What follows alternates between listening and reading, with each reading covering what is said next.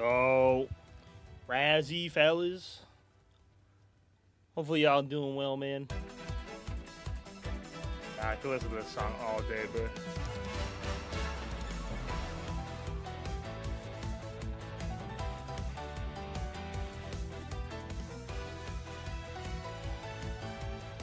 All right.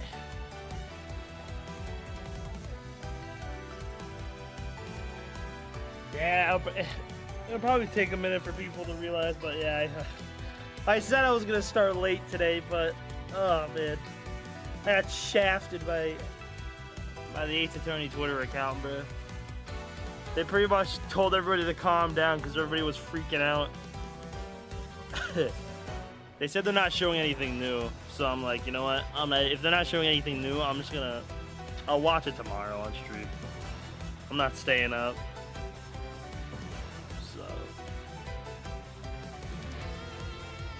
I'll just watch it while I'm on here tomorrow. Nah, yeah. Why don't you want some hot dogs? Some glizzies? Yeah, give me some, bro. Yeah, it was unfortunate. I was like, damn. But it's fine. Yeah, they said it was supposed to be like some video. It might be the final port that they're able to do until you know, they have no more excuses to start making their next game or to announce it. So.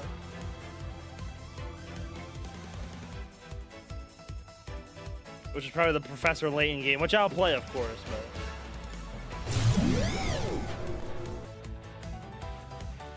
what's up, Snake? No, I haven't. I'm gonna go in blind.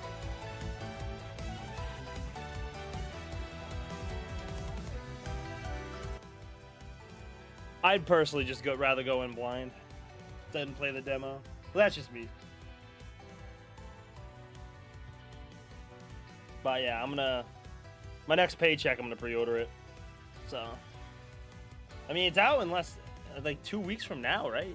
Like 2 weeks from today, right? 2 weeks from yesterday, so less than 2 weeks. Comes out on the 11th. Comes out on Friday? Oh yeah. That's like an all-day stream on Friday.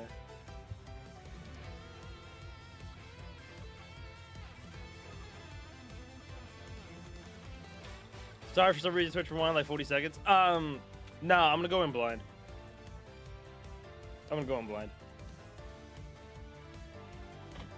I've already seen some gameplay and shit, so I mean, I kind of know how it plays, but yeah, I just want to go in. I want to go in blind. I'm probably gonna pre-order it here soon.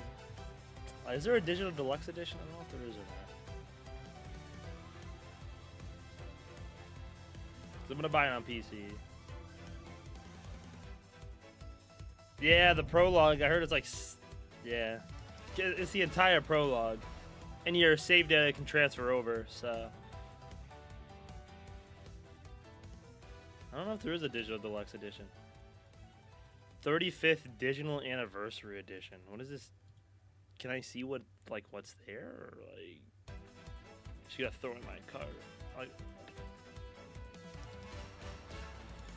I heard it. Costumes, battle, background music, digital art book, anniversary digital history book, soundtrack, Atlus's 35th anniversary all-time best digital soundtrack. I might go for the costumes though. Over 50 DLC costumes, battle background musics, and jingle sets.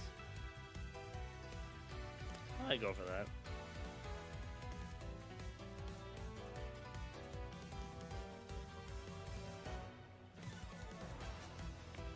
So all Atlus games has a mascot. This is the fairy one, right? It's actually likable.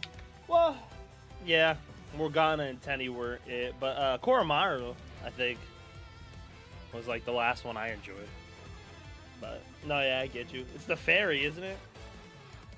I don't remember the fairy's name, but it's her. Yeah, I'll probably end up buying digital deluxe edition. Not annoying fairy. Yeah, her.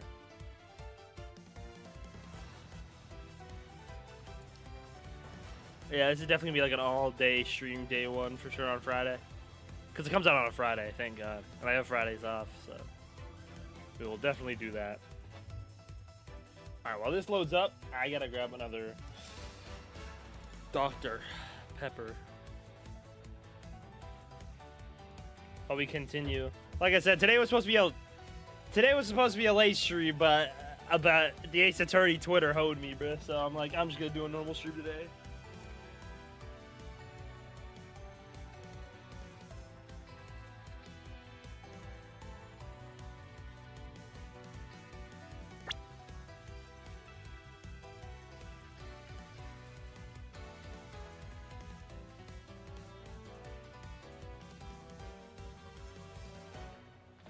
Hey, listen! Hey, listen! Yeah, because like when I say everybody, hold on. When I say everybody was freaking out about the Ace Attorney premiere thing, everybody was freaking out. So like, the official Twitter literally had to say like, calm down, it's nothing new. But people are hypothesizing that's gonna be like a port of the Professor Layton game, which is fine. I'll play that too, but I'm not doing that 2 a.m. stream for the Professor Layton game. Right.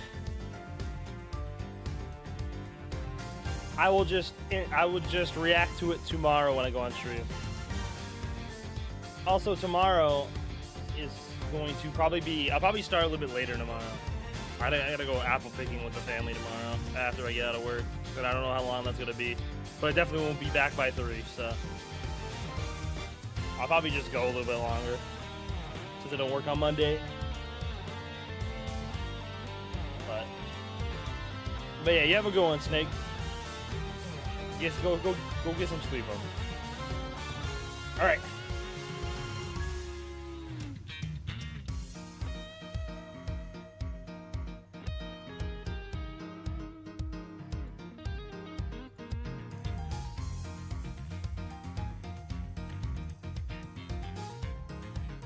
It is case 2 time.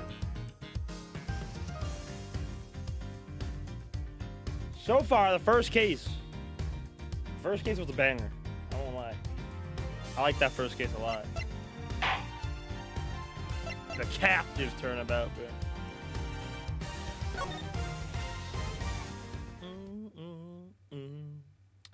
Boom, boom, boom.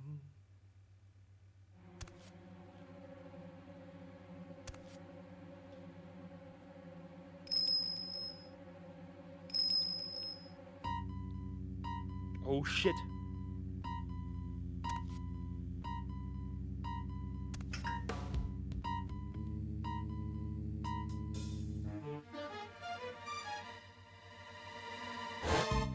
Moira in jail? That's nothing new. Oh, it's Bronco! No! I actually kind of like the Bronco. I thought he was gonna be back. Wow, well, there goes that.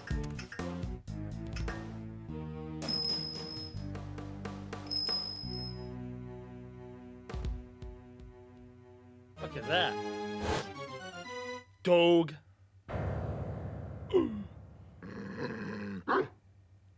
Dog. Oh shit. Just right into it, huh? At the detention center. Oh, it's the first time we're seeing the detention center, actually. Huh. Oh shit. Music's going in. Oh shit.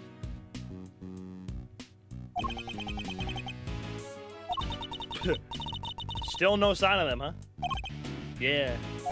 How long do they tend to keep us waiting? How now, Mr. Edgeworth? I'm sure the guy will bring him in any second now.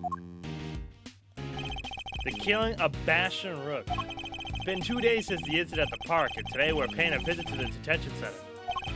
Our aim, of course, is to interview Bronco Knight, who has been charged with the murder. Ooh. His trial is due to start tomorrow, and I am to be the prosecutor behind the bench. What's taking so long? You there, what's going on? I don't know, sir. I'll go and check it. We've got a situation. It's the knight. He's been killed. What? Killed? In the detention center? Come on, Mr. Edgeworth. What are you waiting for? Right. Guard, take us to the scene of the crime at once. Yes, sir. Move it, move it. So it didn't happen in the holding cells? Surely that was where they were being. That's where he was being held. What's the hold up? The crime scene's this way. Where are you taking us? Doesn't this door lead to the prison proper? Yes. You mean those other cells aren't part of the prison? Not exactly, no. Those are the detention centers, holding cells. That's where defendants are kept while they're awaiting trial. The area beyond this door serves a rather different purpose. Yeah, it's where the people who are convicted serve out their time. I suppose you could say it's the last place a great thief should ever want to be. I've unlocked it, sir. Please, follow me. Oh shit, wait, I saw pictures up there. Damn!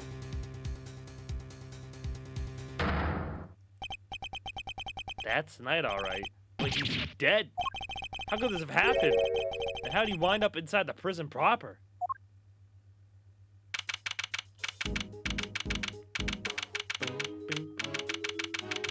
Wasted no time, huh? This is horrible. How did Mr. Knight get himself murdered? I can hardly believe it myself, but there can be no doubting the evidence of our own eyes. But what's he doing here? I thought he was being held in the detention center, no? He was. He must have been. His trial hadn't even begun yet. The law states that until convicted, suspects are to be kept in cells separate from the main prison. Only those who have been found guilty are sent to the prison proper. There's no way Knight should have been in here. Maybe he wandered his way over? The detention center and the prison are separated by not only by two heavy doors, but also a lengthy corridor. That would have been a long way to wander, especially for a detainee. Partial. I suppose we better take a closer look at Knight's body. Oh my god, Stanley's first. First! W. Stanley. Hopefully you're doing well. We'll need to examine the scene of the crime carefully if we want to get to the bottom of this.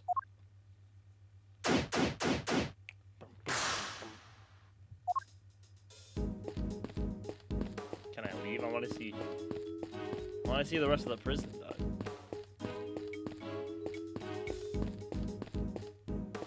So this is where all the people that Phoenix got convicted in, huh?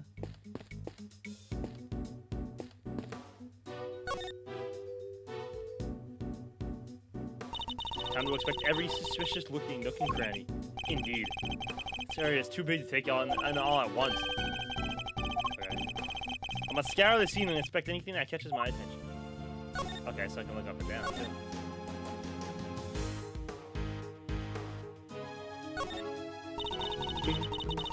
Weird having something like this in a prison, huh? A cage inside a cage. Technically, Kay, a prison isn't made up of cages, but cells.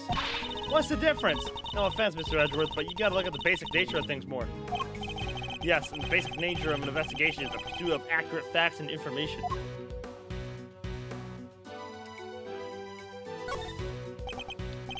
Looks like a pulley of some kind. Maybe the prisoners use it for work?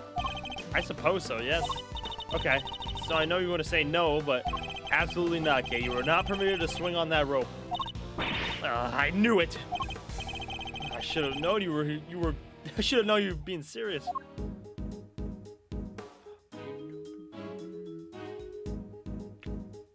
do like the investigation music.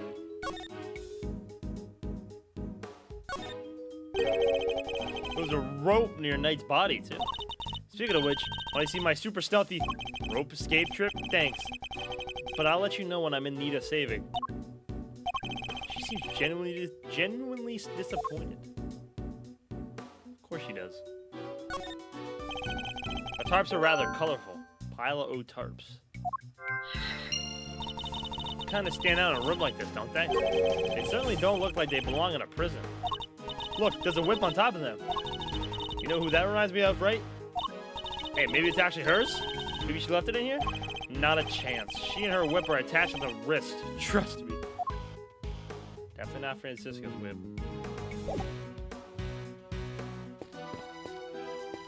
This just looks cruel over here. It's like its own little playpen. This part of the floor is covered with dirt. You know what that means, sir? Footprints. Too many footprints, unfortunately. We'll need a specialist to identify them. Just gotta wait till forensics get here. Yes, and in the meantime, if you could refrain from treading all over it. You don't want to slip up and get out the old jacket dirty, huh? Good point, Mr. Edgeworth. Thanks. My concern was for the footprints, not your jacket, detective. Anything out of the ordinary to report, officer? Yes, sir. There is one thing. Go on. There's a body in the workshop, sir. He's right. That's definitely out of the ordinary. If anything else occurs to you, you know where to find me.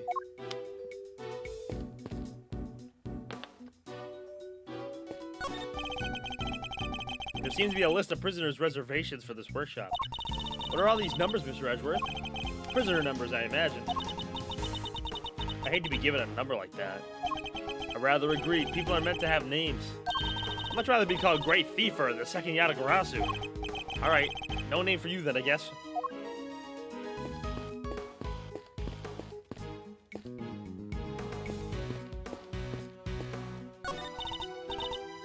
It's a sink. It doesn't seem to contain any useful clues. Nope. No whiff of treasure either. You do know we're not actually looking for treasure, right? How would she know that, bro?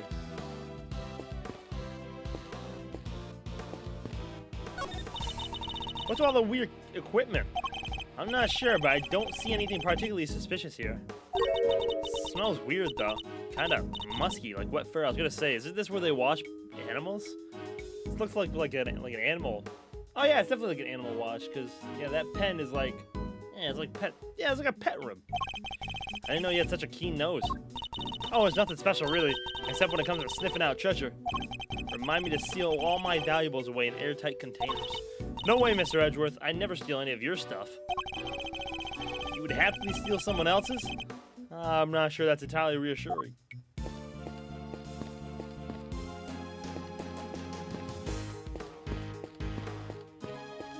Alright, time to inspect Bronco. Bronco Knight, killed the day before his court date. You better take a closer look. Bro is fucked up.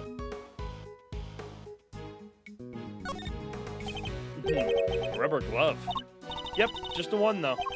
I should examine it in more detail. There's mud all over it. Maybe the prisoners were making mud pies? Wish I could have joined them. I love making mud pies. But not anywhere near my crime scene, you're not.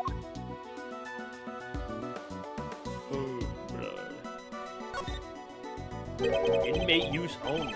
I guess that means that it must be one of the prisoners who were using it, right? Yes, you would certainly imagine so. The figures are covered in blood on this side. I think we can safely assume that this glove was dropped sometime after Knight's blood had been spilled. We can? How come? Because it had been on the floor when the pool of blood was forming. Then the blood would have flowed around it, but not underneath it. I mean, there'd only be a band of blood around the edges of the fingers and not all over the backside. Assuming the glove was discarded after the blood had pooled around the body, maybe our murderer ditched it after they did the deed. It's certainly a possibility. At the very least, whoever it was that dropped it must have seen the body. You there! Yes, sir? Have you seen that glove before? Yes, sir. The prisoners wear them for work. It's strange, though. Prisoners issued with those gloves are under strict orders to keep them in their cells. They aren't allowed to take them out without permission, and we always check. I suppose that would explain why there aren't any other gloves in the workshop. Only one glove was found at the crime scene. Prison-issued equipment for working inmates stained with blood and mud.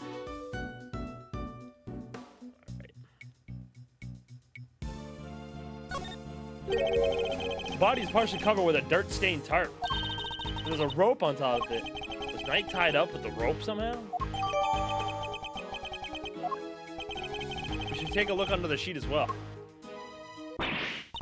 Ah, look at all that red stuff. I'd say that's blood. We should keep looking around. There's bound to be more secrets to uncover, I'm sure of it. Why do I feel like this is like Shelly, man? This is Shelly's doing. Shelly the killer is back. Again.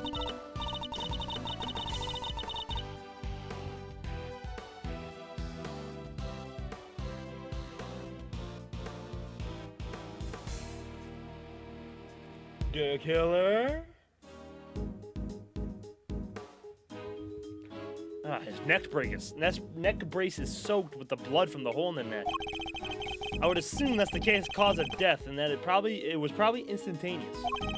He wouldn't have even had the chance to cry out for help. A small cut on his scalp too. Was he struck with something? Maybe he fell on his head after he was stabbed in the throat? It's possible, but it's too early to say with any certainty. Okay, you have your camera with you, correct? Could you lend it to the detective so that he can photograph the body? Sure thing. All yours, Gummy. Thanks. All right, here we go. His clothes sure are a mess, though, huh? Indeed. They appear to be covered in dirt.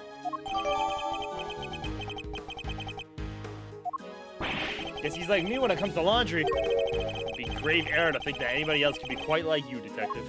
Wow, that was rude, Edgeworth.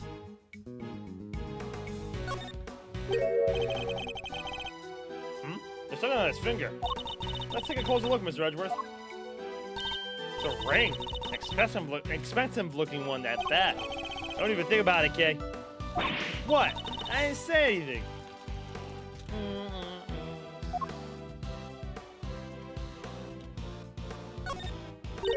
Huh? Is that? Oh, I've seen one of these in your office, Mr. Edgeworth. I'm sure you have, Detective. It's a pocket chess set. The victims, I'd imagine. Makes sense. He loved chess, after all. Yeah, it would have been a good way to pass the time.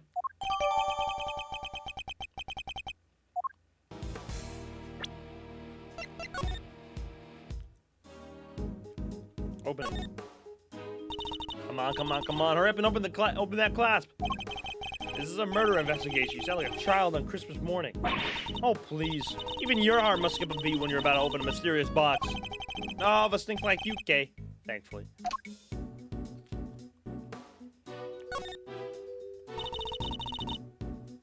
Those are chess pieces, right? I see the ones you have in your office. These ones are black and white. Most chess pieces are. The ones in my office are custom made. As in, they're unique and probably valuable. I like the sound of that. She's got that glint in her eye. She better not be planning a robbery.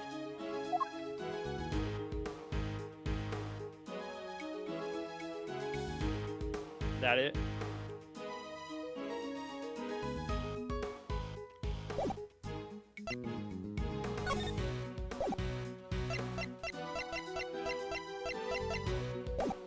Okay.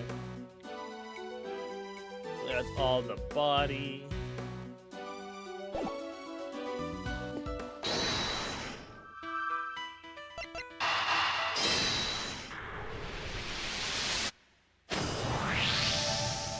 These tarps have a pretty distinctive design, in fact. It's the same design as the bloody tarp around Mr. Knight's body. Yes, you took the words right out of my mouth. That'll teach you to be so careless, Mr. Edgeworth. You need to keep your treasure close when there's a great thief around. I thought you were on sabbatical. Workshop A.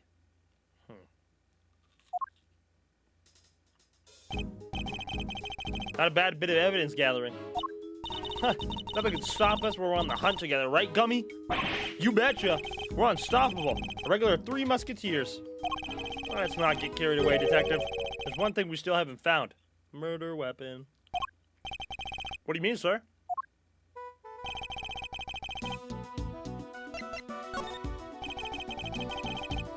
I see no sign of a murder weapon anywhere. Why do I feel like I know this guy with the broken neck? Jiro! It's Bronco Knight! It's the motherfucker from the first case. He's dead!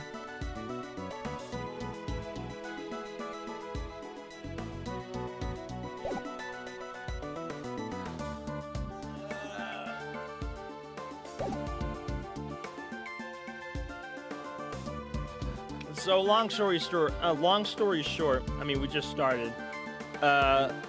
Edgeworth came to the detention center to talk with Knight because he was going to be the prosecutor of Knight's case, and they found him dead in here. That's literally it so far. And now we're just investigating the crime scene.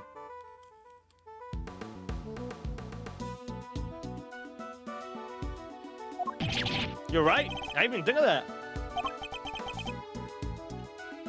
Come now, detective. These are basic investigative principles we're talking about here. Yeah, I guess. Sorry, sir. It makes me so sad. I actually kind of liked Bronco.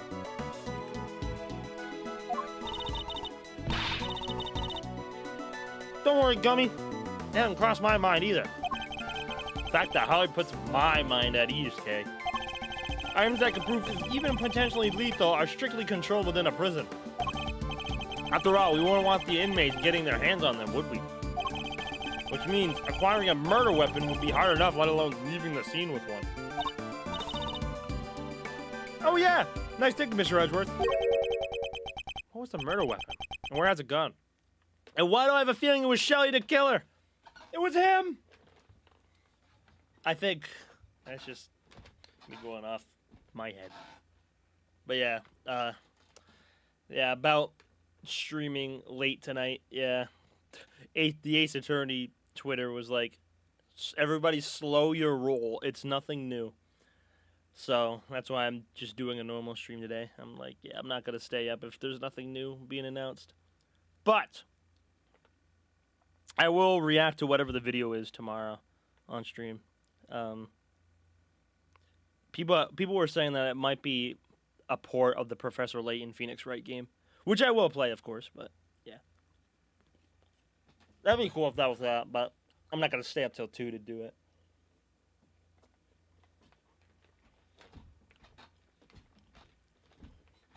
Also, I feel betrayed. Don't worry, everybody felt betrayed, bro.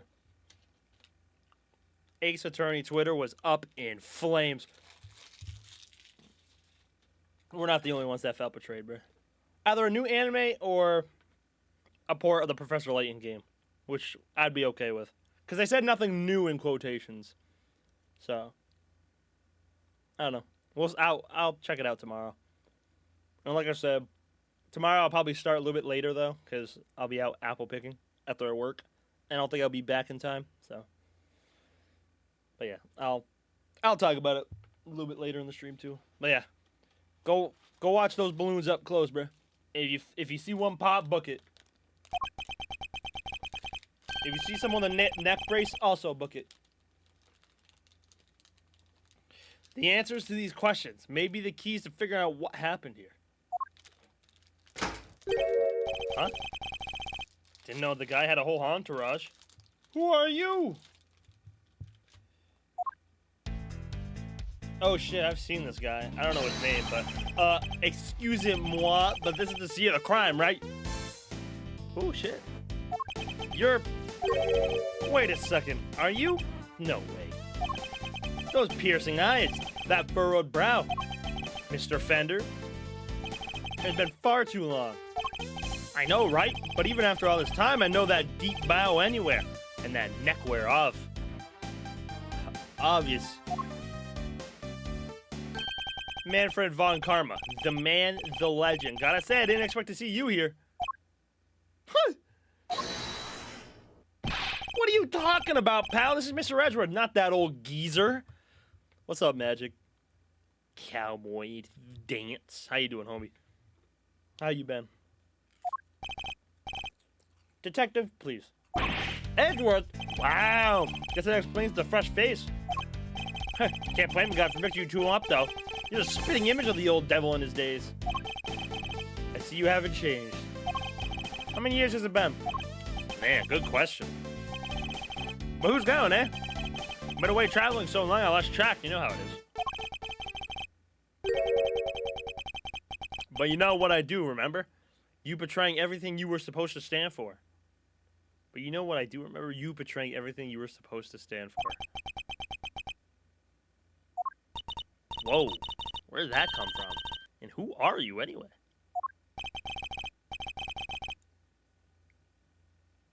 This is Eddie Fender. He's a defense attorney.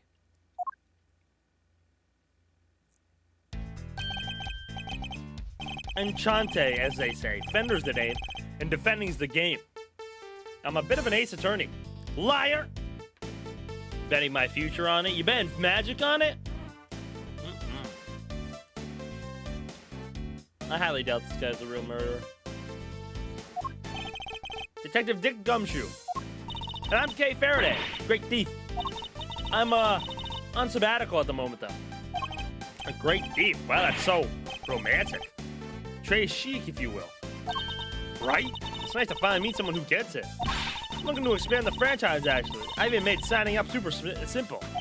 Sounds awesome. I'd love to come hang with you guys if you had me. Sorry, I should have mentioned that it's girls only. And they have to be super fun and super cool and... Hey, I totally get it. No hard feelings, yeah? Come on, bring it in. Yo. He's got to be kidding me. My bad, my bad. I'm just used to how they do things elsewhere, you know? Ahem. Why are you here, Mr. Fender? Oops, almost forgot this is your scene. Keeping the defense out is strategy number 1 in the Von Karma playbook, after all, isn't it? I like his little gestures, bro, the shrug. Hey, quit it with all the Von Karma stuff, pal. What gives? Hold it! Detective, calm yourself. His attitude is, unfortunately, understandable. It is? I'm gonna need this theme. I would just look up Ace Attorney Investigations 2, Eddie Fender's theme. It'll probably pop up. I take it you are Mr. Knight's attorney? Guilty as charged, Your Honor. Well, it's supposed to be anyway. So he's planning to represent Knight. If his client had been murdered, he and I would have faced off against each other in the court. Better see what he has to say for himself. Yeah, the music in these games goes stupid, bro.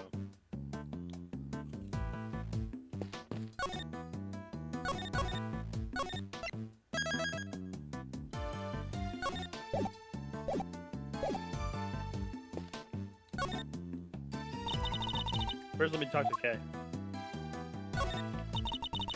So this is what the inside of a prison looks like. Good to know. Good to know. Someone's highly motivated to learn today. You're just not on top of your game, Mr. Edgeworth. This stuff is important. You gotta be prepared for when the time comes. Which will never come from me, I must say. So I won't discourage you from finding out more. I need to gather a little more information myself. I use my powers of logic to piece it together. I mean, I already used all my logic.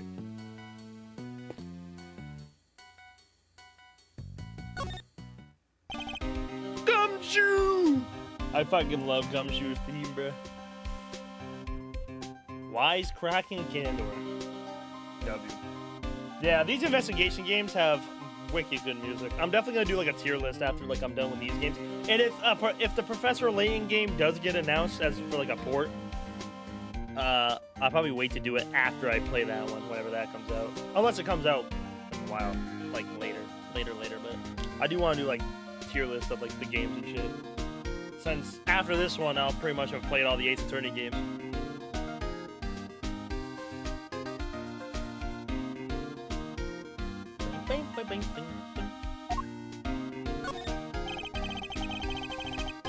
Arrested for murder on the afternoon of the 25th and killed on the morning of the 27th. Talk about instant karma. Never would have thought our perp would have turned into a victim himself, though. Yes, I don't like this at all. You don't think it was that ice cream guy, do you, sir? Oh, it definitely was. Smartest thing you've said, Gumshoe. Knight had seen his face, right? Maybe he couldn't afford to let him live. Shelly the killer, you mean? No. If this were his doing, he would surely have left a calling card. Oh, that's true. And besides, Knight isn't the only one who knows what he looks like. We do, too. Oh yeah, and I guess we're still alive, so... Still, this is a high-security facility. I just don't understand how it's even possible. Even though I missed some, for sure. Like I said, I'll be doing a tier list. I'm definitely gonna make like a playlist, I think, of like my favorite tracks from the game. and then make it public. I just gotta go through them all again.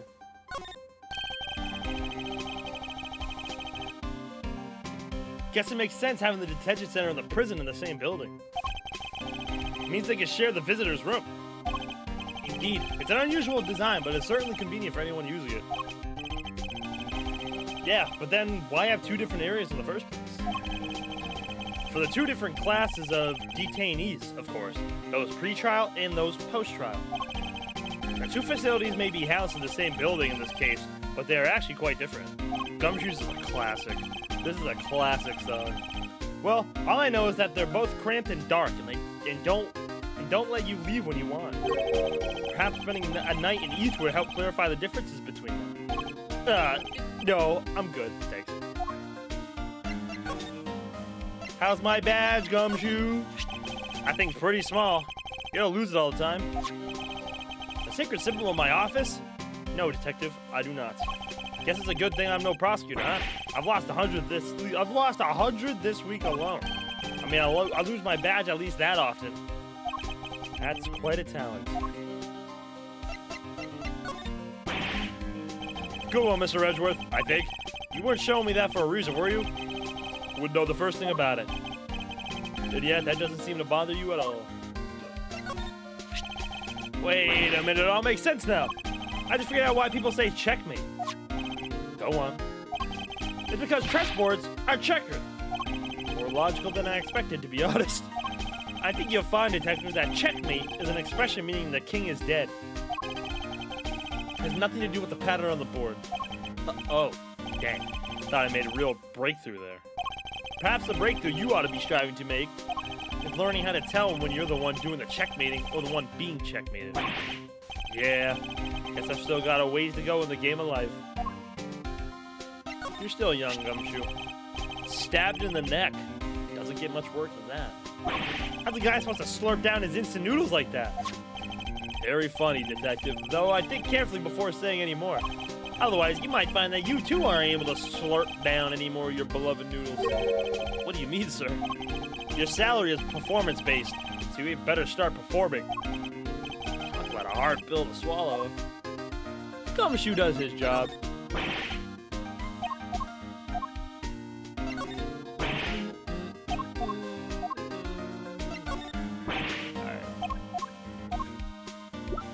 Nothing more. Yeah, Bronco Knight. Oh wow, he's the same age as me. Huh. Eddie Fender. A defense attorney I've known for a long time, but haven't seen in years. Apparently he lived abroad for a while. He was killed while being detained in the detention center's holding cell. His body was discovered in the prison proper. Gumshoe and K.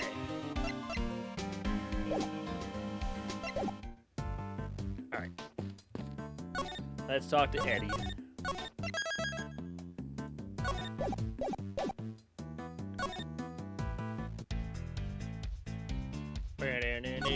Look at my badge. Huh? For me? You shouldn't have. I always wanted to rock one of these pawned on my label. Lapel. Thanks, you're a star. I never said I was giving it to you. I'm just yanking a chain. I've already got a badge of my own, see? You don't wear your attorney's badge? Once in a blue moon. It goes nice with my winter coat as it happens. This guy's got a dress to impress, you know what I mean? Impress who exactly?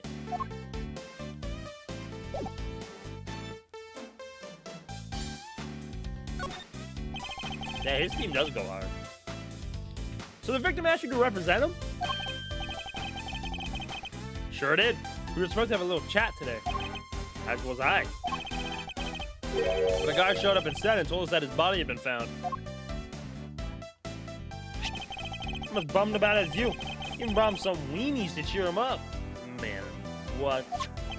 Mr. Fender, you know you can't bring food into the prison. Huh? Oh yeah, well it's here now. Want some? Some advice I picked up on my travels, some Moorish. No, thank you. Fine. You do you. What are you doing here anyway? Anyhow, don't tell me you want to hear Nightside. Von Carmo is always more of a convict the defendant at all cost guy. He didn't teach you that? Man, something with him and Manfred went down, bro. That was a long time ago.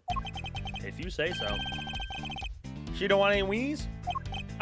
No, thank you. Have you met with your client previously? Yes, indeed, Your Honor. Just yesterday, in fact. The Bronxster, calling me the minute he was arrested. Sounded really freaked out, man. Oh yeah, mentioned your little performance too. According to him, you really made a nuisance of yourself. Not a kind word was spoken, I'm sure. Well, sticks and stones and all that. Boy, did he not like you. Trash talked you something. Fierce. Can't say I didn't join in the fun, though. Fun? How dare you, Mr. Fender? Lighten up, kid. I'm kind of a fixture in the visitor's room here. I don't think I ever had that much of a gas. Oh? So you come here a lot? Hey. Don't go getting the wrong idea, little sis. I'm never on the wrong side of the bars. Just happen to know someone who is. The visitor room is usually where I'm at, but this isn't exactly my first time in the clink either. In which case, I better ask him what he knows about this room.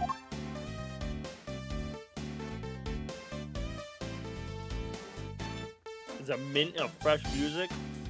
Why, what's up with Cat Garage? Is it just the same music over and over again?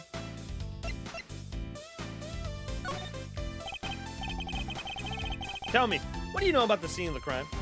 Huh? Oh, this room? No, dude. What do you know about it? I'll give you 3 choices. Isn't it a morgue? Well, it does have a dead body in it. Dead body equals morgue, am I right? Now let's see what the answer key has to say, shall we? Oh no, you got it wrong. This is actually a workshop. So all the options he gave me were wrong. How infantile. Cons come here to perform various duties. They can learn new skills to bank some qualifications for when they're back on the street. I see. And how is access to this room controlled? Who has the key? Chill out, Edgeworth. I don't have all the answers. My man over there probably does, though. Right, compadre? Looks like a cowboy dog.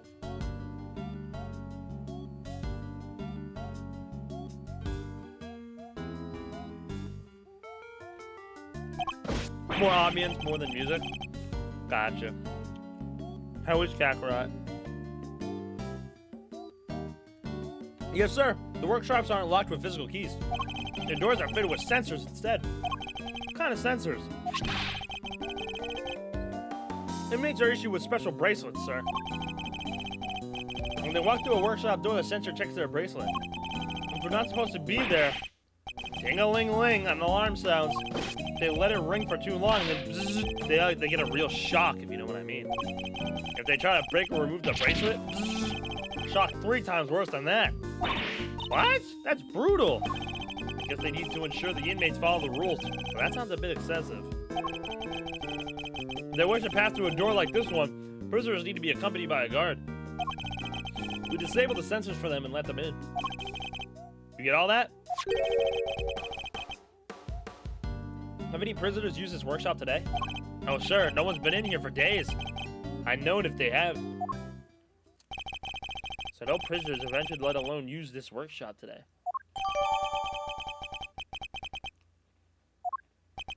Which means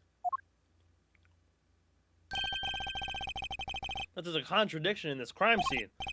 Namely, there's something here that shouldn't be. I'll take another quick look over the crime scene and employ my powers of deduction to solve this mystery.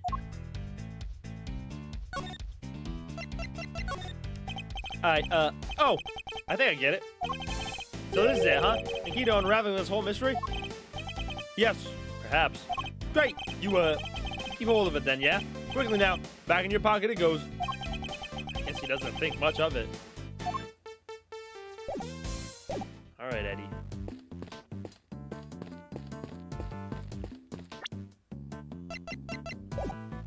He doesn't have a sensor on him.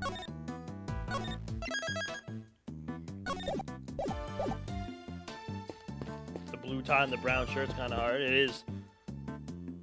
It's kind of a weird looking tie, too. I mean, look at Gumshoe's and then look at his. I don't think you put it on right, but who knows.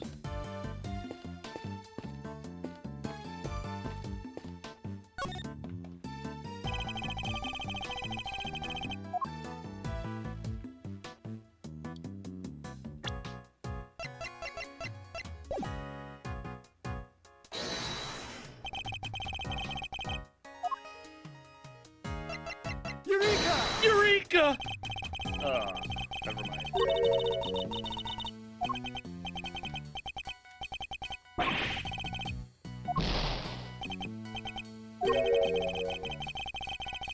Something present at this crime scene that shouldn't be here.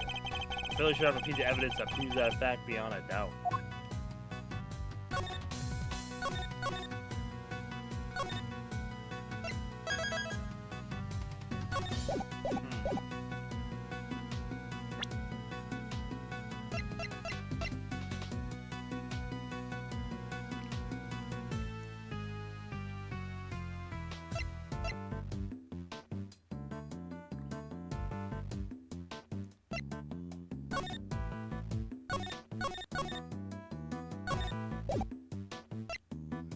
What did Phoenix say when he found something? This is different. Phoenix didn't have anything like this. So, he didn't say anything. This is like a Miles only thing.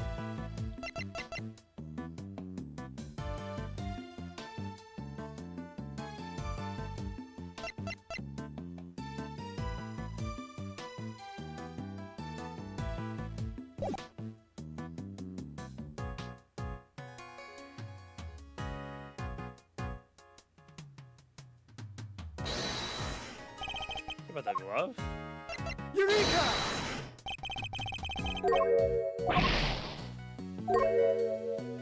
There's something present at this crime scene that shouldn't be here. I'm fairly sure I have a piece of evidence that proves that fact beyond a doubt. Are we just talking about the body? Like, what? Like, what?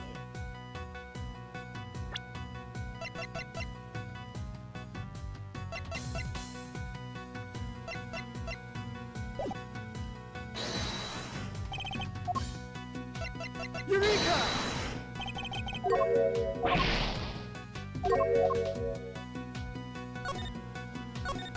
Oh, fucking no.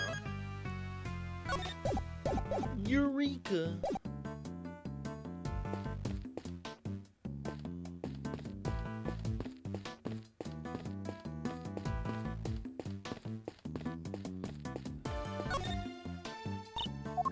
Oh shit.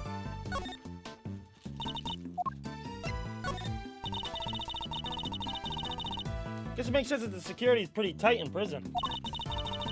Freaking out of here wouldn't be easy, that's for sure. Which is why it's better to focus on staying out in the first place. So the sensors on the doors detect the prisoner's bracelets, right? She's seriously pouring every last ounce of mental energy into this. Well, don't just stand there, Mr. Edgeworth. Help me think, will you? Right. Wait, why am I wasting my mental energy on this?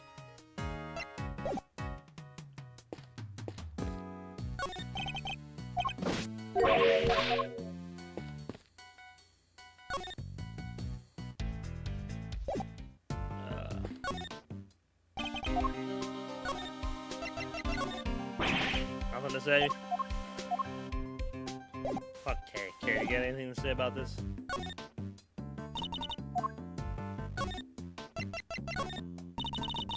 Hey, I'm a great thief. I totally sympathize. If you feel you gotta grab something, you should just go ahead and grab it, even if it's worthless. He doesn't seem to think much of my little treasure.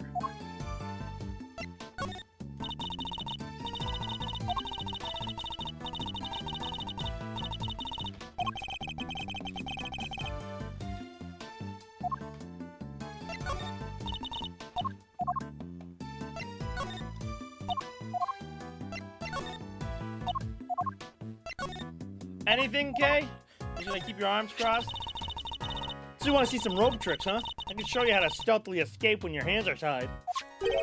Surely there are some more everyday uses you could teach me instead. Let's see.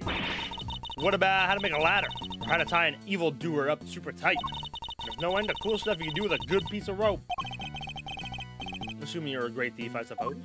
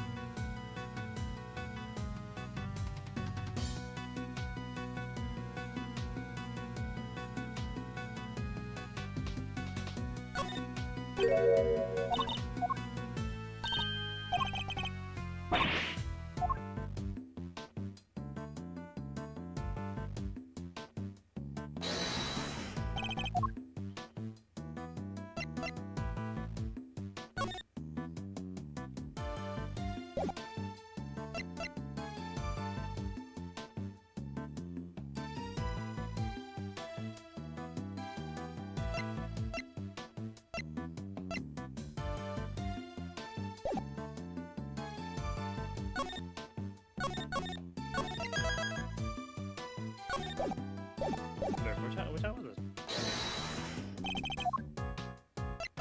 Eureka!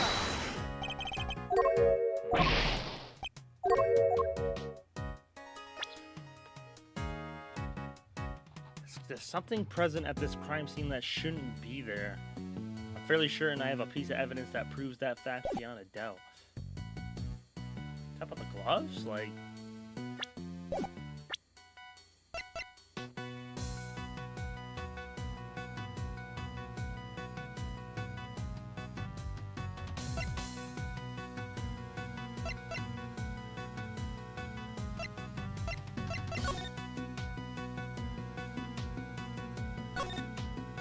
Workshop A, Workshop B. Which workshop are we in?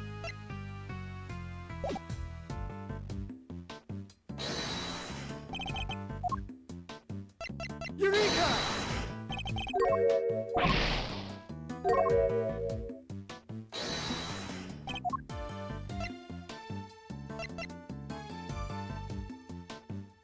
Eureka!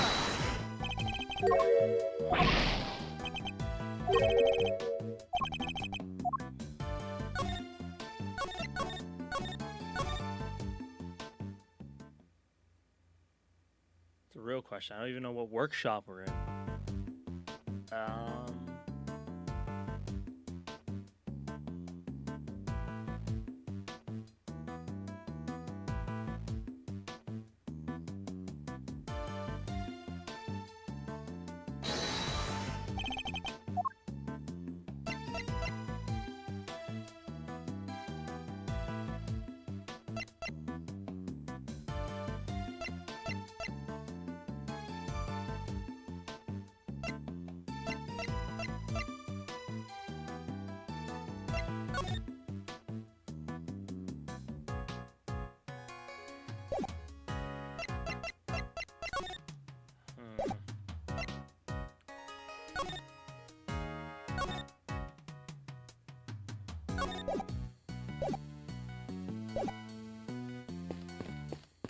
Which workshop are we in, bro? Am I missing something here? I don't think so.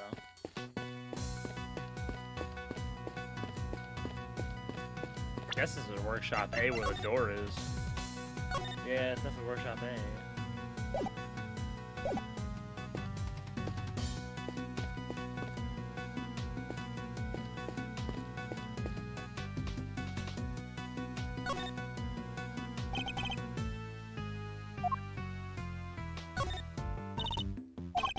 It's probably instantaneous. You wouldn't even have the chance to cry for help. There's a small gun and a scalp too.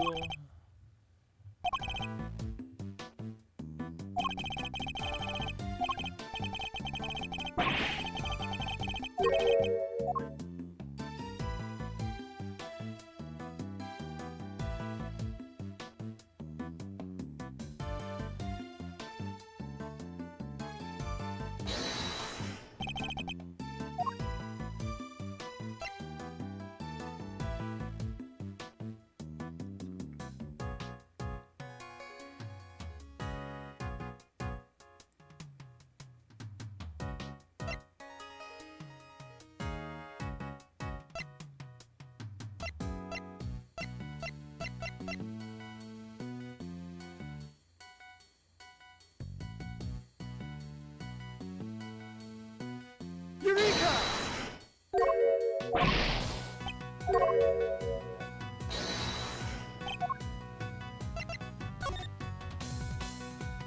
The inside, right? Eureka! Oh, okay. Prisoners are able to come and go from this workshop if they please. The door sensor would detect their bracelets if the alarm would sound. What's more, according to the guard, no prisoners were authorized to be in this room at all. And yet, here we are. Here we have a rubber glove of the kind issued to inmates. This is a clear contradiction. So where'd the glove come from, sir? I don't know, detective. Not yet, anyway. All I know for now is that the glove is a valuable piece of evidence. That's the last thing, bro. You! Apart from the prisoners and guards, who else has access to the room? No one, sir. This is a prison after all. Prisoners and guards are pretty much all there is. But Mr. Fender... Come on, don't play us like that, friend. We both know that's not true. You know as well as I do that prisoners and guards aren't the only ones who could come in here. Huh? Oh, do you mean... But sir, they're... Mr. Fender, would you care to get to the point? Who exactly are you talking about? What? You don't have a pair of peepers that... in that hard head of yours? You didn't see them on the way in? Wandering about in the corridors, chilling with their buds? I bet if you moseyed on out of the door right now, you trip over one of them before you take it a step. Listen, pal, we've just had about enough of your baloney. Take a chill pill, big guy. I'm on your side. You know, for such a wide fella, you have a very narrow mind. What did you... Hold it! Detective. Sorry, sir. Look, just follow me, okay? Seeing is believing. Isn't that what they say?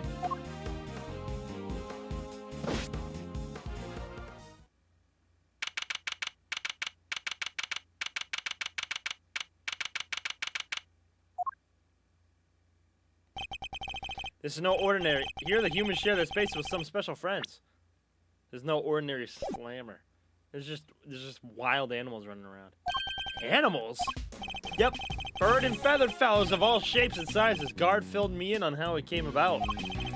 Seems they decided to try a little experiment in animal therapy a few years back. The cons are assigned a critter each and buddy to help their spirits up. Really? Wow, that sounds like so much fun. Plus, inmates can even earn pet care qualifications if they go through some job training with the animals. Oh, that must be what all the equipment in the workshop is for. You got it. Room set up specifically for that training stuff. So, when you said somebody else could have been at the scene of the crime. Exactamundo, big guy. I was talking about these guys. That just means you're still talking baloney. What would an animal do with a rubber glove? Good question. All I'm saying is that it was possible. The rest is Mr. Prosecutor's problem. Mr. Edgeworth, sir, if you want me to arrest this piece of baloney, just say the word. Let me get this straight. Are you saying these animals can wander freely around the prison? Do you know those sensors on the doors? They detect the prisoner's bracelets and sound the alarm when somebody goes walkabout. Well, for our furry friends, it's the other way around. They're fitted with microchips that opens doors right up. They are? Uh-huh. They were planted just under the skin around the shoulder. Big needle, quick jab, and voila. What? Doesn't it hurt? Nope, they don't feel a thing. That's what they tell me anyway. Now, where was I? Ah, right. So the point is, they're not the baddies here. So there's no reason to punish them. It's ironic, really. Here in this institution where the humans are caged, the animals are free to roam there to their heart's content.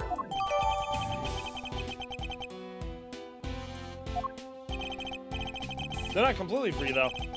They can't leave the prison proper, for one thing. No sensor on that big mother of a door yet, out, you see?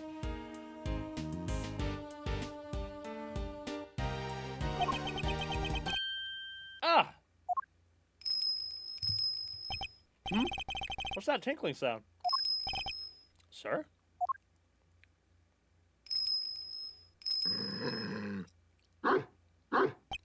Damn!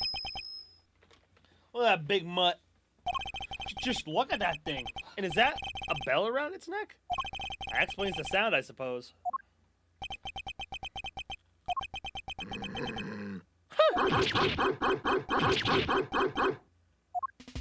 Mr. Edgeworth, were you seriously trying to stare it down?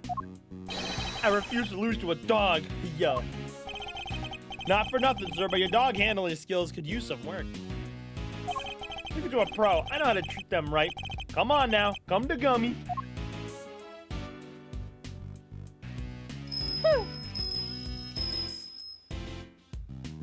Oh, man, ignored by a dog.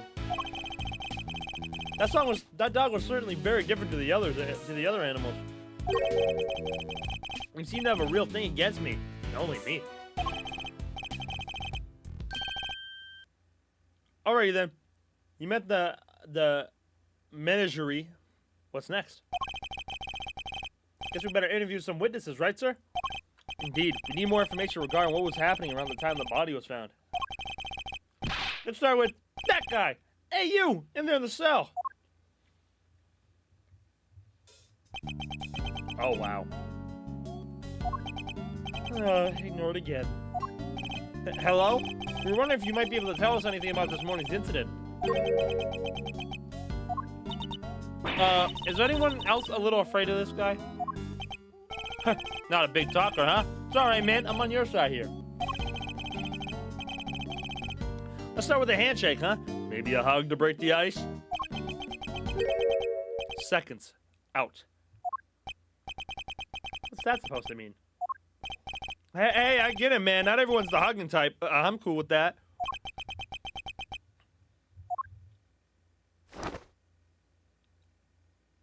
Oh, look at the little guy. Round 1. 10 reps each. What is this man up to? Better see what he has to say for himself. Your name? From the blue corner, it's Rocco D259 Carcerado.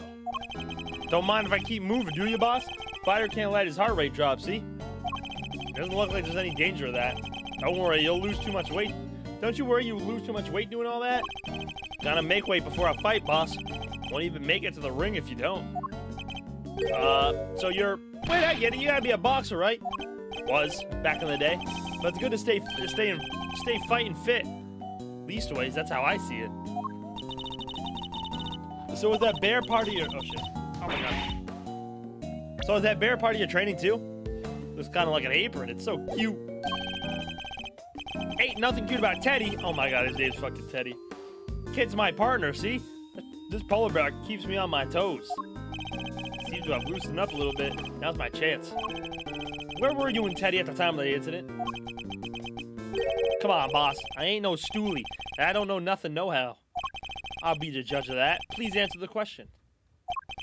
You punch drunk or something, boss? I told you, I don't know zip. Ugh. So I won't play ball. Guess there's only one thing to do, huh, Mr. Edgeworth? Indeed. The more he protests his ignorance, the more certain I am that he's hiding something.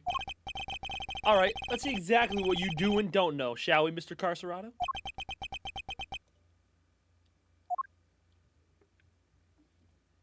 Mind chess.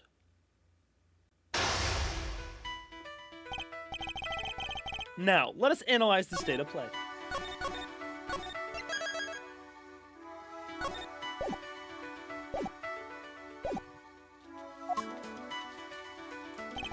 He adopts a boxing stance, but he's on high alert.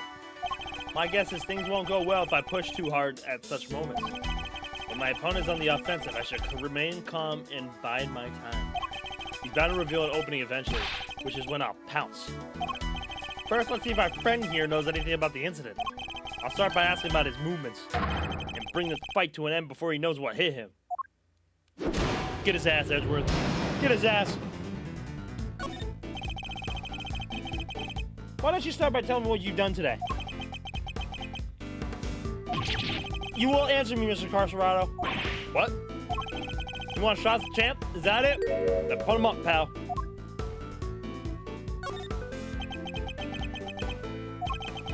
Throwing in the towel already? That's gotta be a record.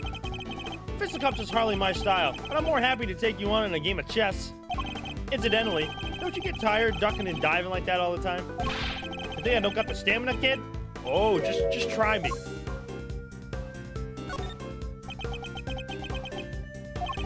I ain't tired. Not today. Not ever. Especially not today. Took it real easy this morning. Had me some quiet cell time. Holly broke a sweat. Really? You look pretty sweaty to me. Give me a break, will ya? I'm done talking, okay? I'm tired. Yeah, real tired.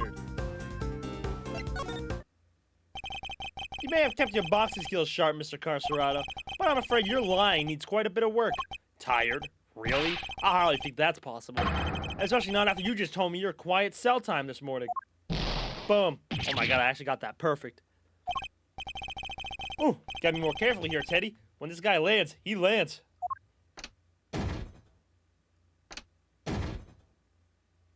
Oh shit, he's fast. He's hiding something, I'm sure of it. I should try asking about what was happening at the time of the incident, both in and outside of his cell. I will need to use my fists in this next round. No, I deliver this knockout using carefully chosen words alone.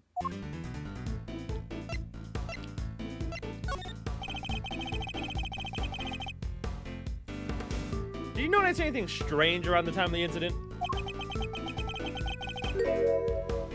What do you mean strange?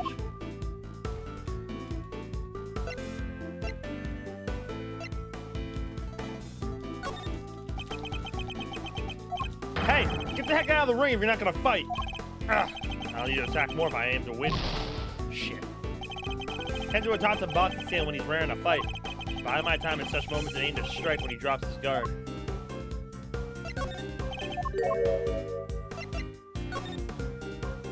Haven't you noticed yet? You're backed into a corner here.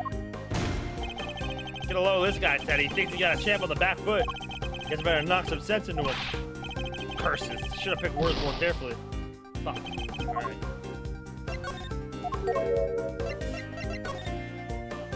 Answer the question. Tell me what was going on around that time. Wish I could help you, boss. But I was asleep. We both was.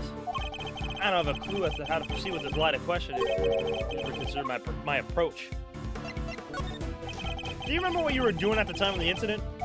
I was, catching some Z's. We both was. The incident happened only a short while ago. You seem wide awake, all things considered.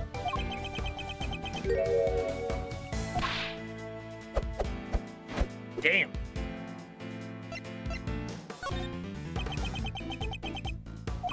Fighter's gotta be able to get up quick when he's down.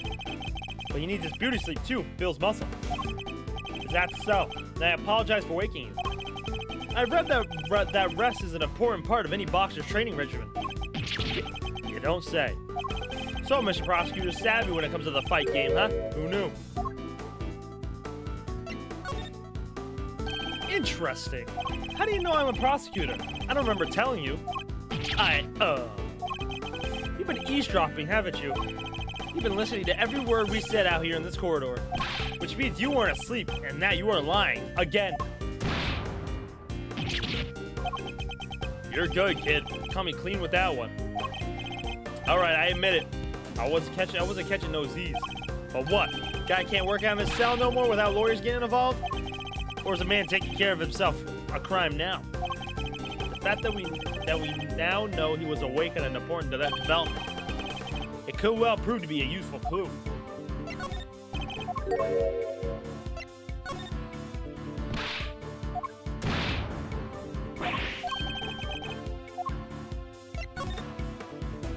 Enough of your barefaced lies. You weren't asleep, you were exercising. You told me as much yourself. A counterpunch, huh? Should have seen that one coming. Seems I have you on the ropes, Mr. Carcerado. It's time to come clean about what you know. Alright. You don't gotta shout about it. Stomping around like you own the place. Teddy and his pals have been scared enough this morning already. Aw. There it is. You've done well to endure this long, but I fear you'll be soon out from the count. You said the animals have been scared enough already, which implies something happened earlier today. Well, what was it, Mr. Carcerado?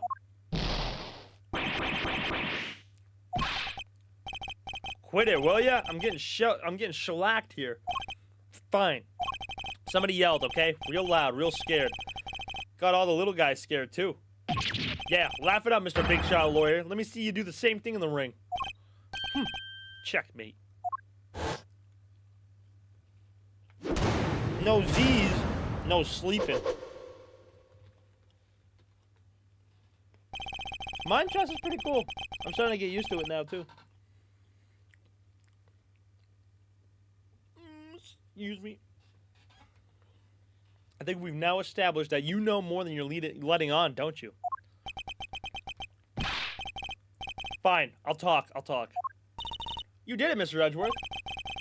Let's not get carried away. Kay. Our work here has only just begun. Hey, can we call a timeout here for a second, guys? There's something super big I need to say. It's just, well, it's like fate brought us here today after all these years, Edgeworth. It's a real privilege watching you how you work. Eye-opening stuff, in fact. Just thought you should know I'll be telling you-know-who what you've become. What? Why are you gonna tell Von Karma?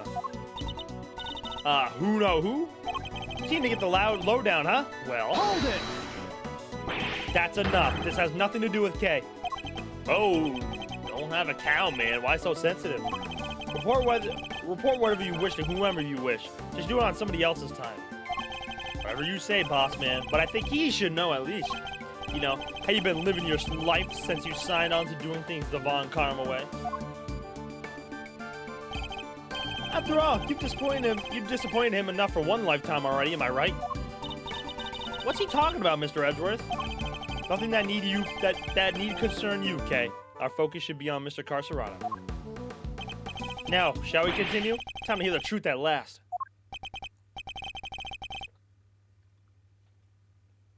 I don't know what this Eddie guy's up to, bruh. Little suspicious. You won't land a glove on me, kid. The incident. There was a show. Finished right around 10 a.m. Came back here after. Did me some training. Leastways, I tried to. Barely got to count there of 2 before somebody screams, "What the Guy was hollering and howling and crying for help. What can I do? I'm locked up in here, right? So I tunes it out and get back to work. I find it curious that you would pay so little heed to a desperate cry for help. I mean, what is he supposed to do, Edgeworth? He's literally locked up. Like I say, boss, what can I do?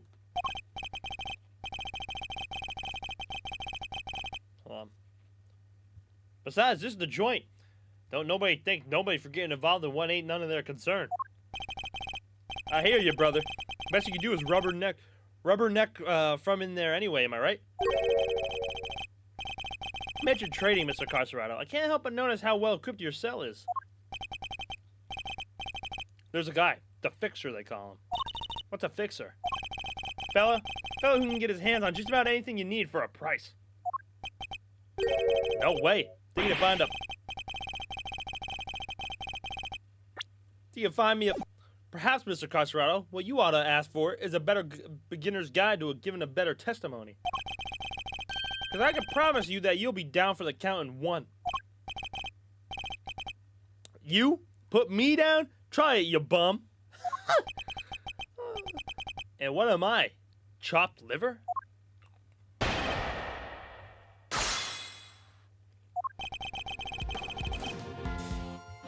Hold it!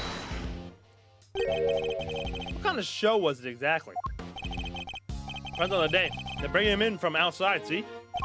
Singers, dancers, all kinds. Gives us cons a little something to look forward to. Nice, that sounds like fun. And you went online to see today's show? Sure I did. Can't miss a chance to get a glimpse of the outside world now, can I? Then it was over. Hold it! What did this training involve? Let's see now. Today was stamina and rhythm work, which means jump rope. What? In that tiny cell? How? What about Teddy? Isn't that dangerous for him? Kid's no dummy. The second I get my rope out, he jumps and holds on tight. You jump rope with the polar bear clinging to your chest? I told you, didn't I? We're partners. And besides, a little extra weight's good for me. Oh. Anyway, I started jumping rope.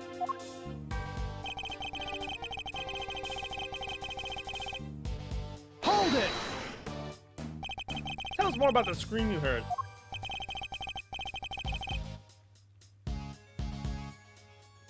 It was the scream of a guy about to scream his last. And I should know. Whoa there, good buddy. There's a time and a place, you know. So it was clearly audible. Guy backed into a corner fighting for his life. You ever hear something like that, boss? Well, I have. And yeah, it was clearly audible.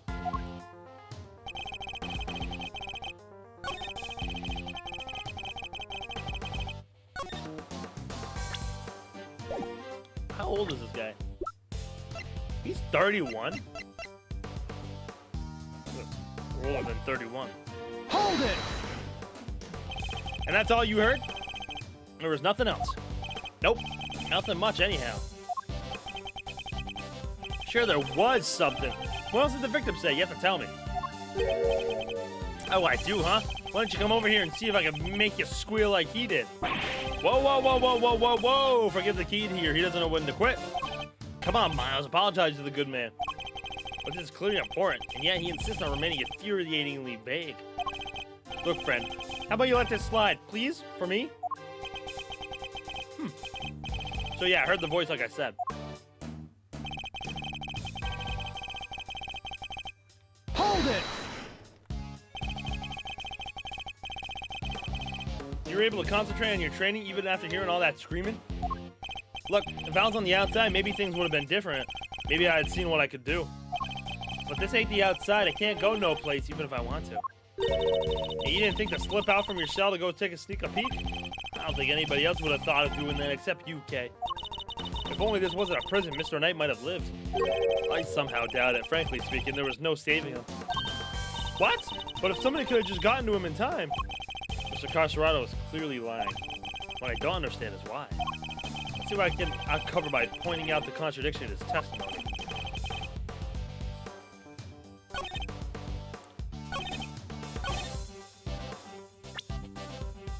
Objection! Bro instantly died. Are you listening carefully, Mr. Carcerado? Huh? You trying to be cute or something? The victim died from a wound to the throat, and very quickly at that. He had neither time nor the ability to scream as you claim he did. My face! Oh shit. Oh shit. Oh shit.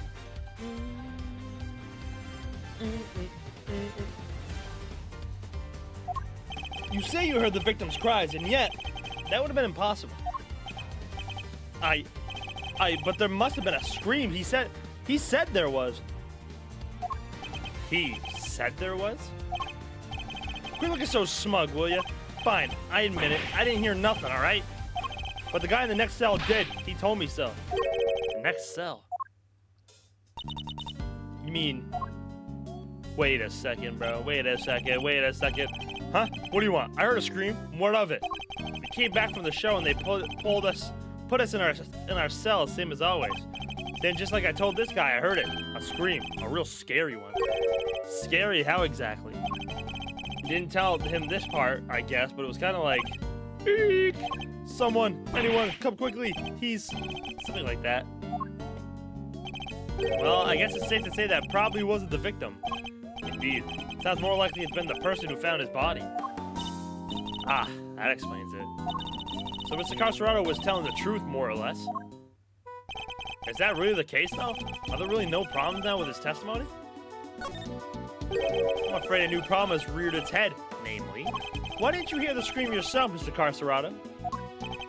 Yeah, what gives, pal?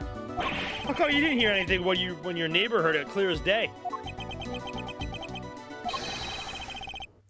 Raw head ass, bro. What do you think I did? What do you think I did the crime or something, huh? From inside here, this cell? Guys died over in the workshop, in case you forgot. Well, yeah, it does seem a little weird now that you mention it. He's right. Neither of us could have done it. Because let me tell you, if I could get out of this cage and murder somebody, you'd all be toast. Wow. Jesus. Ain't that the truth? You bums ain't leaving this place in one piece if any of us can help it. I almost forgot these men are hardened criminals. Oh, I won't be doing that again anytime soon. I'm guessing this wasn't how you saw this going, Edgeworth. What's my next move here? I won't get much more out of them in this stage. Overruled. What the fuck? What the fuck? Overruled. What's that? Who are you, pretty lady?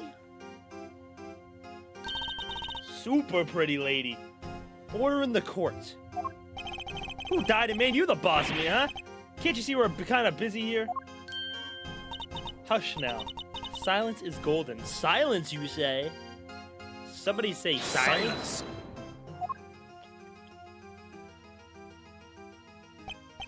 It is your hand, if you please. Don't give her your hand. By the power invested in me, I hereby sentence you to blissful silence. Praise be. A simple life awaits you. No money, no possessions. May the goddess of justice watch over you, now and always. Guard, if you would. Wait. Looks like you'll be spending the night in solitary, buddy. What? Come on! Please, boss! Anybody, any place but there. There is no need to be afraid, my child. If anything, you should rejoice. This is a blessing, a chance to redeem yourself, to be reborn. Damn! No! Oh, goddess of justice, bless your child and keep him in your care. Oh, Holy One, we gave thanks in your name. And you are?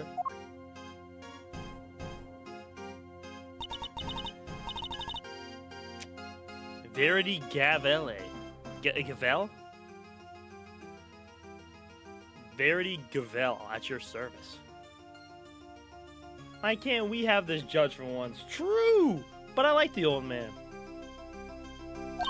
It is my honor to bear the title of judge, and to work is at the pleasure of the law. I don't know, but that poor boxer, bro, bro got sent to solitary confinement. What is a judge doing in a place like this?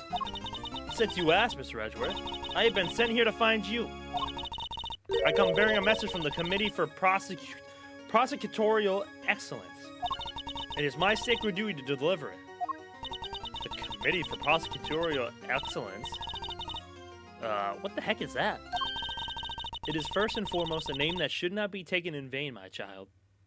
For it is a sacred phrase from the goddess of justice herself. Why don't I fill you in, kiddo? The committee is a panel of 11 people whose job it is to keep our beloved prosecutors honest. Ha! Well, they've been doing a shit job! What the fuck? They have some type of committee. They suck at their job. Manfred's been running around for 40 years, bruh.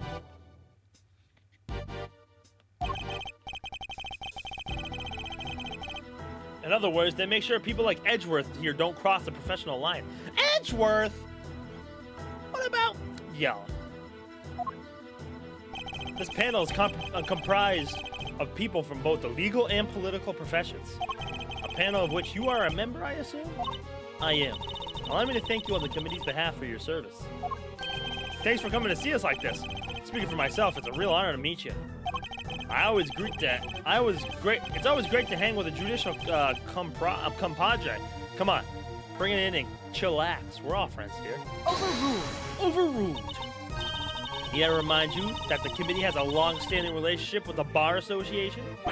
Hey, I didn't mean anything by it. I was just trying to lighten the mood, okay? So, your job is to find bad prosecutors and punish them? Precisely, my child. Praise be to the goddess of justice for bestowing her gift of insight onto you. The committee has the power to remove the problematic prosecutors from cases. Should a prosecutor truly unworthy of the title be brought to our attention, we are vested with the power to confiscate that prosecutor's badge. And what does the Committee for Prosecutory whatever you said want with Mr. Edgeworth? We're in the middle of an investigation here. Objection! Oh, who was that? Oh, you? Oh, you look like a prick. Pitiful. You really don't know, do you? What an ignoramus. Who are you, pal? Winner. Eustace Winner. Prosecutor extraordinaire. Though useless winner. I'm gonna say useless. Though you might know me as the Winner. A name they call me down at the prosecutor's office. With great affection, I might add. I have never heard of you. And how about Detective Flatfoot over there? Nope. Name means nothing to me. Well, it's to be expected of ignoramus, I suppose. Ignorance is sweet, as they say. So I'm sure most things mean sweet nothings to you. What are you doing? Ignorance is bliss, winner. And I don't think sweet nothings means what you think it means. It is entirely natural that you aren't yet acquainted. Eustace only joined us last month. So he's nothing but a rookie? I'm not just any rookie, I am a winning rookie. Which he will prove himself to be in due time. Now let's cut to the chase. I'm here to clean up your mess, Edgeworth. What do you mean? What mess? I fear I know exactly what he means. The committee's sending an envoy with a new prosecutor in tow. I suspect I know what you're getting at, Winter. But I'm going to need a few more details. Would you mind explaining, Judge Gavel? Very well. By the power vested in me by the Goddess of Justice, I hereby declare that in the matter of the incident at the presidential address and the murder of Mr. Bronco Knight, the committee hereby decrees that Prosecutor Edgeworth be relieved of his duties and replaced by Prosecutor Winter. Here ends the verdict. What? What did we do? We ain't even done nothing yet. What the hell? This is some horse shit. Get him, Edgeworth. Objection! Damn. What? Mr. Edgeworth is off the case. Just like that? Judge Gavel, I believe I asked for an explanation. No explanation is required. The guilty verdict is in. The goddess has spoken and her judgment is final. Objection! Yeah, hit her. What exactly have I done to warrant being taken off the case? Come now, Mr. Edgeworth. Claiming ignorance of your crimes will not serve to lessen your guilt. You boarded the presidential plane, violating the principle of extraterritoriality, and while there, you performed an unsanctioned investigation and subjected a visiting foreign leader to questioning. Oh my god. They let me on the plane! They said it was okay! You were one wrong move away from causing a major international incident. Damn! You vastly overstepped the authority of your office. To call it an abuse of power would be no understatement. Objection! I don't deny that I may have pushed the boundaries where certain rules were concerned. But there is no denying that the certain risks must be taken if one is to arrive at the truth. I refuse to concede that my actions were inappropriate. Overruled! Then what you are saying is that the ends justify the means? That rules can be freely ignored? That is a very dangerous way of thinking.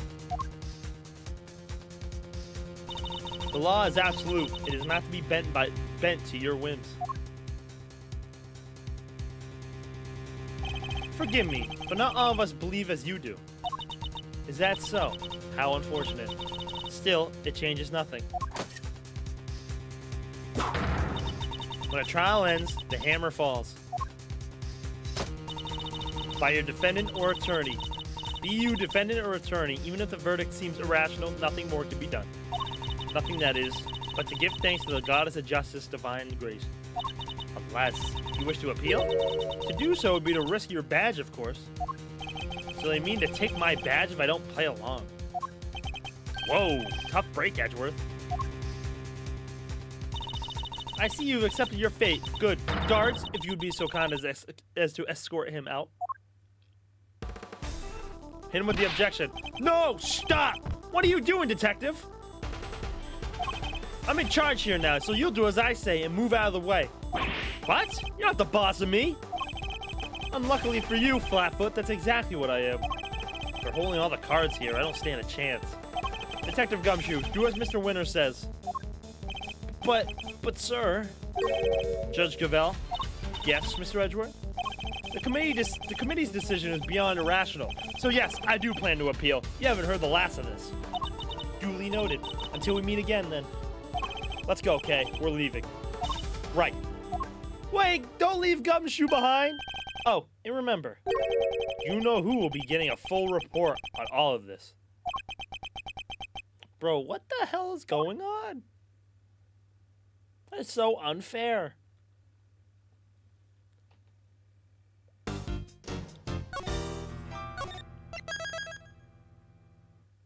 A suspect has been arrested? Poor Gumshoe.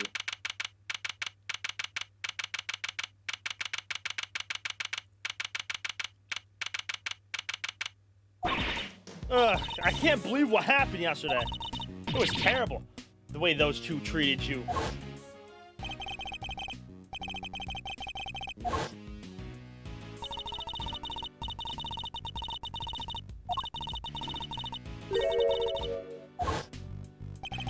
Judge Gambit and Mr. Winter certainly didn't mince their words. But that's not what concerns me right now. I'm more worried about the committee's reason for doing what they did. Or what they might do next. I suspect it won't be good. Earth to Mr. Edgeworth, are you listening to me? Yes, of course. So this is it? You giving up on the Bronco Knight case? Jorkers, any Jorkers? What's up, Wavy? W Jorkers. Man, they really just like... I won't lie though. Judge Gavel, kinda bad. Or is it Gaviel? I don't know. No, I have no intention of doing any such thing. To walk away from a case would be to tactically accept the committee's decision. The only problem is that I don't have the authority to continue investigating.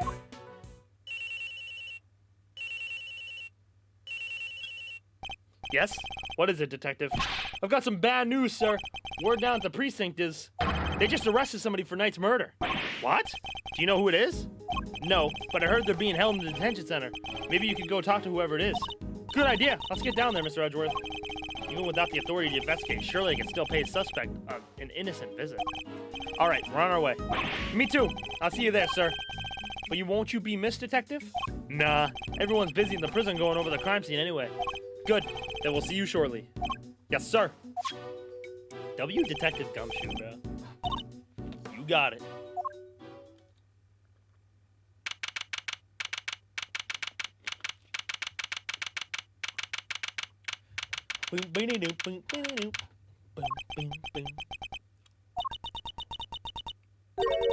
Still no sign of them, huh? Indeed. Wait, this is just like the last time. Please don't tempt fate like that. No, I can't. I just can't. Sure you can. I told you, it's just a pair of visitors. Wonder who it is. Sounds like someone really doesn't want to see us. Never mind. I have no idea who they are. No, no, no, no, no. Just talk with them, please. Well, one of them's a prosecutor, right? Aren't they all super scary? All I do is stare at you right into your soul. Ah, you must be the suspect in the... See? I told you. Okay. Why is this man so flustered? Duh. Probably because you're being you. But I guess that's just how you are. Thanks for clearing up absolutely nothing. Hey, Mr. Suspect, you doing okay in there? We just want to have a little chat with you. No biggie, right? Who are you? I'm Kate Faraday, Mr. Edgeworth's trusty sidekick. It's just a part-time gig I'm doing while I take a break from my real job, though. Funny, I don't recall ever employing you. And that's Mr. Edgeworth. He is a prosecutor, but he's not going to stare a hole into your soul or anything. Oh, please. Really? Really, really? Really? He just does it on instinct. Anyway, can you first please tell us your name? It's Sane. Simeon Sane. Well, nice to meet you, Simeon. You can call me K. Everyone else does.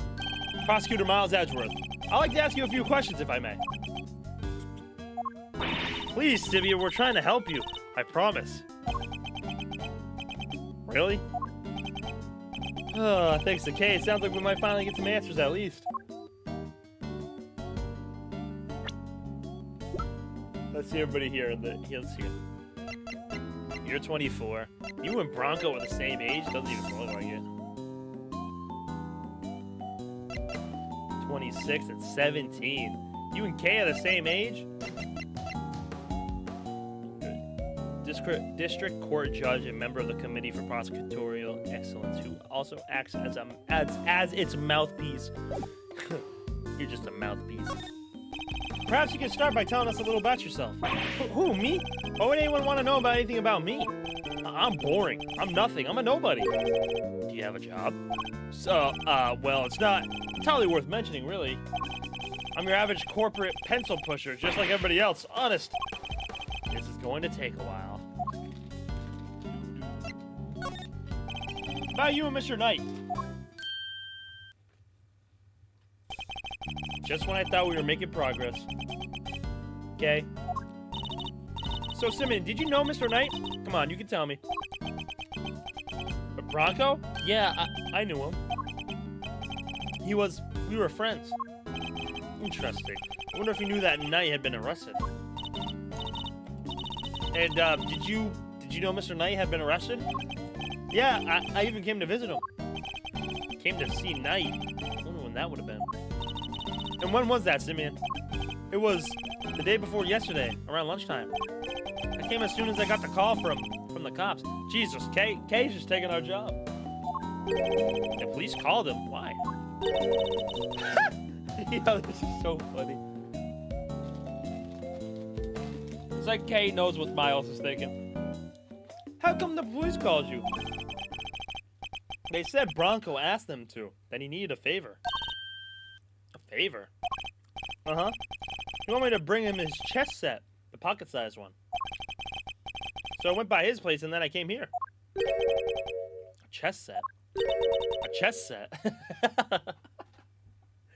I love how Miles is just like mentally giving these questions to Kay. Is it just me, or is she getting better at stealing my thoughts? Nah, I think it's just you, buddy.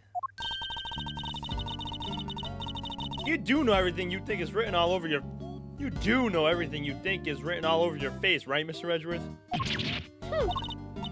Yeah, I'm not a mind reader, just an expression reader. Amazing, right? Don't you just love having a sidekick as helpful as me? And have you read what my next move is going to be? I sure have. Is it something you want to show Simeon? Indeed. Let's present it to him and see what he has to say about it.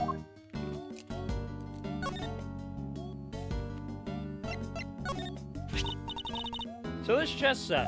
Oh, that's the one I brought for Bronco. Well, that settles that at least.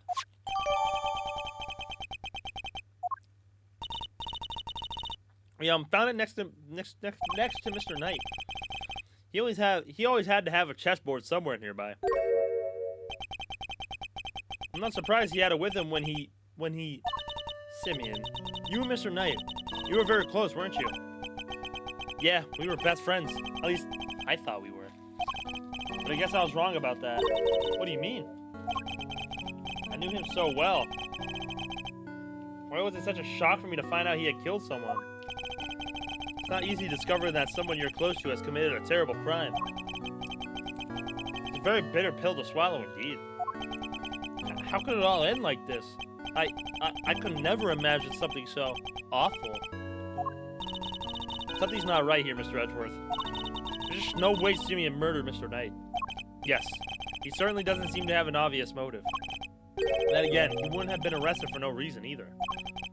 I wonder what grounds they had for doing so. Oh shit.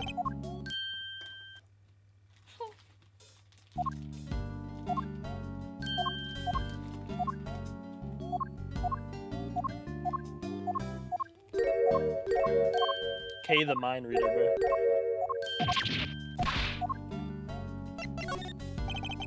Why are you arrested, Mr. Saint? I just don't get it. Why won't he talk to me? I don't know. Honestly, I don't know. Whoa, he answered you, Mr. Edgeworth. Like he's not scared of you anymore.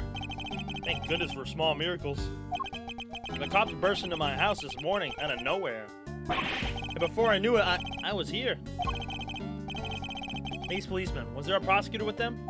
Yes, some kid named DeWinner or something. Duh. Why he had duh? The rookie. I thought as much. So, did they interrogate you yet? What? I'm going to be interrogated by the cops? Well, yeah, I mean, you've been arrested. You're a suspect now. No. Won't the detectives shout at me and threaten me? And they're always these hulking guys, right? Get in your face and force you to... Detective Dick Gumshoe reporting for duty. See? I told you. Please don't hurt me. Please don't crush me with those huge arms. No, please, I'm calling the cops. Any jorkers? Jorkers? Any jorkers? Does this guy have a dog barking in his theme song? I don't know if that's a dog. It's some type of sound, but I know what you're talking about. What's up, Joler? And Bendy? Fellas? Hope we all doing well, man. Oh, shit. What's up with this guy, Mr. Edgeworth? Oh, nothing, detective. You're just being you. I guess it's just how you are. I don't get it, sir.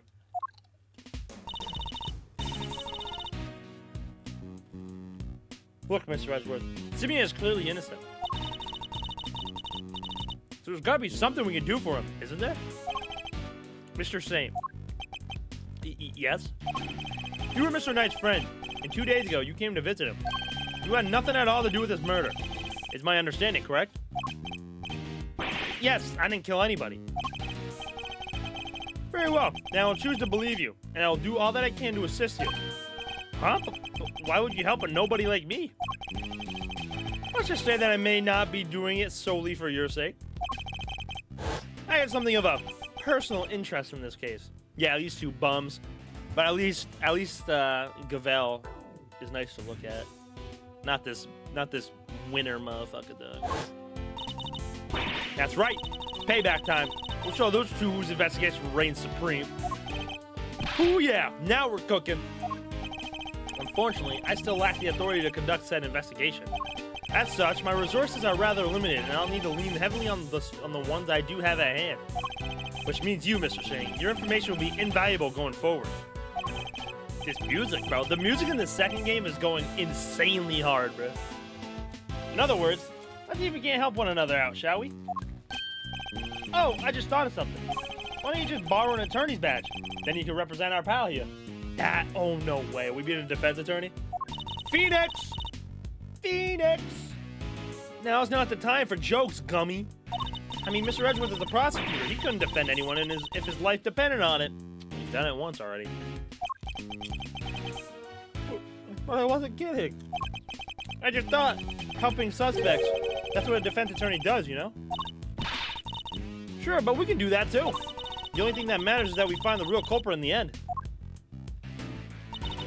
So come on, let's get to work. Yes, ma'am.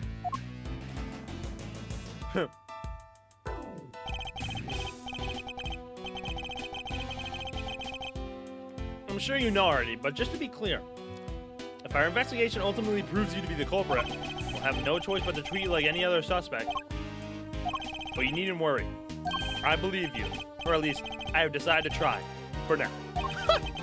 Wow, Edgeworth. Real vote of confidence there, buddy. Just hold tight and try to believe in us in return. If nothing else. It might help you feel a little less alone. Now, if you'll excuse me. Man, Edgeworth is... Man, like I said before, these games have allowed me to respect Edgeworth a lot more.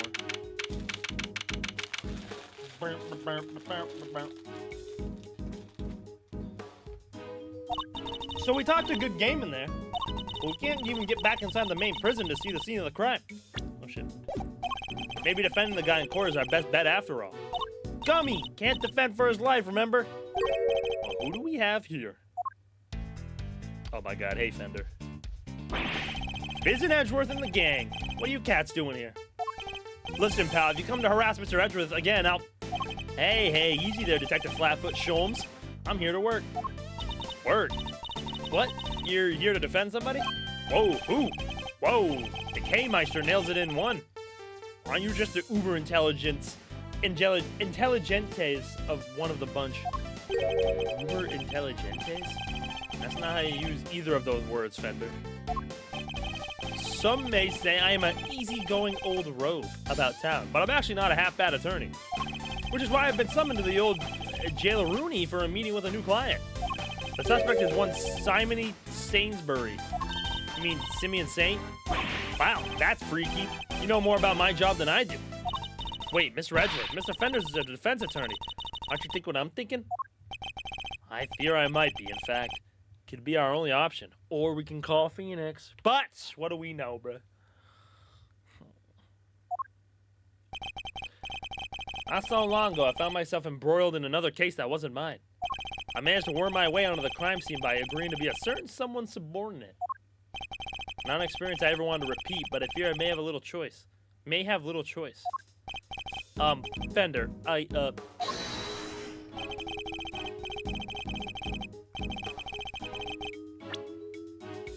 managed to worm my way onto the crime scene by agreeing to be a certain someone's subordinate. Was this in one of the games, or am I crazy?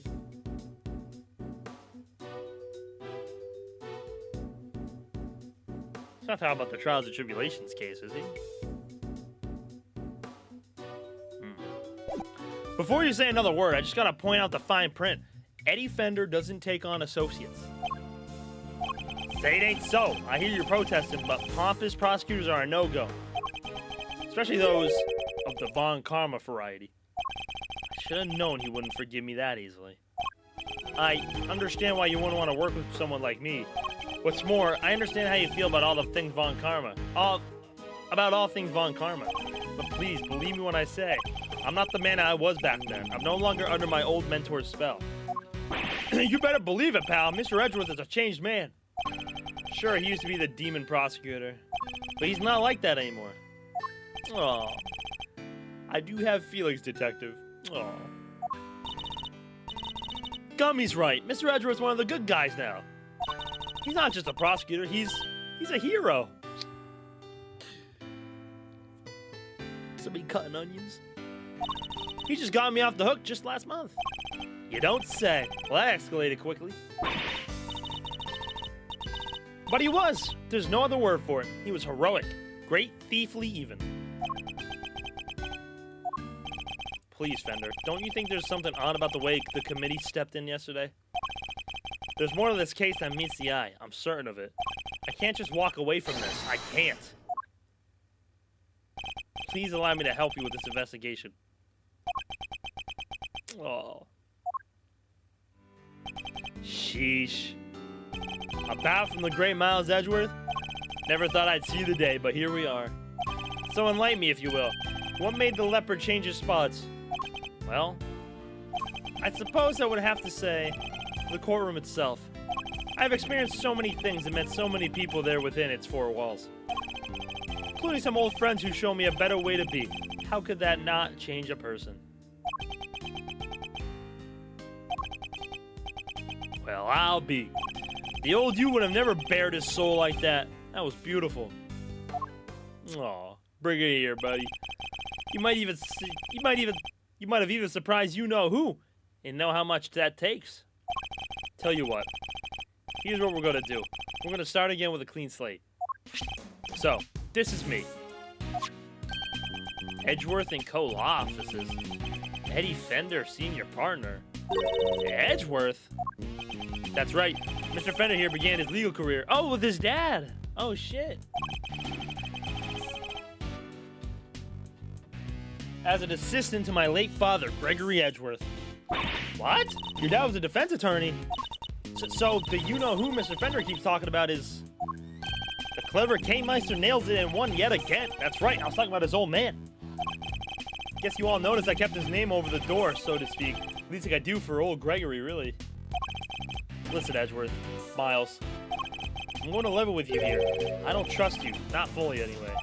I just can't forget about all those years you spent licking Von Karma's boots, you know? Anyone can say they've changed. I'm going to need you to prove it. And besides, you know it's what Gregory would have wanted. Very well. I accept. Okay. And that's enough hardball for one day. Let's move on to the fun stuff. I hereby appoint you interim associate of Edgeworth & Co. Congrats, man. I will try not to let you down. Oh, doesn't this bring a tear to the eye? The prodigal son coming on board as his late father's firm. Permission to come on board too? Please, Mr. Fender? You don't even have to ask, kiddo. Welcome to the crew. Woohoo! Thanks, Captain. Alright, I guess it's time to go to work. So, where to begin? Any bright ideas, Miles? Where were we when we were so rudely interrupted? Don't you, Fender, bruh. Well, I guess it's safe to say that probably wasn't the victim. That was more likely to have been the person who found his body. I believe we need to speak with the person who found the body. Just what I was thinking. You're your associate? We do indeed. Still the type to smile and nod, I see. That will certainly make my life easier, boss.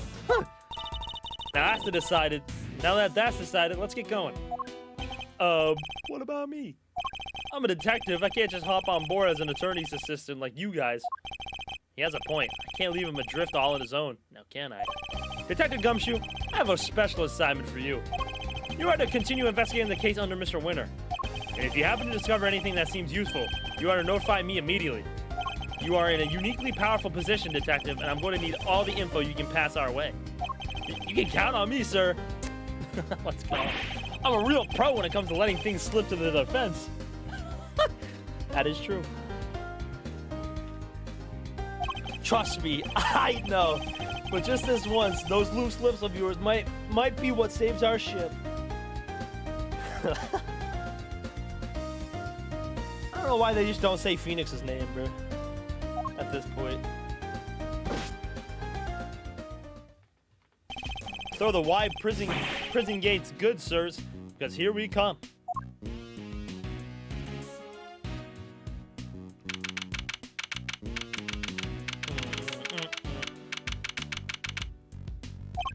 So any idea how we track down whoever found the Bronxter's body, Miles? I think our best bet would be to simply ask around. Oh, don't you dare! Uh-oh. Who in the... Who is this? Excuse me, but oh my, just look at you! Are you talking to me? Just fabulously chic, darling. Fabulously facial hair, so very, courant, don't you think?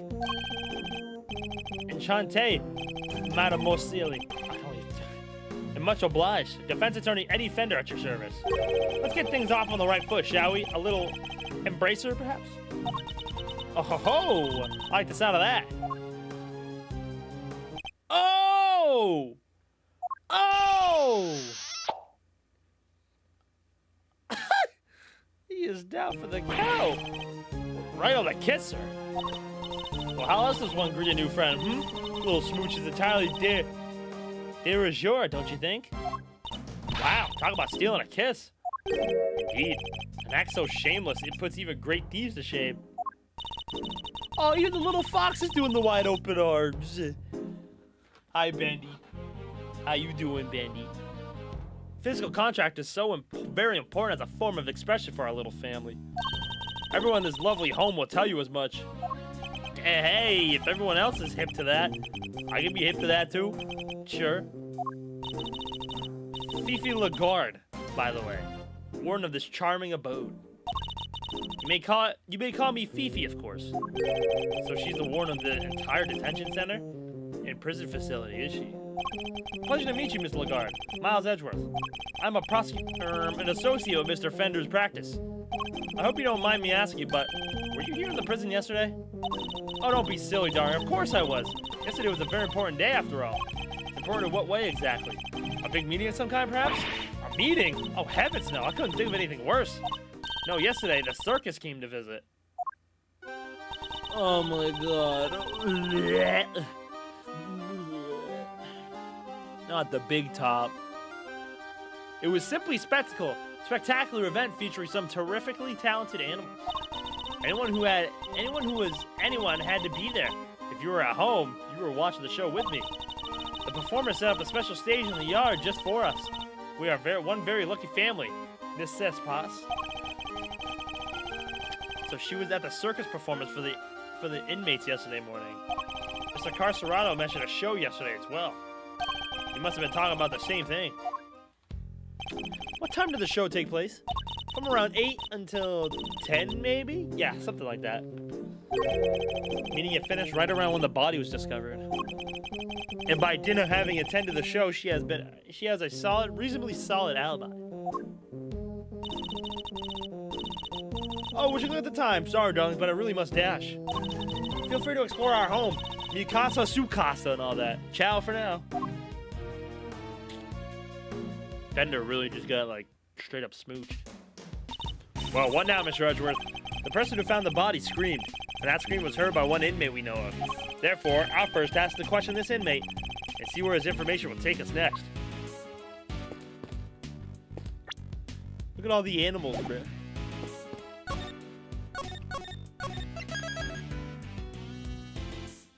Fender's new assistants.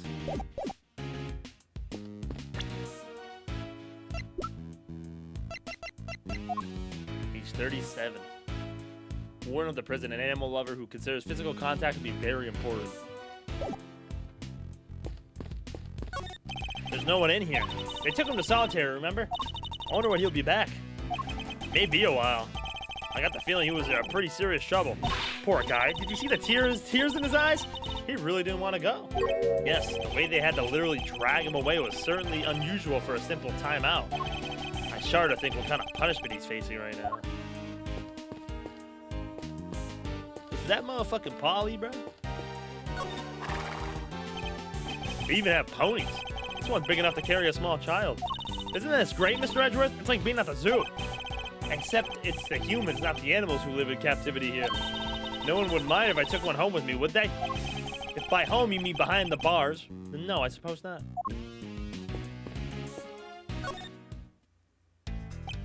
Right on the kisser. She seems to have given you quite a shock. Why is that? I thought you were a man of the world.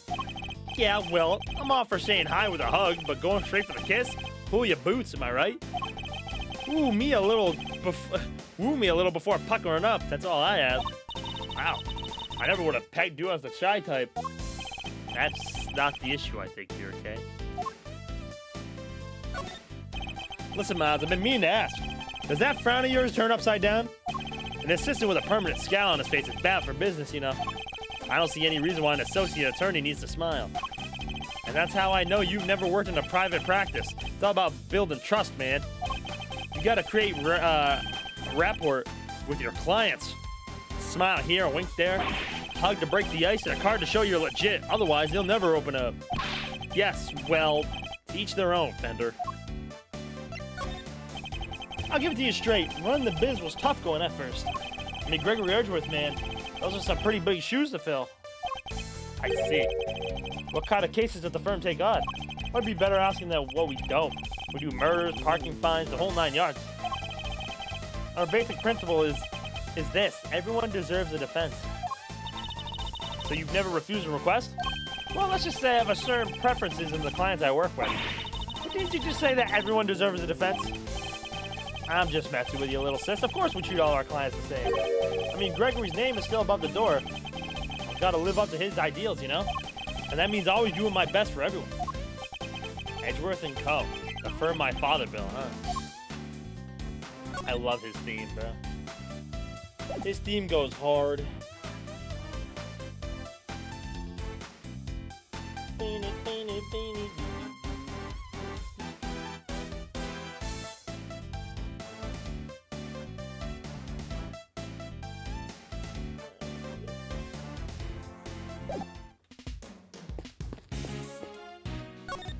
There's something written here. Seems to be about the prisoner in the cell. Prisoner number D258. Classification: Captivus periculeus. He may look fearsome, but this lively fellow is actually a sweet-natured herbivore. He even has a pet penguin named Gwynny. He's skilled at giving such real gripping testimony. He'll swear you were there at the crime scene, too. The end. Kind of think you might expect to read in a zoo, not a prison. They literally have name plaques for each other, bro. Oh, it's a mini pig, I believe. No, not for eating, I hope. Isn't this great, Mr. Edgeworth? It's like being at the zoo. Okay.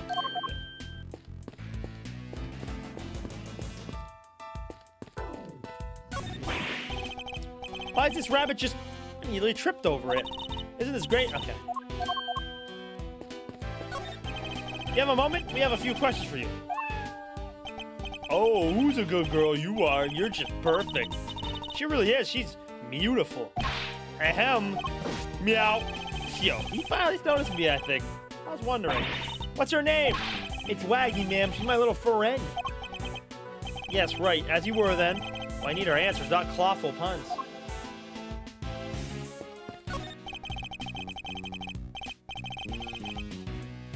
This looks like the way to the prison yard. Sadly, the shutter is locked tight. Freedom awaits on just the other side. A stoic lock and key twixt mine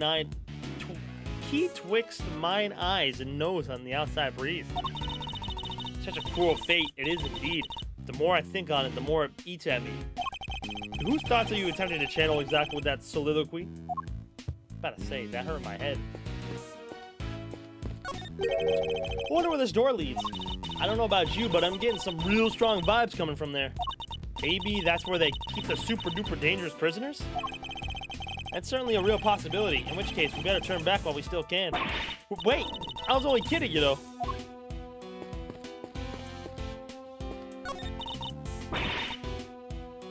Look, Mr. Edgeworth, it's a monkey mountain.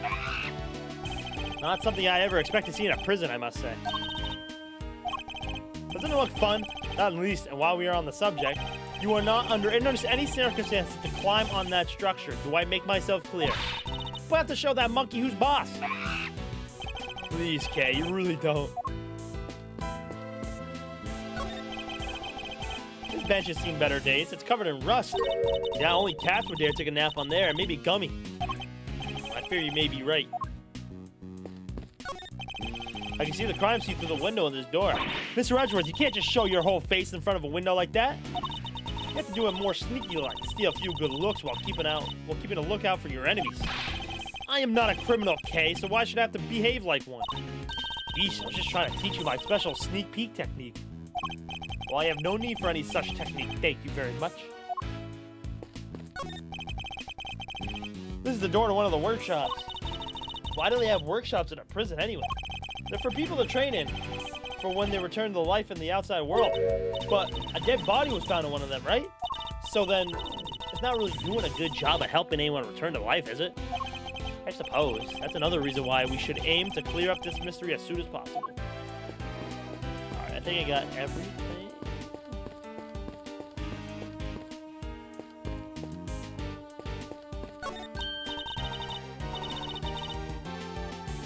It's a blurb about the guy in this cell. Let's see what it says. Prisoner number D259. Classification, habitat, C cell to the right. Not exactly helpful, is it? This grizzly fella has a pet polar bear called Teddy. He's a former boxer who loves to stay trim and is always at optimum fighting weight. He may push his body to the max, but he's relentlessly kind to himself. Omnivore. Who exactly is all this information for anyway? The animals, I guess? About the person who found the body, do you happen to know where he is right now? Should be in one of the workshops, I guess. Usually it is at this hour. And it seems the workshops are our next port of call.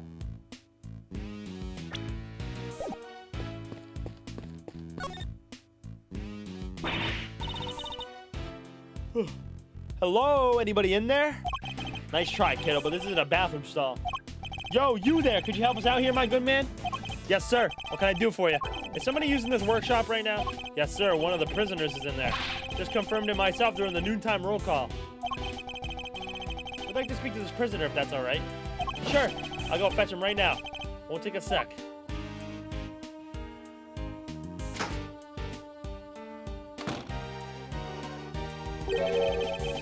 This one's all yours, Milesy boy. What? Why? Let's just say I'd rather not roll the dice on someone I don't know yet. Huh. I thought adults were all supposed to be strong and brave. Huh.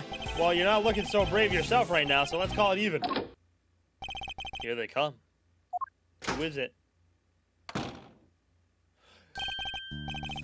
Wow, it has been a long time coming for you, my friend.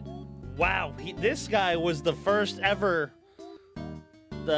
criminal in the first game. First case, first game. Hello, yes, hello? I hear you wish to speak with me? Not exactly the hardened criminal we were expecting, is he? My name is Miles Edgeworth. I'm a public prosecutor. A prosecutor, you say? Oh, yeah, he's gonna get pissed. Mr. Sawit, is that what his name was? Yeah, Mr. Sawit. Eddie Fender, attorney at law. What happened to being too scared to handle this? Listen, sorry about my pal here. He gets the weirdest ideas. Prosecutor, indeed. That'll be the day. He's actually just an associate. Jeez, Miles, get a grip, will ya? Ugh, he's right. Mustn't forget that I'm a defense attorney's assistant for the time being. Ah, that explains it. I didn't think you looked a little different from the prosecutor I spoke with yesterday. So he's already spoken to Winner. Yeah, Mr. Sawit. Yo, that stupid name. Would you mind answering a few questions? No, of course not. I'd be delighted. The name's Sawit. Frank Sawit. The witness is all yours, my young associate. Sure, have the answer to do everything, why not? Mr. Sawit, you are no doubt aware that a murder took place yesterday. Would you mind telling us where you were at the time the body was found? Yes, I was in that workshop there, working as one might expect. What kind of work were you doing?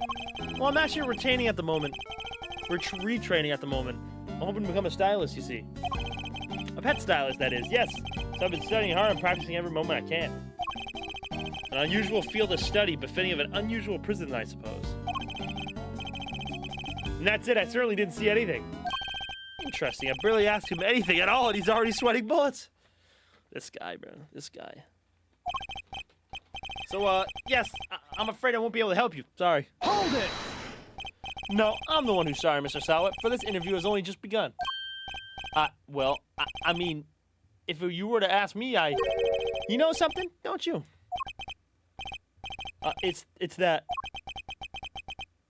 He's definitely hiding something. I'll need to push him a little harder if I'm going to get any answers. Mind chess. Mind chess with Sawit is crazy. The first step is to analyze the situation. Let's take a look at our opponent. 3? I didn't see anything. I really can't help you, I'm afraid. Something tells me he'd be a good poker player. It's hard to tell much at all from his face.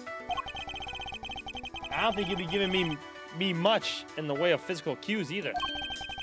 I'll have to rely solely on his words instead. That's the only way I know what's going on underneath. Alright, time to make my first move. Let's see who we're dealing with here. He may be good at hiding his emotions, but everyone has a tell. Mind chess. Commence. Alright, hold on. Hold on. I gotta grab a water real quick. And I don't want to unpause because the timer's going. Hold on, I gotta grab a water. Just give me 2 seconds.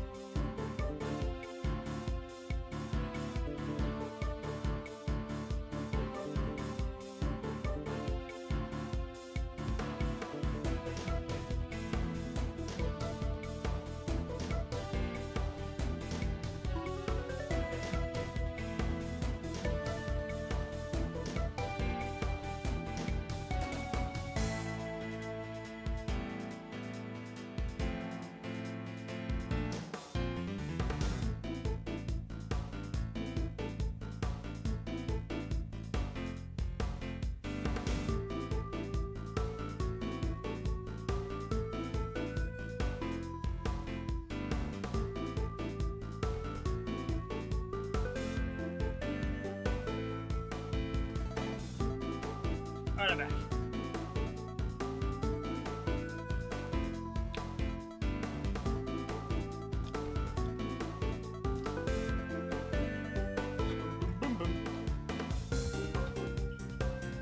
Ooh. Mind chess time. Tell me, what's your connection to this incident? Which incident? The murder? Well, it has nothing at all to do with me. Nothing. Really? I wouldn't dream of getting involved in anything as ghastly as that. Yeah, alright, Sawit. Let me guess, you Sawit this one too, bruh? This guy's so dumb. Well, you see, how can I put this? Well, I like to think of myself as an upstanding citizen, a good person, if you will. Forgive me, Mr. Sawa, but under normal circumstances, good people do not tend to end up in prison. But that's... So you do well to tell me what you know about the incident. How many times do I have to tell you people? I mean, I don't know anything, I swear. Surely you've noticed, Mr. Sawa, that I have you exactly where I want you.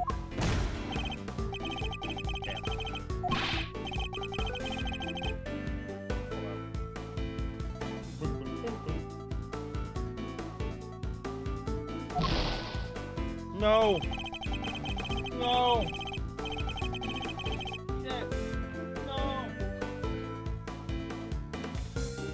He's going so poorly. Oh my god. Hold on.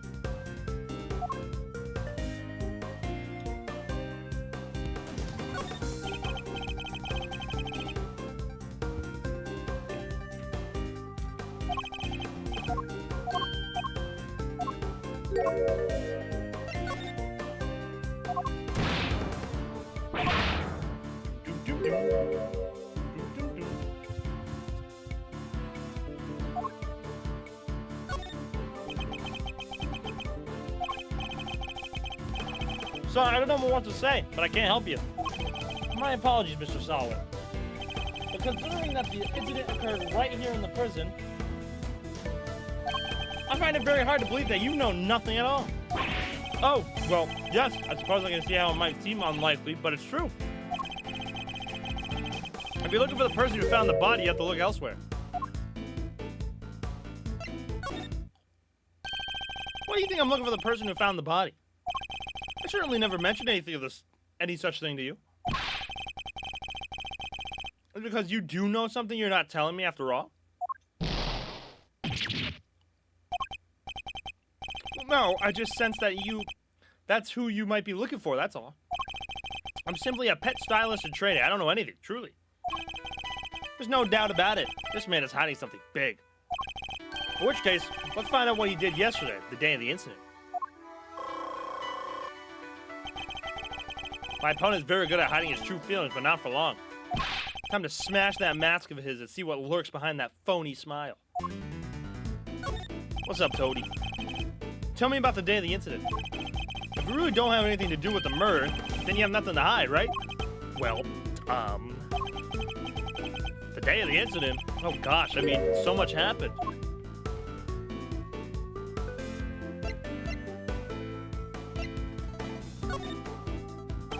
What was it like here in the prison yesterday morning?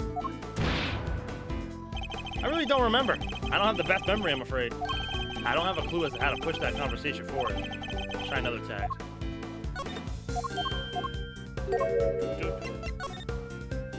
I want to know what you were doing, Mr. Sawa, in detail. I told you, I'm a pet stylist in training. And that's what I was doing yesterday. Training. Specifically, I was giving the animals a trim. You didn't notice any commotion at the time of the incident? I would imagine things were suddenly quite tumultuous around here. Well, commotion, you say? No, not really. Maybe I heard someone, but...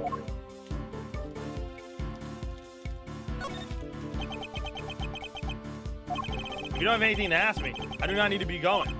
Okay.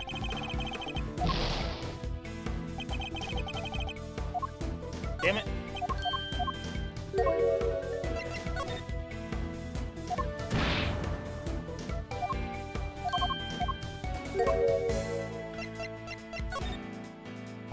You heard someone? Was this someone screaming by any chance?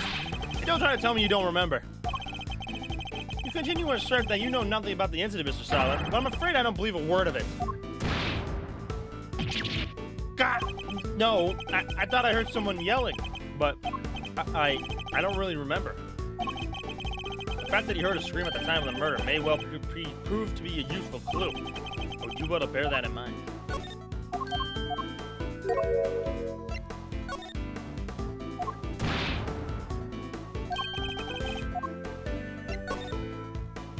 You don't remember? Please! You literally just confirmed that you heard a scream. Oh, but I might have been mistaken. The truth is, I really don't remember. Your memory fails you yet again? How convenient. But I know you're lying, Mr. Sawit. How dare you talk to me like... I mean, I'm not lying.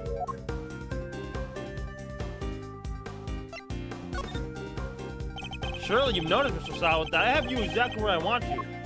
Damn it. Oh my god. All the way through again.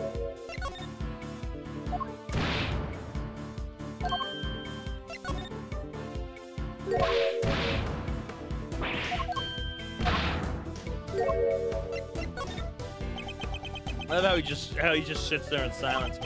Look, if you must know, when I'm working with the animals and I get into the zone, they're all I see. Am I to understand you have something of a talent for animal grooming then? Well, my scissor technique could use a little work, but I think I'm quite good with the animals. They seem to like me. I'm especially good at calming them down when they get scared. Scared? And when exactly do they get scared? Surely it doesn't happen very often.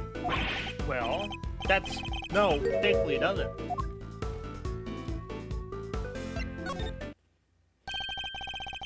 A loud scream would certainly frighten the animals, wouldn't it? Why are you going to such lengths to deny having heard the scream? What is it you're hiding, Mr. Sawit? Tell me.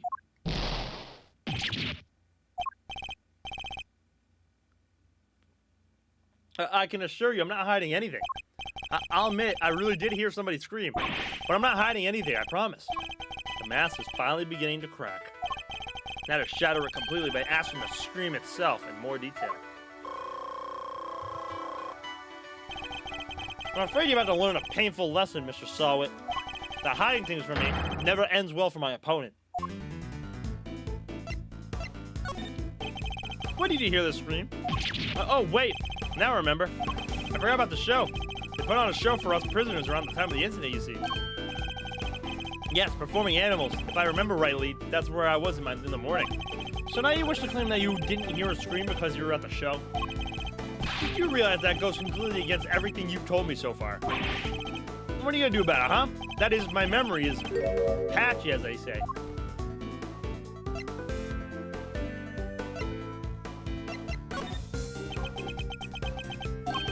The animal show really had to be seen to be believed. It did it? Tell me, what kind of animals did you see? Let me think. Hail?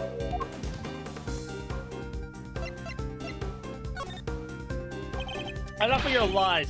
You were nowhere near the show, were you? Well, I seem to remember being there, but maybe I was, maybe I wasn't. It's clear Mr. Sawit wasn't at the show. This feels like a vital clue.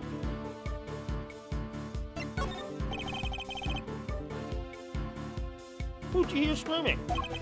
Wait, I just realized I made a mistake. When the incident happened, I was out in the yard. Yes. So, I didn't hear anyone screaming. No one at all. Time to deploy my clue. How long are you planning to keep up these lies? I already know that you weren't at the show. The game's up, Mr. Sawit. It's high time you told me the truth. I demand to know about this scream, now. I can't tell you what I don't know. I didn't hear any scream, not from the person who found the body.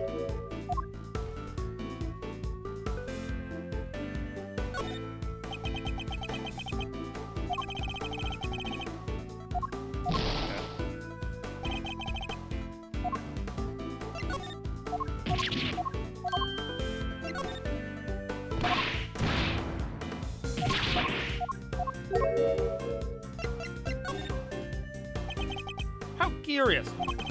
Most people would assume that the scream had to come from the victim. So then why do you think it came from the person who found the body, I made a mistake, that's all. How, Mr. Sawit? How did you know that it was the person that found the body you screamed? It's dumb.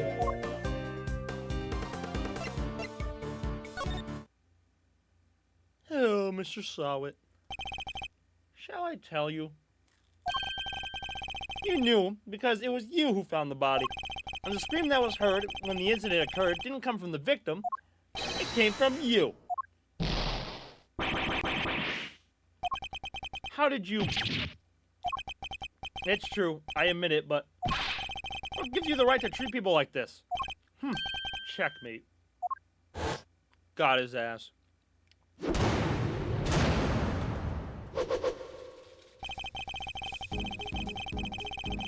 Boom, boom, boom, boom. Now that we've established that you were the one who found the body, Mr. Shawit, I believe you have lost any standing you might have had to withhold your cooperation. All right, you win. But I'm sure I won't have anything useful to tell you. It probably isn't even worth your time. That's not for you to decide. By my hand, the truth will be revealed. Every decision I make is to ensure that end. Except, that's not exactly what we're here to do, is it? What do you mean? We're not trying to expose the truth. We're trying to save Simeon. That's what we do now, remember? We work to get our client out of trouble. Not as a prosecutor, but as a defense attorney's assistant. What the K-Meister said, you need to listen to the kid more, you know. The client has requested the services of Edgeworth & Co. As your old man always said, your relationship with your client comes before everything else. So if you think Mr. Saint's well-being has taken a back seat to some quest for the truth, let's just say I don't like to fire people, so I need you to fight against your instincts a little harder, yeah? This will take some getting used to. In any case, the importance of this man's testimony remains unchanged. Therefore, Mr. Sawit, I am asking once more, what happened when you found the body? Gorilla Brudge sit. Hey, fella.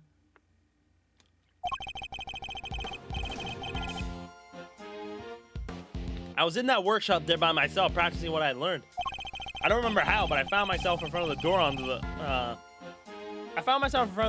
to the other workshop. I happened to peek through the little window. And then I saw him lying there. Man, not moving, dead. I quailed in fright and found myself screaming in sheer terror. Let me get this straight. You pulled a fast one on me. What's the situation? What's the sitch, Choom? Pretty much. I mean, I added you in the Discord. I don't know how much you look at Discord, but I added you in the Discord.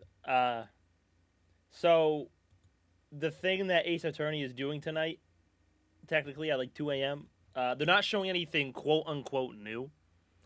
So I didn't think it was a good idea to stay up and watch something that's not going to have anything new releasing.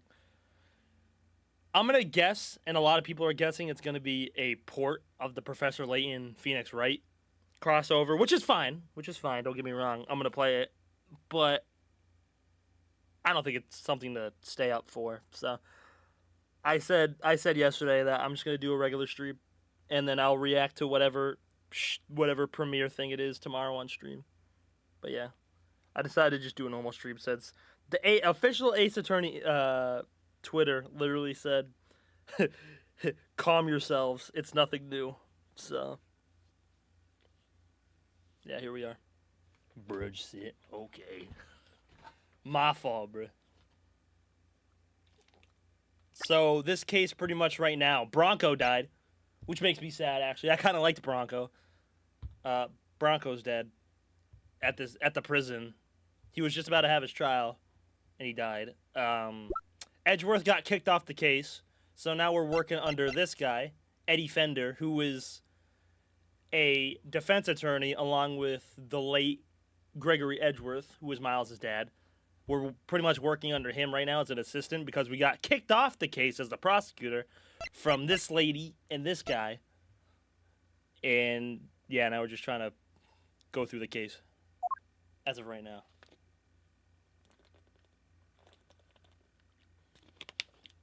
That's pretty much the TLDR of the thing right now. Boop, boop, boop, boop, boop, boop. Hell, I know, bro. I actually like Bronco. Hey, what's up, Flitchard? How you doing, homie? Let me get this straight. The room you were in is next to the one where the corpse was found. Yes, that's right. I was in Workshop B. And you were there the whole day? Yes, from the 7 a.m. roll call onwards. There are 3 roll calls a day, you see. 7 a.m., noon, and 9 p.m. And they check who's in the workshops during roll call, correct? That's right. Nothing was reported to be amiss at 7 a.m., which means that Knight's body wasn't in the workshop yet at that point in time.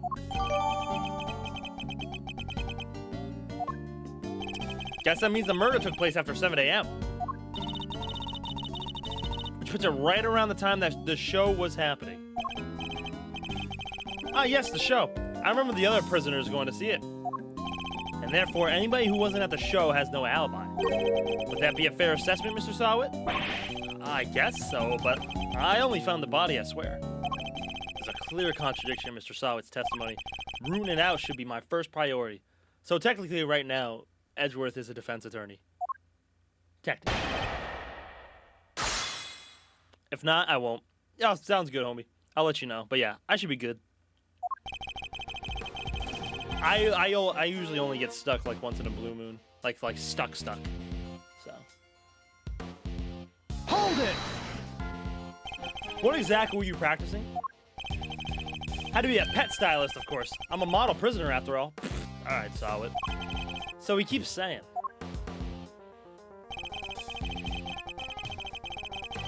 Hold it! You found yourself there? Really? That's right. And then I found myself peeking through the little window in the door. Why do you think to do that? Gosh, I don't know. I just found myself doing it, really. You clearly weren't concentrating on your own work then. No, that's not true. I'm a model prisoner. It's just all the other prisoners had gone to watch the show. I guess I was, well, kind of lonely.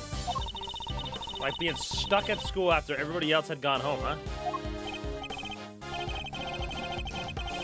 Yes, exactly like that. Anyway, I found myself in front of the door to the other workshop, and I was playing some Warhammer. I was waiting for the first plan for streams. Yeah, I'm sorry. I should have communicated that better. But yeah, I didn't hear about the news of the Ace Attorney stuff till like last night.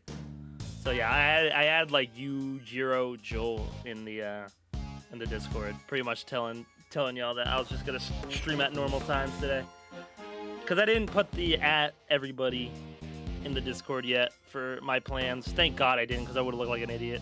But yeah, it's all good. I had a feeling that some people were probably gonna miss out first for a little while, because of that. I can't believe that they actually had to put out like a disclaimer that like nothing new's being announced. Everybody calm down. Cause bro, everybody was freaking out. Even I was freaking out. Like I said, if they announce a port for the Professor Layton games, if they announce a port for that'll be cool. I don't mind doing that. But after that, they literally have no more excuses, bro. Everything's been ported to the modern day generation. That's it. They got no more excuses, bro.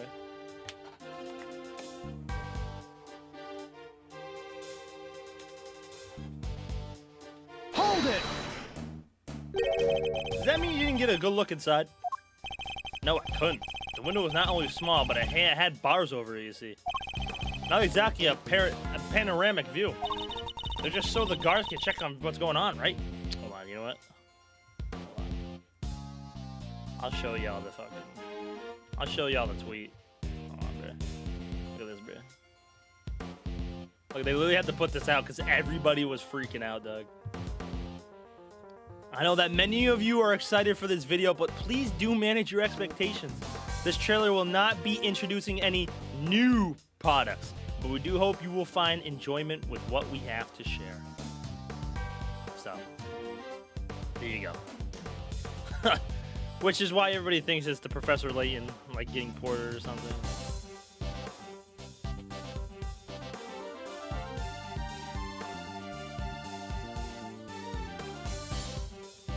I know the director hasn't worked on anything for a few years. What, man? They better put a little pep in their step, bro. They're just the... Oh, God. I get to read that. They're just the guards. So, wait, they're just so the guards can check on what's going on, right? That's right, yes. That's right, yes. You're a very knowledgeable young lady. You bet. I guess you could say I know a little something about prisons now, too. I'll have to remind myself to address this newfound interest later. Anyways, yes, I peeked in through the little window in the workshop door. Hold it! Could you tell right away if it was a man or a woman? It was clearly a man. His physique, his clothes. It was also very clear that he was dead. You could tell just by peeking through that little window. Let's just say that this wasn't my first dead body. Sure. What? What? You mean you're in prison for... To my eternal shame, yes. This was, however, for the first time I'd seen another person's handiwork up close, so... Handiwork, he says. Hold it! Do you recall how exactly you screamed? Any words you might have used? No. I remember that I screamed. Folks don't tend to remember how much when they're busy crying out in terror, Miles. Exactly. So yes, I screamed. That's all I remember. He presents himself as an innocent bystander, but nothing could be further from the truth. Given what he is, things couldn't have happened as his claims. Contradicting his testimony is as clear as day. I just need to present the evidence that proves it.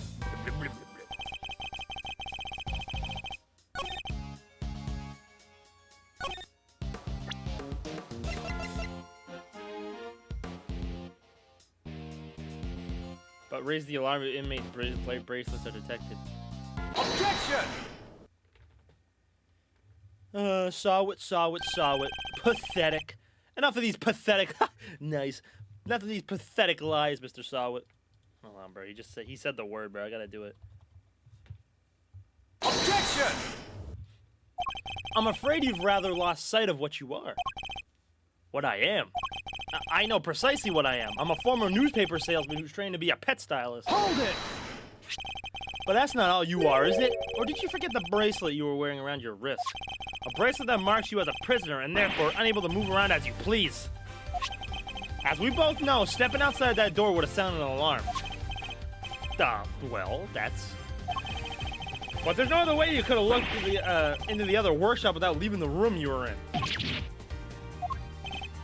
Woo-wee! Stylishly done, Edgeru. But doesn't this mean that Mr. Sawa couldn't have found the body then? Good question, okay? Perhaps Mr. Sawa himself could explain. So actually, I may have forgotten to mention one very important detail. Sorry about that. I can explain exactly how I was able to see the body if you like. By all means, go ahead.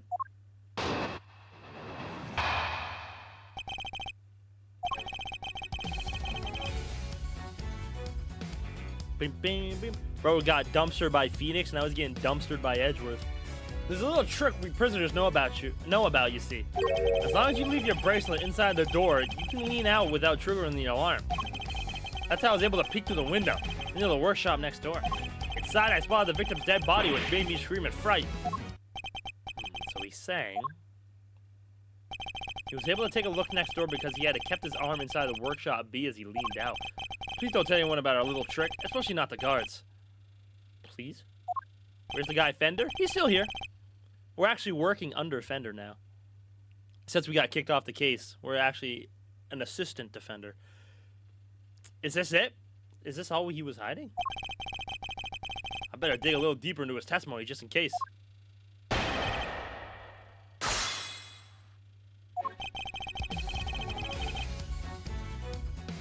Hold it! Like I said, this second game's got a lot of bangers. Tell me some more about this trick, Mr. Sawit. Of course. It's quite simple, really.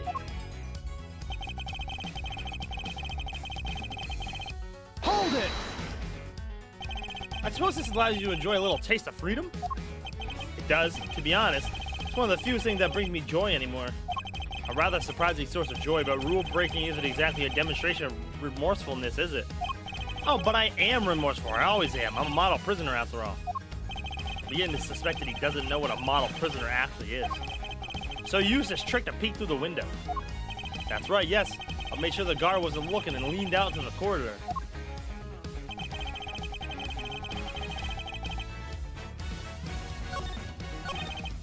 Hold it! Why'd you make such an effort just to take a look? Well, you see, I heard noises coming from next door, and that room was supposed to be empty, so I thought it was strange. You went to look as soon as you heard these noises? Yes, of course. I had to see what was going on, so I went right away. I see. Are there any problems with what Mr. Sawit just said? Of course there is. You claim that you looked into the next room as soon as you heard some noise. If that's the case, you must have seen more than just a dead body. Because the person who made the noise, it should have been in there too. That's, you got him quaking in his boots, Mr. Edgeworth. Mr. Sawit, tell us about the truth about what you saw. You do, of course, have the right to remain silent, but it will do little to dispel the notion that you were somehow involved in this crime. I'm sorry. I did see something else, but it's too insane to believe. I would have thought I might have dreamt it. That's why I wasn't sure if I should mention it. Just tell us what you saw. All right. It was that dog. And what I saw is the stuff of nightmares. That huge black dog that sunk his terrible teeth into the victim's throat. What did you say? It was hellish, utterly hellish. That beast, that awful beast, he killed him. Ugh, suddenly I don't feel so good. Sheepers creepers, that's awful. Talk about traumatizing. It was dreadful, horrible. Now you know why I couldn't help but scream. So there's a man-eating dog in the prison's animal population, is there? Dog. Ah! Oh, that was gross. W, Joel. Thank you for gifting that sub to Magic. Magic friend. W's. Also, Twitch is doing something. I think I get it. Twitch is doing something where, until like October 1st, I think, that if you gift 5 subs, like you do like a 5 gifted subs things, Twitch will add like bonus subs. I don't know how many bonus subs. I think it's different every time. But I think I've seen it before, I think. But yeah, they're doing something like October 1st where like if you give 5 subs, it's like they give bonus subs. I don't know how many. So please don't do it if you don't have the money. But yeah. Pretty wait, it's somewhere, bruh.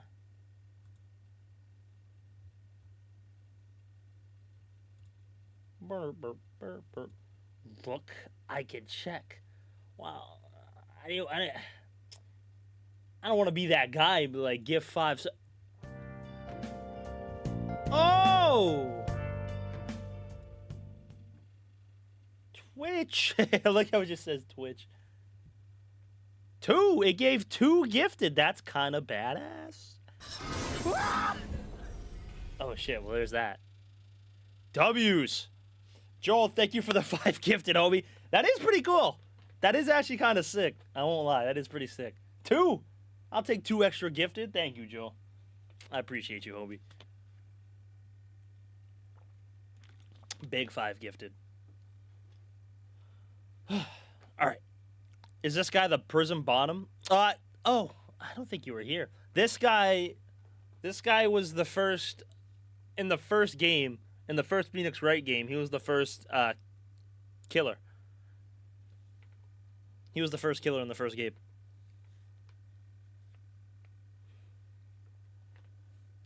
Bendy. Yeah, fuck a motherfucker named Bendy. I'd be square if Twitch gave me a sub to someone.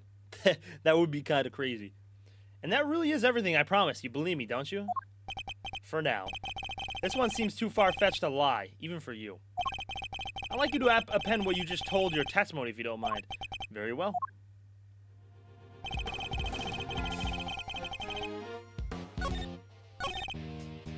Hold it! How much do you remember about the man you saw? I remember everything. Let's see. He had blonde hair and his neck was covered in blood because he was dead. Yes, we know that, Mr. Sawit. Thank you very much. I'm just telling you what I saw. I thought you attorneys were obsessed with the little details. There's some serious venom behind those words. I wonder why. Because Phoenix put his ass down. Something tells me he may not have had the best experiences with defense attorneys in the past. Bro was Phoenix Wright's first victim. Hold it! And a long line. You sure this black dog was biting the victim's throat? Yes, there was blood everywhere. The beast's mouth was dripping with it, and... Whoa, spare us the gory details, will ya? What about the victim? Was he... Don't say it. Do you really need to ask him that, Mr. Edgeworth? Ow, Kay, what was that punch for? I'm on your side here. He wasn't moving at all. He was just lying there. meaning he was already dead. There was so much blood just oozing from his neck. Oh, he was as dead as a doornail, I'm sure of that. Now you're the twitch of a finger, just lifeless. Enough already, why do you have to go into every little detail like that? Let's give you a nice and accurate testimony. That is what you want, isn't it? Shall I add what I've said in my testimony, Mr. Edgeworth? Please do. It was awful, I tell you, terrible.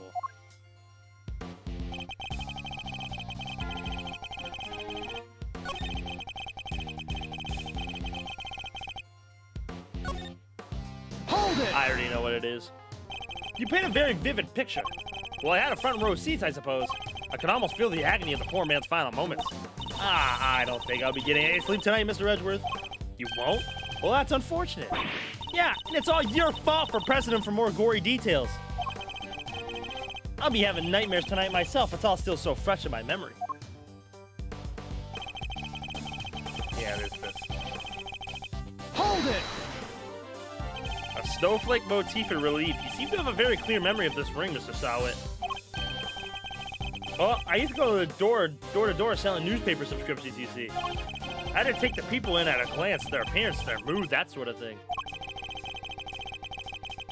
Figuring out who exactly you're dealing with is the first step in any sale. Except in this case, you were figuring out a corpse. What can I say? Force of habit. One that served me very well in my sales career, if I do say so myself. Even so, you seem to remember things to an uncanny level of detail. I suppose. Nevertheless, it's true. I remember the ring, the relief of it, all of it. Is what he's saying even plausible, though? I know! Grah! I know, Miles.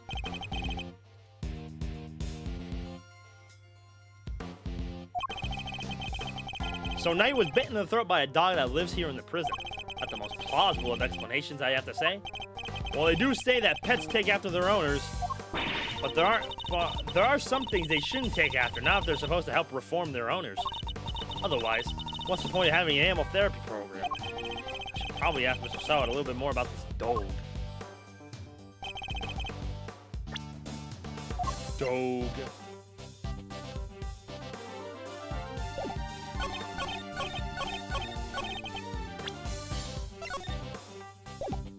Objection! Saw it. Yes, I saw it clear as day. It was carved in such fine detail. Interesting. Your testimony is certainly very accurate. In fact, I'd say it's just a little too accurate. Oh shit, my fault. And what's wrong with being too accurate? I mean this. You testified to having seen a ring with a snowflake design on it. While the victim did indeed have a ring on his finger. See? Exactly as I said. There's no way you could have seen it. Take a look at this photograph. As you see, the victim's right hand was covered by a tarp. It would have been impossible for you to see his ring, let alone what design was on it. Unless, that is, you approached the body, removed the sheet. You told us earlier you took a long, thorough look. You took a look through the window and the door. Yeah, you seem to have quite a lot from such a disadvantaged location, Mr. Sawit. Who the heck do you think you are, huh, Mr. Big Shot, acting like you know it all? I mean, I saw what I saw, I swear. Oh, I know, the man's arm. Must have moved under that tarp after I peeked in. Objection! Bro was long dead. Nonsense. You already told us that that can't have been the case.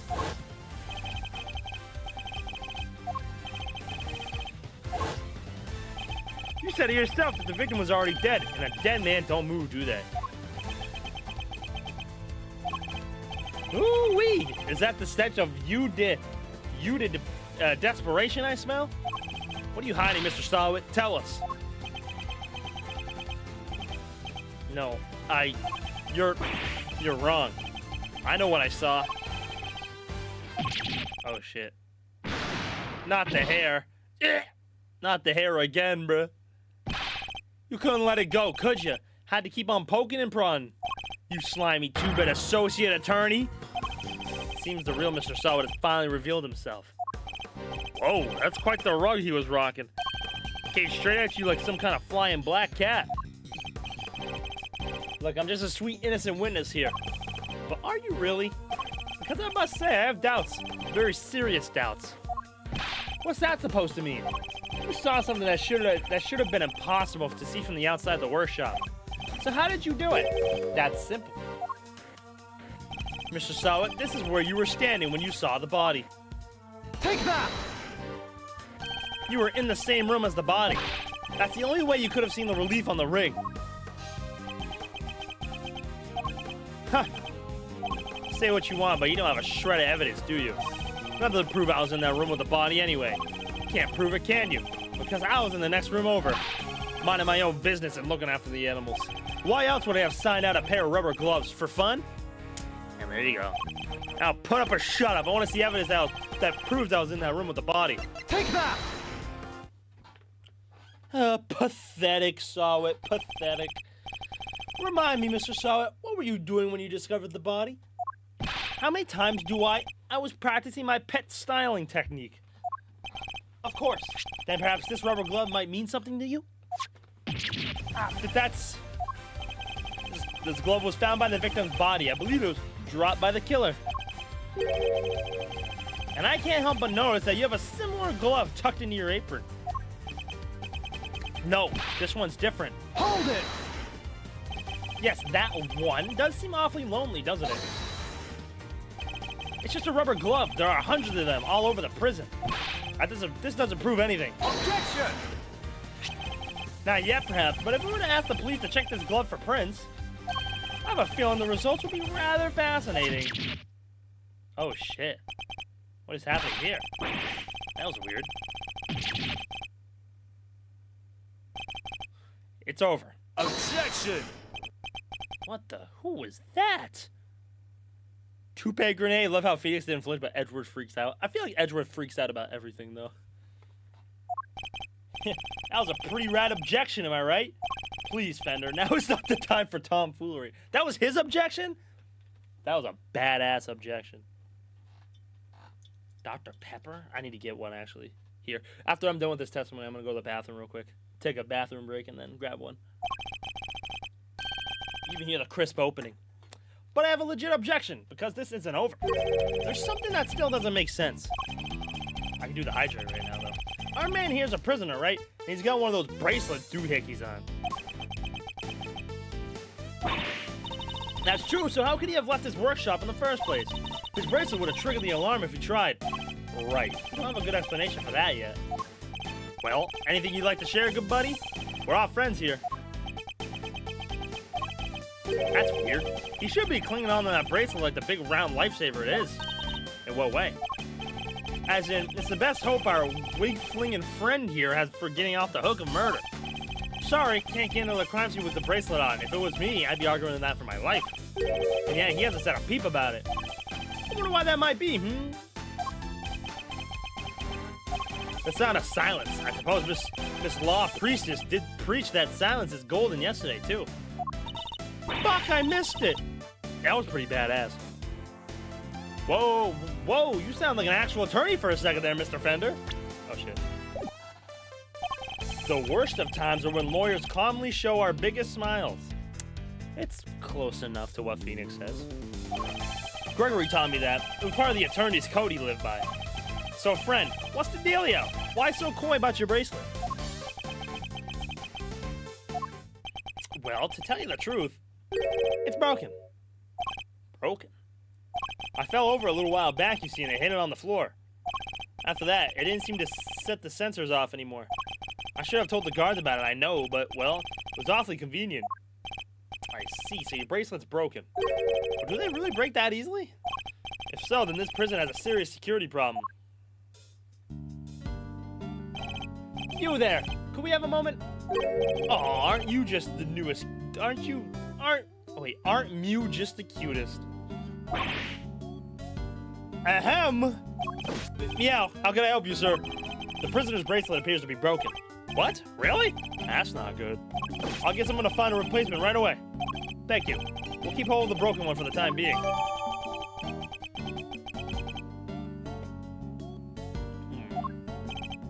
Of course, sir. I trust you'll take good care of it. Can we try it? Sweet. Bracelet sorted. Now to turn our murderer in, yeah? What?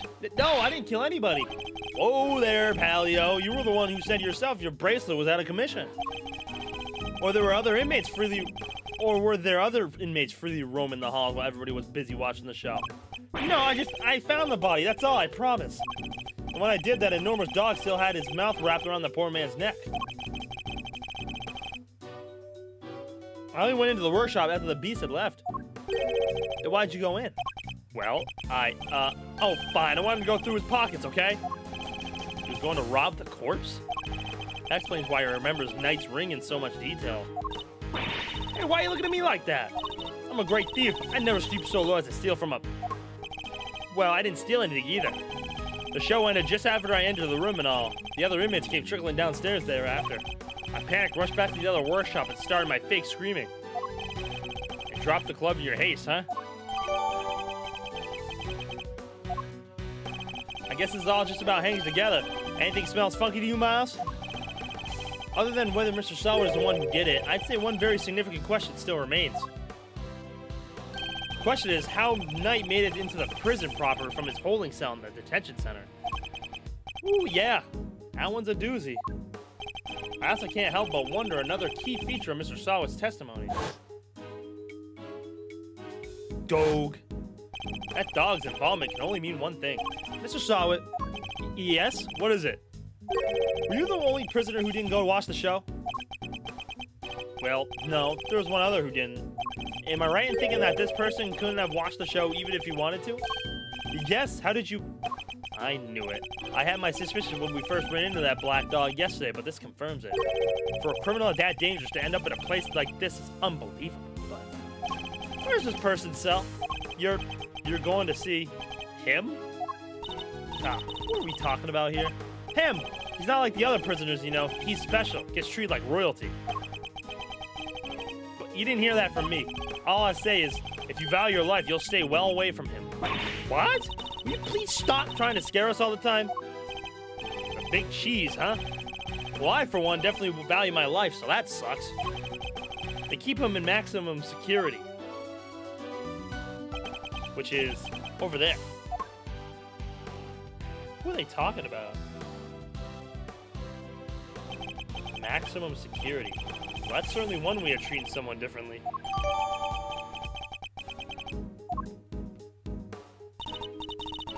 Wait a second. No way.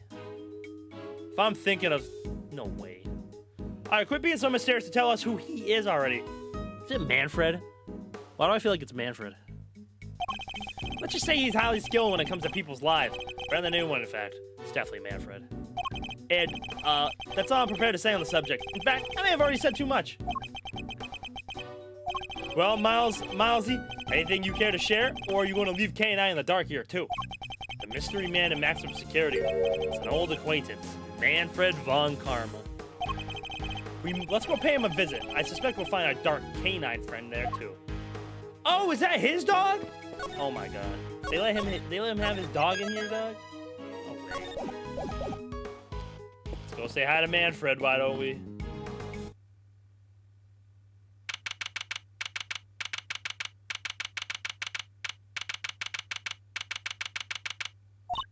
Wow, it's pitch black in there. I can't see a thing. Didn't you say that the Yatagarasu takes flight even in the dead of night or something? Even in the depths of night, when no other bird dares to take flight. One alone soars to shine the light of righteousness on the world's blight. And that one is me, for I am the great thief Yatagarasu. Whoa, you are one powerful performer. Thanks, but that doesn't help me see in the dark. I'm a human, not a three-legged raven. Eek. Whoa. Yeah. Ah, Mr. Edgeworth. Objection. So that's why he's barking at Miles. That voice. I knew it. Has been far too long. You remember me? I could hardly forget now, could I? After all, you are the one who put me away. Mr. Edgeworth, are you talking to that dog? Or is there someone else in there? Still can't see a dang thing. Oh, but I am forgetting myself. Forgive me. I do not often receive visitors. One moment. I will turn on the lights. What the fuck? That is not Manfred. What the fuck? That is not Manfred. Oh, wow. Huh. Oops.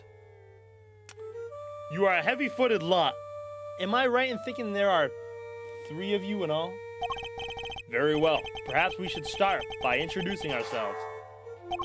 I am Bodhidharma Canis. Bodhidharma Canis.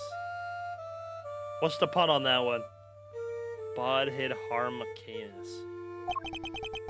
I got nothing. As you may have gathered, Mr. Edgeworth and I are old acquaintances. That's the same fucking character. There's my goat. This is your goat? Oh, hell no. What's up, Ball Man? Ball Man, I appreciate the resub, homie. 25 months. Hopefully you're doing well, man. Bald. How was TwitchCon? I've seen your Instagram stories.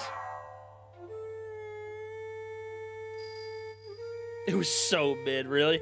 You didn't meet anybody, like, any, like, big Twitch streamers? Canis was a notorious assassin. Some knew him as the Blind Butcher. His only weapons were a vicious hunting hound and a fearsomely sharp knife. Oh, and they let bro have his dog in here? Wow. His appearance was also announced by the sound of bells, the last sound his victims would ever hear. Well, Mr. Edgeworth, am I to guess why you have to come to see me? You know why I'm here. In fact, I'm willing to bet you know every detail of this sordid little affair already. But I suppose we have nothing to hide from one another. Damn! Oh.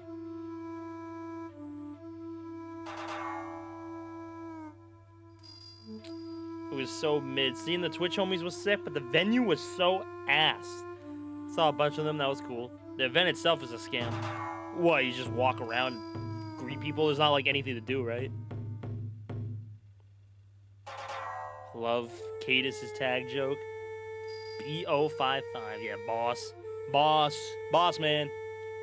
This dude's head looks like my nutsack. If your nutsack has veins like that, Ball Man, I think you need to go see a doctor. Is that Megamind? No.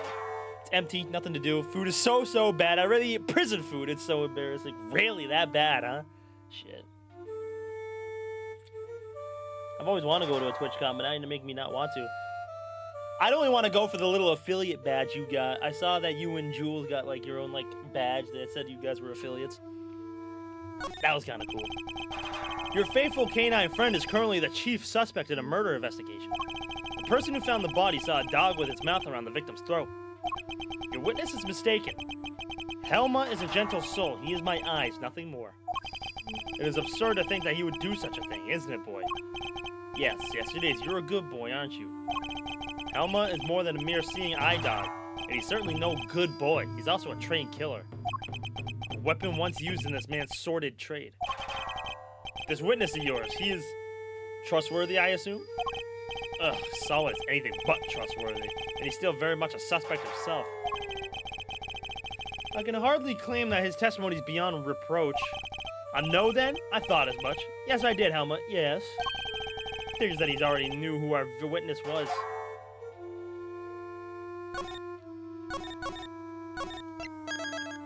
Better to hang out at the con for one day and the rest of the weekend just party in San Diego and eat some actual good food. I'm gonna guess that's what you did. Hung out with a bunch of your Twitch buddies. That's fire, though. What were you doing between 8 and 10 a.m. yesterday morning, Mr. Canis?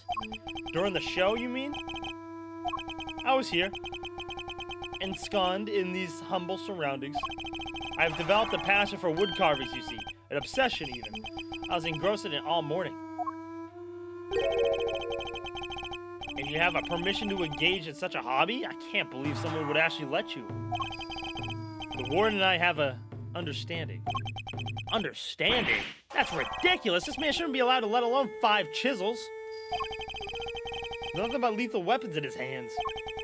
I was carving Buddhist pieces at first, but by the 674th, my interest had begun to wane. Whoa, that must have taken forever.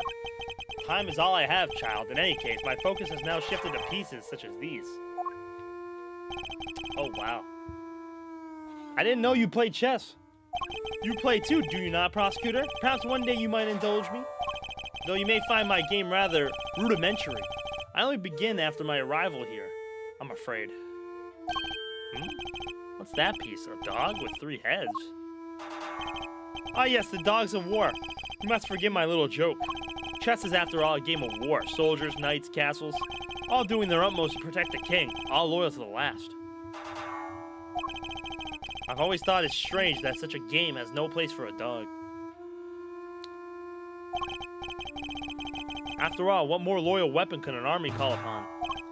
Still, it's simply a piece I made for fun. Fear not, I play by the regular rules and with the regular pieces. I can't imagine it's easy finding opponents to play here in prison, though. And I'm surprised for such a serial killer. He seems pretty well tamed. How old is he? Of course, there's no age. Oh, I am my correspondence. Correspondence chess, then. Sharing moves by post? Yes, even prisoners are allowed to send and receive letters. Their contents are inspected, of course. Although, I've yet to receive the details of my current opponent's next move. Dog chess piece. Why is that evidence? Sounds like this current opponent isn't a resident here. I suppose you know the identity of the deceased, Mr. Canis? His name was Bronco Knight, was it not? Poor unfortunate soul. I'm so sad about Bronco Knight, bro. I actually kind of liked him. You keep your ear to the ground. My ears are all I have, Mr. Edgeworth. Why am I not surprised that he's plugged into the prison's information network? But perhaps he was not so unfortunate after all. What do you mean? Mr. Knight's crime was a grave one. A crime for which he would have been made to pay dearly anyway. The attempted assassination of a president. That is no small matter. Attempted assassination? Wait, Mr. Edgeworth, didn't Mr. Knight... Yes, we proved that he murdered his team leader. And that there was no attempt on the president's life. Could it be? Are they attempting to cover up President Wang's fake assassination scheme? Whoa, whoa, whoa, whoa there, cowboy. You're saying the Bronxster didn't actually have a pop at the Prez? I was hired to defend him on the charge of attempted murder. You mean you don't know what really happened? So what? They just blamed the whole assassination thing on Mr. Knight? It would explain why the committee was so keen to get involved. Of course, they took you out of the case to try and keep you away. Bastards. Bastards. Not gonna lie, I thought you were talking about your nutsack. I think he was talking about his nutsack. He said his head looked like his nutsack, all veiny and shit. Knight is the only person to survive being hit by the Thinker. Too bad he died later. This breakdown in case one of the Thinker statues is one of the random items that smacked him.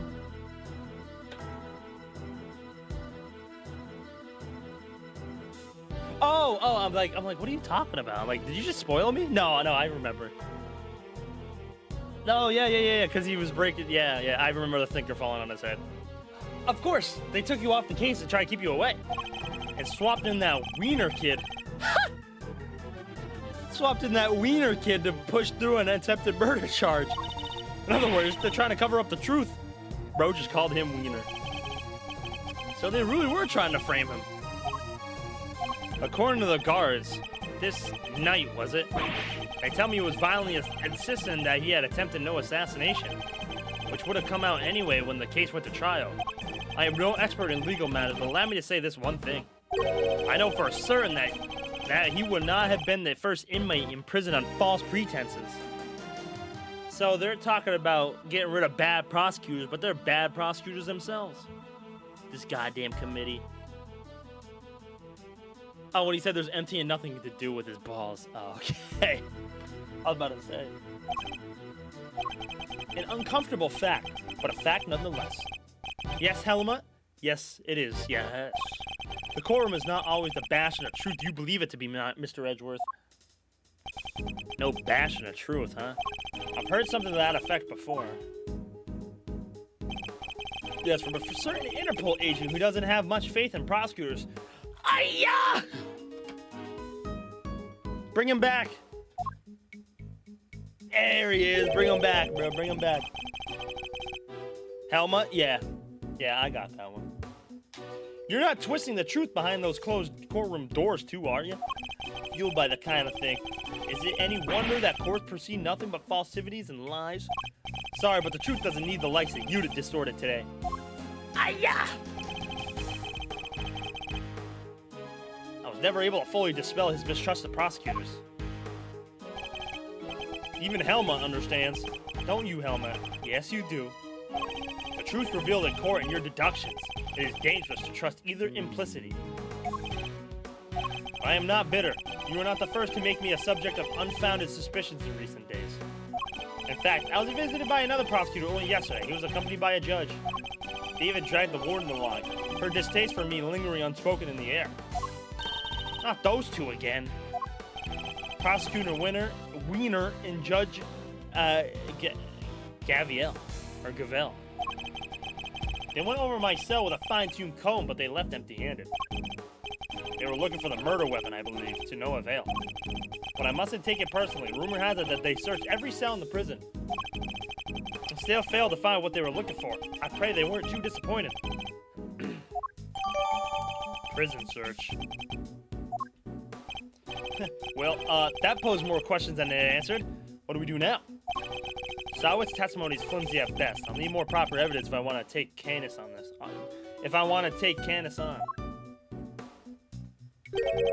Well, I think that's quite enough chit-chat for one day. Helmut will show you out. Good boy, Helmut. Go on now.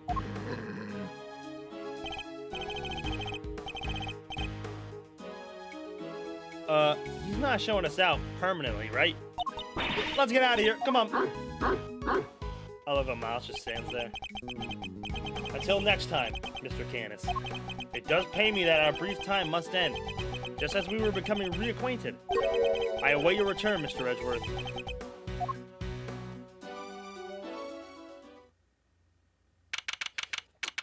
Okay, get off the monkey mountain. God damn it. Now to gather the evidence I need to bolster my case. Hey, Mr. Edgeworth. Huh. That's the best hiding spot you can find? It's alright, Kay. You can come down now. K-Con. Where's Fender? He ran off somewhere. I had no idea you could move that fast. Fender. So, what do we do now? You and I will continue the investigation, and I know just where to start. By solving that one particular mystery that's been dogging us the whole time. One of the prison workshops, but he was presumably being detained in one of the detention center's holding cells. Fender hid in the cell. Joking, not serious. No, I know. So how did he wind up on the other side of those heavy security doors? Let's start by investigating the holding cells. In Mr. Knight's room, right? But what about Mr. Fender? I'm sure he'll find us when he's ready. Sure, but he is kind of our boss, isn't he? Oh well.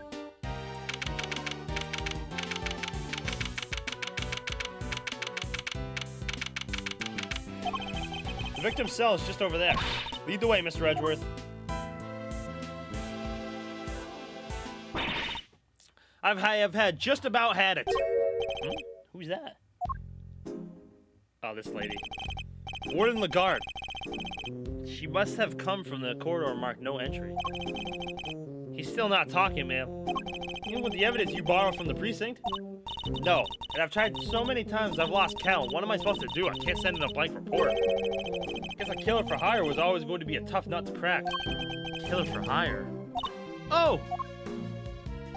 I couldn't help overhearing Warden Lagarde, but were you just talking about Bodhidharma Canis? My, you were listening. How very gosh of you. A girl's privacy is her armor, you know. Do you normally conduct interrogations of the man yourself? Oh, it's not just him, darling. I try to have the occasional tete-a-tete. I don't know how to pronounce that. With everyone you see. I love the little fox, man. That's what it means to be a member of the family in this little home of ours. There isn't a person who hasn't made the pilgrimage to my office at least once. Your office? How sweet! He's angling for an invite. Well, I suppose it is the hottest ticket in town. down the corridor. It's down the corridor here, darling. But FYI, I don't let just anybody wander in willy-nilly. Let's see. That would put it right around here. It's a wonderful room, if I do say so myself. All my guests are rave about it. And who wouldn't want to view my fabulous garden in the yard? Ooh la la. The yard? It's anything like the rest of the place. It's probably full of adorable animals, right? Can I see? Yeah, I saw Polly. I'm surprised Miles didn't say anything. Well, I mean, I guess Miles was the suspect, defendant, but he would have saw the whole Polly thing go down. Yeah, I'm surprised. But yeah, I saw Polly. Oh, darling, it's so sweet of you to take an interest, but I'm afraid that's just not possible. Why not? Because you're not a member of our home. If you want to see it that badly, you just have to get convicted for doing something unspeakable. That's a rather steep price to pay. Oh, but just listen to me chatter your way like there's no tomorrow. It's time for Allie's lunchy brunch. The poor deer will be dying. Allie, the sweetest little deer in all the world. I know I shouldn't have favorites, but you know how it is. Now to the R with me. Ciao for now, darlings. Bye, lady. That big-ass fur coat. I want to ask you more about Candace, but she dominated that conversation from the start to finish. Oh, let's go investigate the victim's cell, shall we?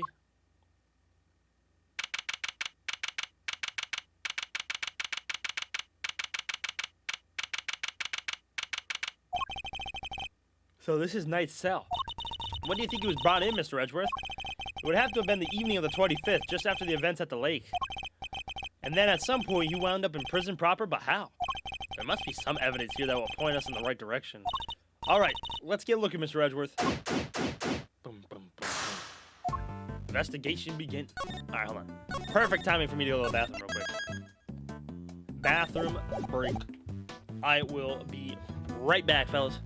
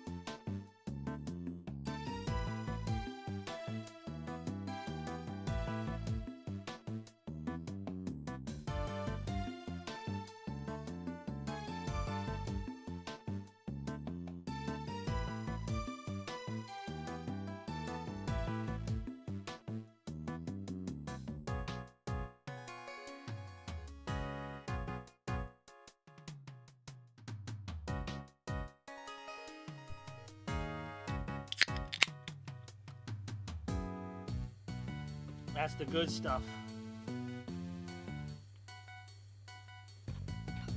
That looks better than my first apartment. That looks better than some rooms I've been in. This is definitely luxury to some people, that's for sure.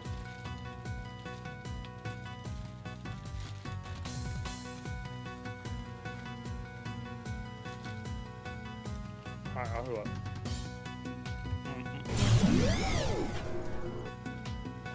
Inspecting time. Hey, you, officer. Keep up the good work, officer. Sir. Yep, there's absolutely no need to keep an eye on us, because we're two great thieves of justice. You're what now? You really needn't pluralize thieves on my account, Kay. Reflected in the mirror is a security camera, a great thief's greatest enemy. Nothing about this place is very thief-friendly, if I'm being honest. I think that might be entirely deliberate, Kay. Guard! I'd like you to retrieve the footage from the security camera and review it as carefully as you can. If you see anything out of the ordinary, inform me immediately. Yes, sir.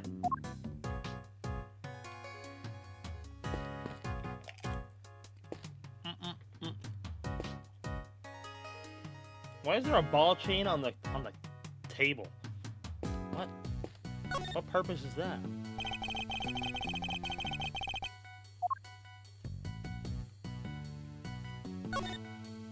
Oh, what's the menu doing here, Mr. Edgeworth? It seems that these held in the detention center are able to choose what they like to eat each day. If they can afford it, that is. Money makes the world go around, I guess. But doesn't that make life super easy for rich detainees? Okay, bear in mind that people held in these cells haven't been found guilty yet. Some of them don't deserve to be punished. Quite a few of them, in fact. So you're saying it's fine that people with money don't have as hard a time of it as everybody else? Alright. How did I wind up defending the practices of the detention system? Hey, look at this weird piece of paper. There's some sort of grid on it. Let's take a closer look.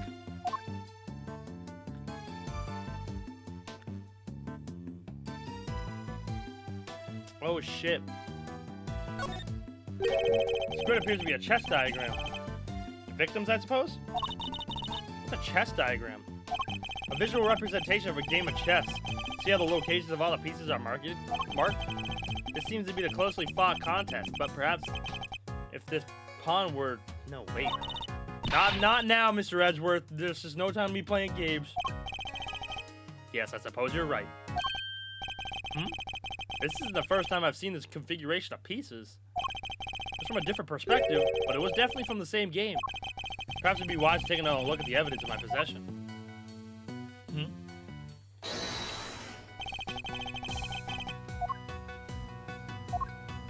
Eureka! This chess game, I've seen it before.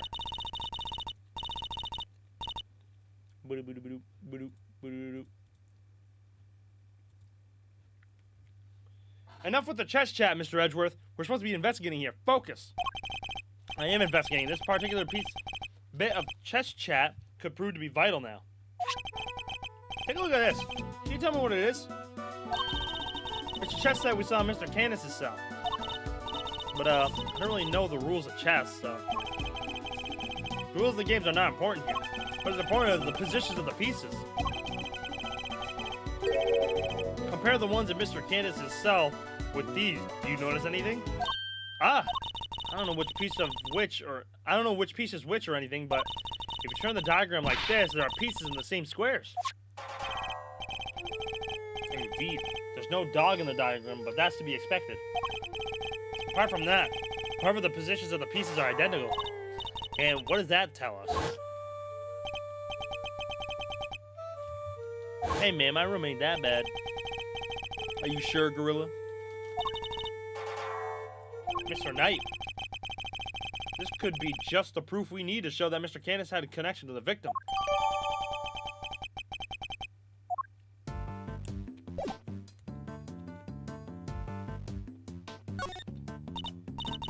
Wow, that's a lot of books. Let's take a look. You'll Laugh Tomorrow and Anthology. Understanding Animal Emotions. Life as a Pet Stylist. Maybe there was more to Mr. Knight that met the eye. sadly, I don't think these were his. They were likely specially selected and placed here for the detainees, with the hope that they would want to better themselves during their time here. Second chance at life, interviews with a former prisoner. These books appear to have been written by current model prisoners and former inmates. I like the look of this one, 200 Days to Freedom, an escape story. And this one too, making money while serving time. This facility may have more deeply rooted problems than I thought. Interesting.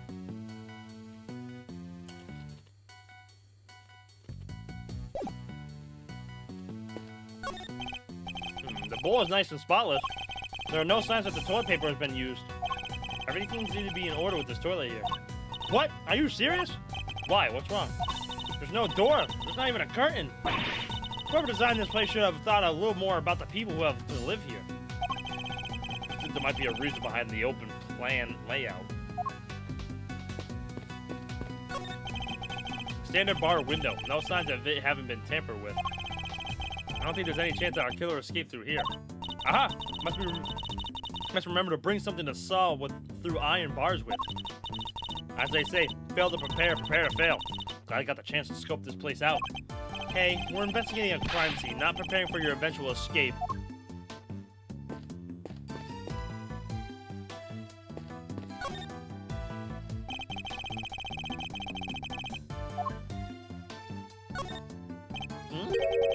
There's something different about this spot here. This part of the floor is weirdly clean. Did somebody wipe it down or something? Blood. How would somebody only do that to the part right next to the bed, though?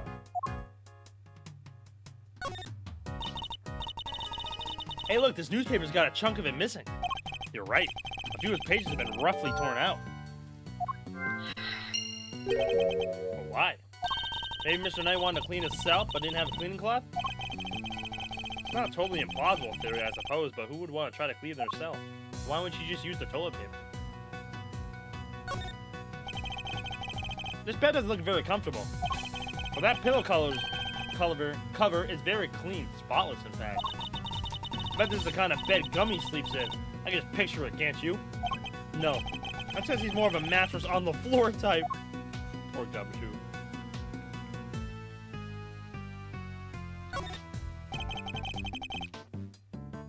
This must be Knight's suit jacket. So I've been doing some research on my own. Oh? What have you discovered? I discovered that the guys who look good in suits, tend to be popular with the ladies. But don't worry. Guys with frilly neck ruffles are next on my research list. Please stop.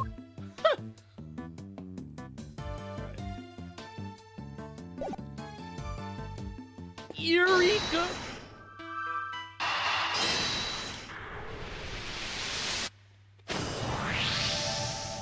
This part of the floor has been wiped clean. Maybe he spilled some grape juice?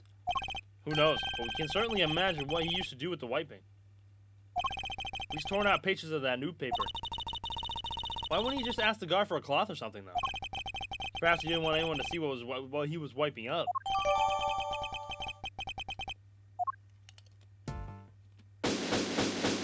That was a small investigation. I think we've about exhausted this cell.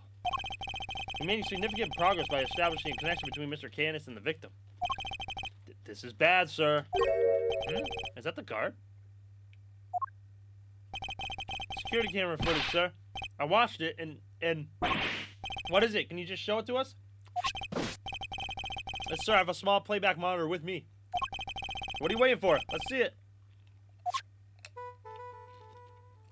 Oh! It's animated. What the fuck? Oh, shit. I was not expecting animation. What's that? That black thing. It's that dog, right? Until now, our assumption was that the crime had taken place inside the prison proper. But it seems that assumption may have been wrong.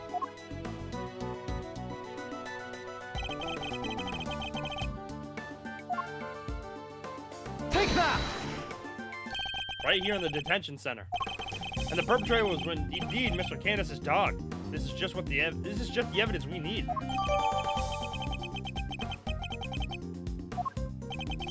If this is where the knight was actually murdered, So one of the pieces of evidence we found in here, his cell takes on a whole new meaning. If tonight's cell was a crime scene, which piece of evidence takes on a new significance?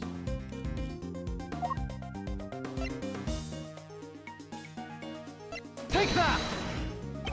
Yes, this piece of evidence now means What's wrong, Mr. Edgeworth? You're quiet all of a sudden. I'm fine, Kay. Actually, I'm overthinking this.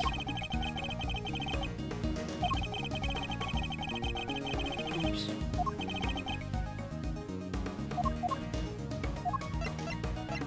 Take that! The floor in Knight's cell was wiped clean, presumably to remove something. Could that something have been his blood? Thank you, officer. Would you mind doing me one more favor? Name it, sir. There's a detective by the name of Gumshoe somewhere in this facility. I need you to give him a message. Tell him to have this cell tested for traces of blood and report the results to Edgeworth. You got it, sir.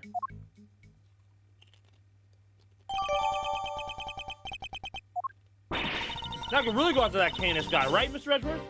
No, not yet. We still don't know how Knight and the dog moved between his cell and the prison proper. Right, so that's what we need to figure out next. What's the play, coach? Where are we off to? I suspect one of the guards might know something. We should ask those posted nearby and see what they have to tell us.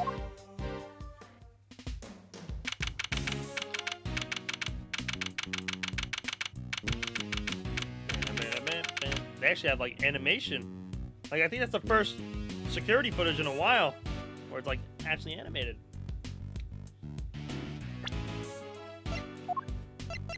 I can't watch it again. That's cringe, though. Okay, time to get asking. Huh? Hey, he's back.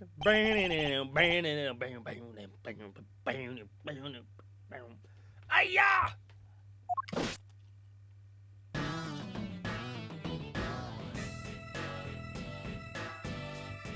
Let's go! Well, Mr. Prosecutor and his little friend. I didn't find you here. Must be my lucky day. This is Agent Shilong Lang of Interpol. He was in charge of a case I worked on 2 weeks back. I think he had gone home to Shangfa after that, but here he is.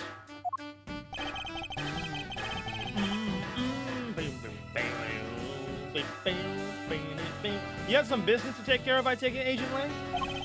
You could say that. Nothing that need concern you, though. First a black hound, now a wolf, and all in black. Hey, wait. Why are you here all alone today? That's true.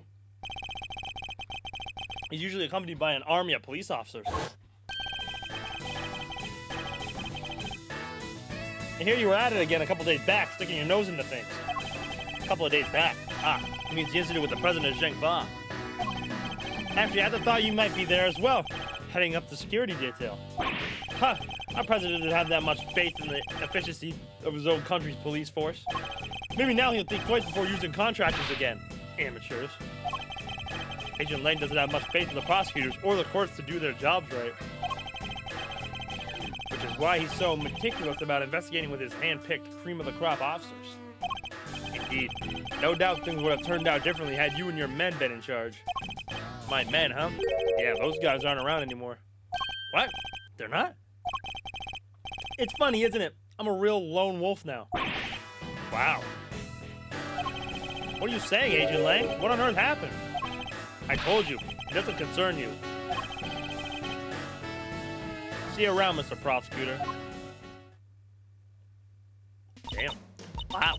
He seemed not okay. Yes, and I would very much like to know why. But there's nothing we can do about it right now. We'll worry about Agent Lang later. They have an investigation to conduct. Alright, let's start by talking to these guards.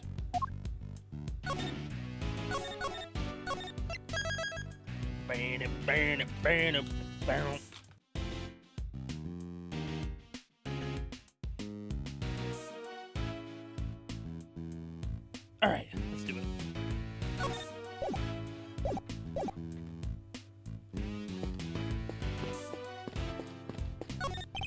Let's go to the observation room. Observation? You mean, are they always watching us? Or maybe they're just watching you and laugh at the wall at the weird stuff you do. Weird stuff? I'm a perfectly normal person who does perfectly normal things, I'll have you know. Security gate that can detect metal objects. Am I the only one who gets a little nervous when I have to go through one of these? It's the same whenever I see a cop. I know I've done nothing wrong, but I still get anxious. Maybe because you go around calling yourself a great thief, hmm? Yeah. These are the guards' lockers. I bet they keep their uniforms in there. Snacks, too. Snacks? Really? Well, that's what I'd keep in there if it were me. You know that not everyone is you, though, right? These guys definitely have snacks. Oh, man. I'm in so much trouble. What's the matter? You seem perturbed. Oh, well, you see, one of my uniforms is missing. I could have sworn it was right here in my locker. Did it grow a pair of legs and run off somewhere? Where in the world did that idea spring from? Anyway, I hope you track it down soon. I'll be rooting for you. But thanks, I appreciate it. Missing guard uniform.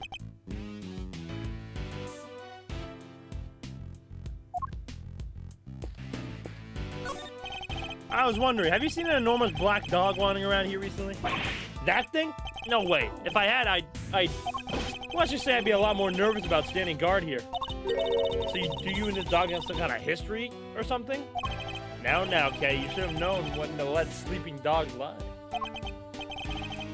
By the sound of it, Canis' dog hasn't been spotted on this side of those heavy security doors. Hey, those my faithful assistants I see before me? Fender, and where exactly have you been? Where have I been? I've been looking for you two. Been searching high and low. Wandering lonely through the prison halls. It was terrible, I tell you. But the prison's on the other side of the faculty, boss. So listen, I just got the lowdown on some seriously dynamite material. You want to hear it, right? Right? Seamless. I was chatting with a few of the guards, and they told me something tres interessante. Turns out the Bronxer had himself a little incident 2 days ago. Pre-mortem, if you catch my drift. An incident? Simeon told you he came to visit his pal, right? Well, it happened right after they wrapped up, when Bronx was being escorted back to his cell.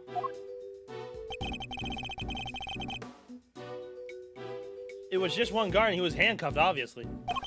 They made it back, and the guard was taking off his cuffs when the Bronxer clobbered him, knocked the poor guy out cold.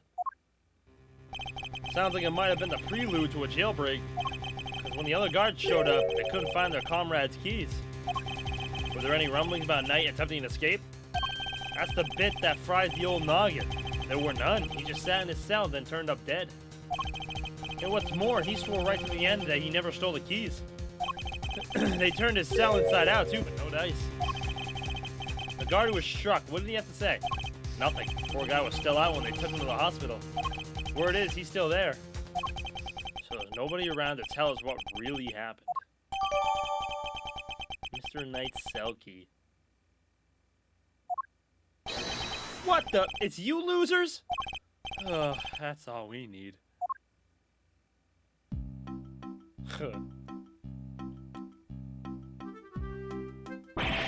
Why are you still hanging around here like a bad smell?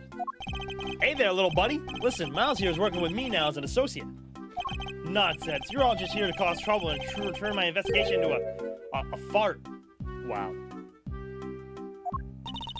Eustace means farce, of course. A simple slip of the tongue.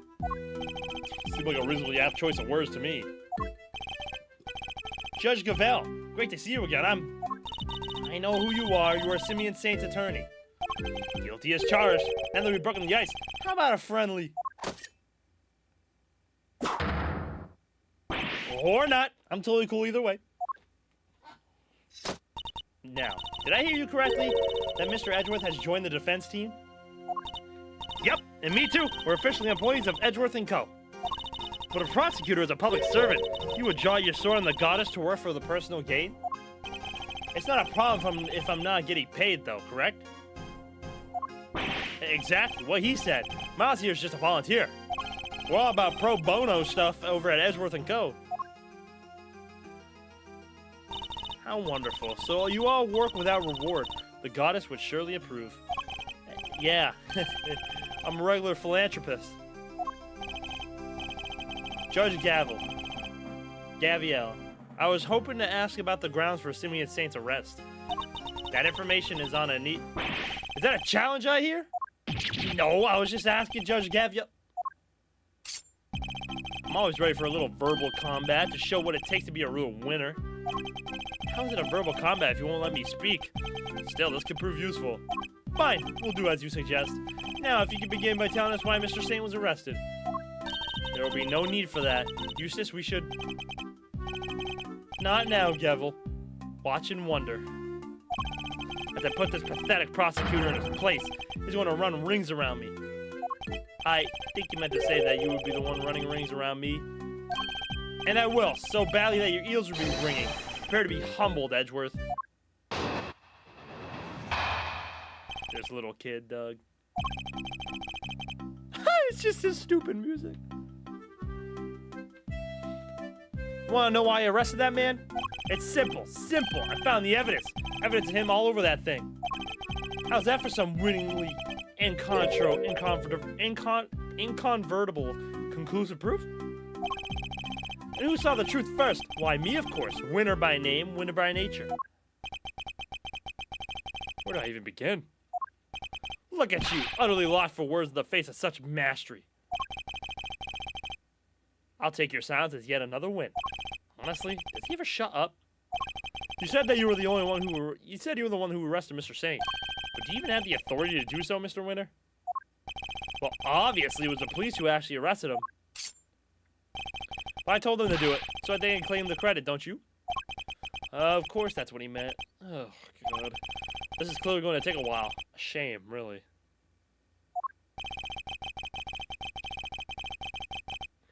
Given that, I'm much more interested in what Judge Gavel is silently thinking over there.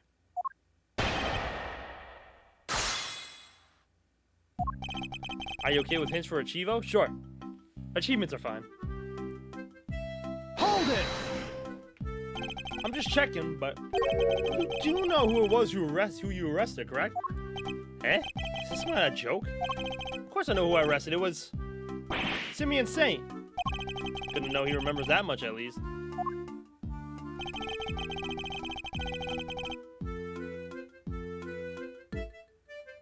Getting to correct each statement as an achievement. Alright.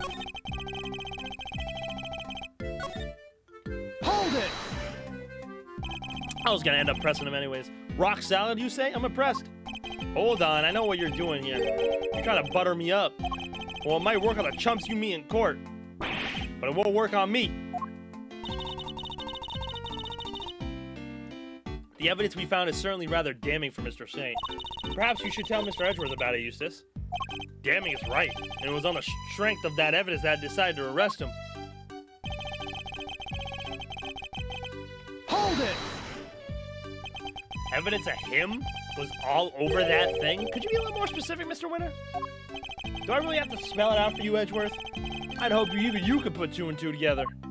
Stop messing around. The onus is on you to provide a comprehensible testimony. Come now, Eustace. I'm sure Mr. Edgeworth and his friends would be very interested to learn how you cracked the case. That certainly look keen to hear about. They certainly, my fault. Fine, if you insist, I'll fill in the gaps. Brace yourself, because it's gonna blow your tiny little minds. I bet you didn't even know, but that victim had, wait for it, a chess set with him. And that chess set was covered in the fingerprints of a certain Mr. Simeon Saint.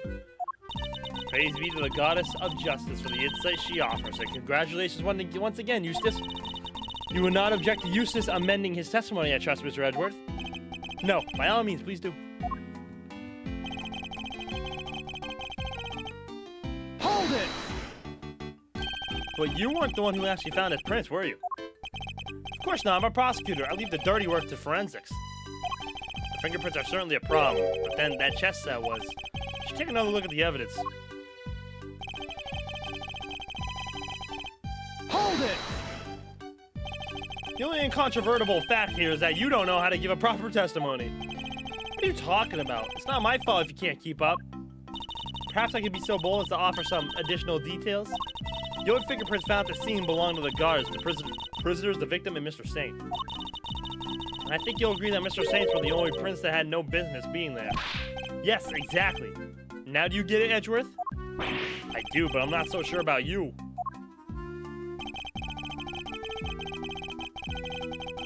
Hold it!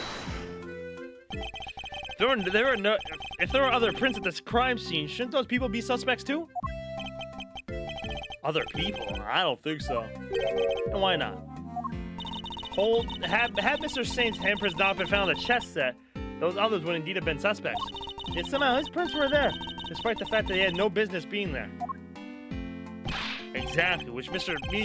Saint was saying is he is neither a prisoner nor a guard. Therefore, he should not have been able to enter the prison. Finding his prints in a place he shouldn't have had access to is grounds enough for an arrest, no? Yeah, what she said. Not bad, Gavel. You are too kind.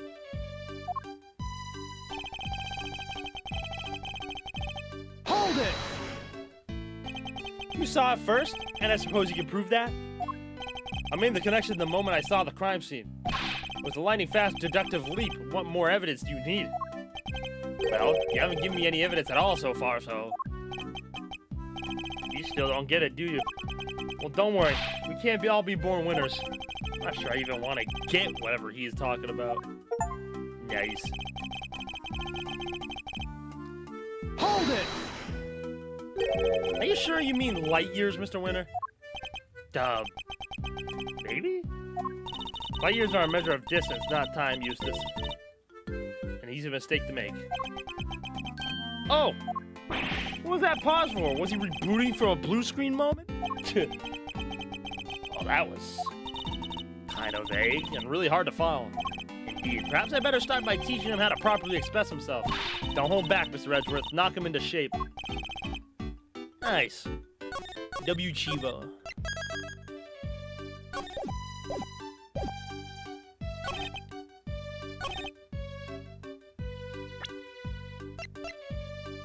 Objection!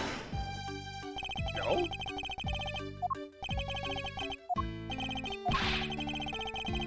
Okay, wrong one, I guess. Overruled! Damn! Calm yourself, Eustace. This so-called evidence proves nothing. Huh? Really? Yes, perhaps so. If only Judge Gavel weren't there. We could try to ensure that there is some substance to your interjections, Mr. Edgeworth. Fear not, Your Honor. I intend to do just that.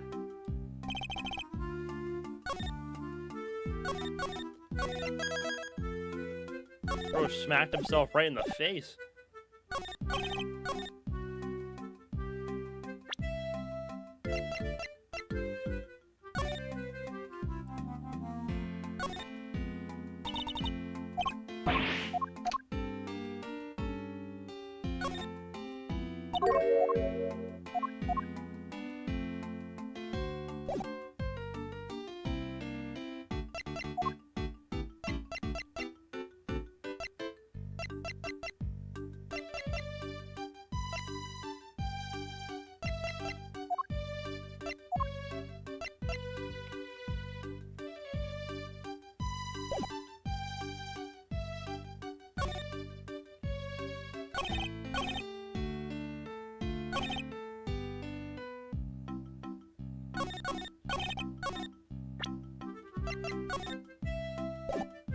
Objection! There we go. I was about to say, like, what the fuck?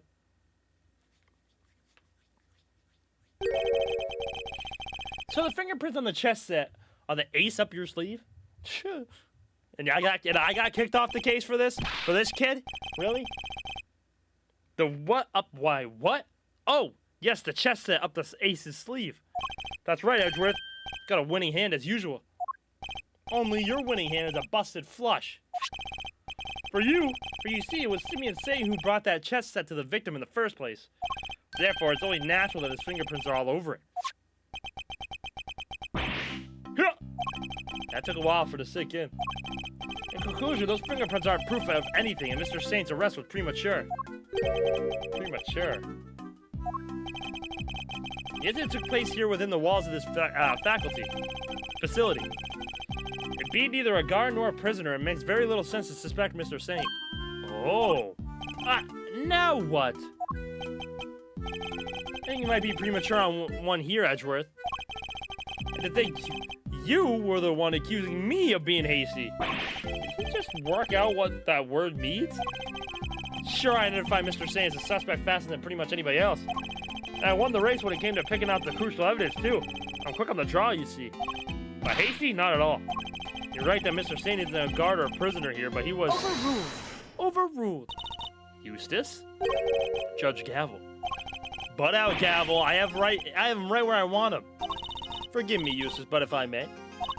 While the particulars of the suspect are indeed fascinating, don't you have something a little more impressive to share with the prosecutor? Something more impressive? If you wouldn't mind, Mr. Edgeworth, Eustace made an ingenious deduction concerning the murder weapon. Perhaps you would like to hear it. Yes, of course, that. Well remembered, Gavel. Listen to this, Edgeworth, and prepare to be amazed. Objection! With this ingenious deduction, explain why Mr. Sane was arrested. Oh, will this? Let's just say you won't be disappointed. Judge Gavel deliberately diverted the conversation away from my line of questioning. What exactly is she up to? You seem to be better at being a lawyer than an expert. Not this kid. This kid's about dumb as hell.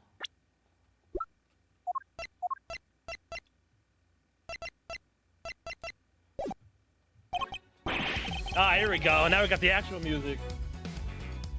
Fact 1. The murder weapon was some sort of metal blade. Fact 2. Potentially deadly blade are strictly controlled within the prison walls, as we both know. From these two facts, I conclude that the weapon in the question must have come from outside. It must have been hidden inside the chest set. Oh my god. It says the only prints were found in the chest that belonged to the victim and the suspect. I'd say it's blindingly obvious who brought the weapon in and used it, wouldn't you? Nothing else, his testimony this time is a little more comprehensible than the last. Another winning deduction brought to you by the one winner, Eustace, prosecutor extraordinaire. More like one winner, useless prosecutor extraordinaire, if you ask me. But how could anyone even hide a weapon inside that chest set? Good question. Why don't you take a look for yourself? Inside the chessboard. So there's only one way to find out.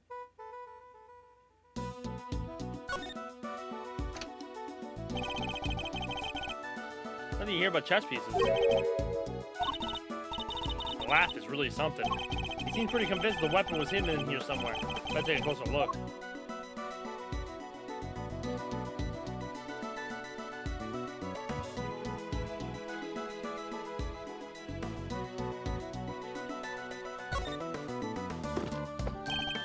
What? The stiff lining at the top opens like a flap door. Oh, there's plenty of room in there. Indeed, more than enough to hide something like a small knife. Ingenious. No, the killer snuck the weapon in by... Objection! Huh? What do you mean, huh? Let me finish, will ya? I fear you've not been listening, Mr. Winter, or perhaps you've simply forgotten. The detention center is outfitted with security gate. Huh? I mean, yeah, and? The security gate also acts as a metal detector, Eustace. We must pass through another one on the way into the prison itself, remember? Yes. Yes, that's right. Of course I remember. Definitely didn't. It would have been impossible to smuggle a metal blade through such a gate into the facility, which would seem to blow a rather large hole in your reasoning, Mr. Winter. Overruled. Overruled. The gate is only used to scan people. Any items that break into the facility are only subjected to a cursory check. Are you telling me that the chest set wasn't put through the metal detector? It should have been. Alas, it seems the guards have grown a little lax in that regard of late.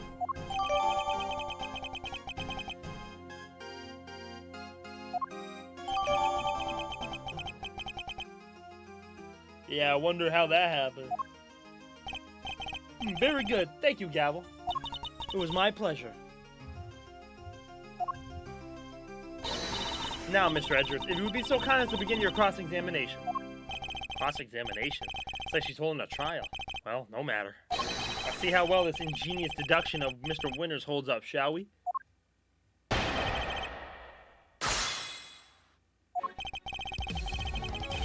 Do-do-do. Do-do-do. Hold it! Fucking love this song. A metal blade, you say? Flitcher, do you know the name of this one? A metal blade, you say? And do you have any evidence to support this? Ha! You mean you didn't even look at the victim's injuries? Why am I not surprised, you third rate? Wow. I literally just got called third rate by some kid. The fatal blow was a stab wound to the neck. And it was delivered by a knife-like blade. That much is absolutely beyond doubt. It appears that they're not yet aware of a certain other piece of information. Lots for words, are we? Now just keep going, my brilliant deductions don't end there. Hold it! The fact that such objections are strictly controlled doesn't mean they're actually forbidden. Well, no, I mean, some of the prisoners used scissors to cut the animal's hair, and that avenue of inquiry was conscientious. Oh my god, I don't know how to pronounce that, my fault. Pursued, as you no doubt recall, Eustace. One of those Presto themes, I don't know these ones. Alright, Presto, I'll just keep that in mind. Yes, only one bladed object had been signed out by a single prisoner at the time of the incident. The item was tested for traces of blood, but none were found.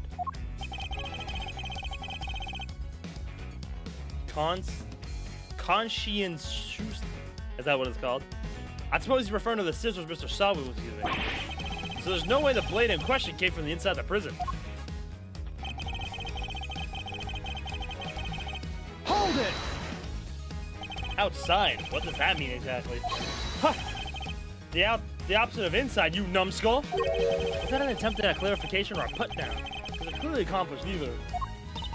What Eustace used to say is that it must have been brought in from the outside of the prison by Mr. Sawin. By Mr. Saint. Honestly, Edgeworth, if you haven't figured that out by now, then you're an even bigger loser than I thought. The feeling is mutual, believe me. Mr. Saint clearly brought the murder weapon into the prison. The question is, how? Hold it! But no murder weapon was found at the crime scene, and there's nothing inside the chessboard either. I'm curious, Mr. Winter, do you also have thoughts about where this weapon might be? Well, the perpetrator must have hidden it somewhere in the prison. Is there a problem with this claim? Yeah, there's a problem. They hid it somewhere inside the prison? That seems unlikely. In fact, I can prove that's not the case. My evidence suggests that the murder weapon isn't hiding somewhere in the prison.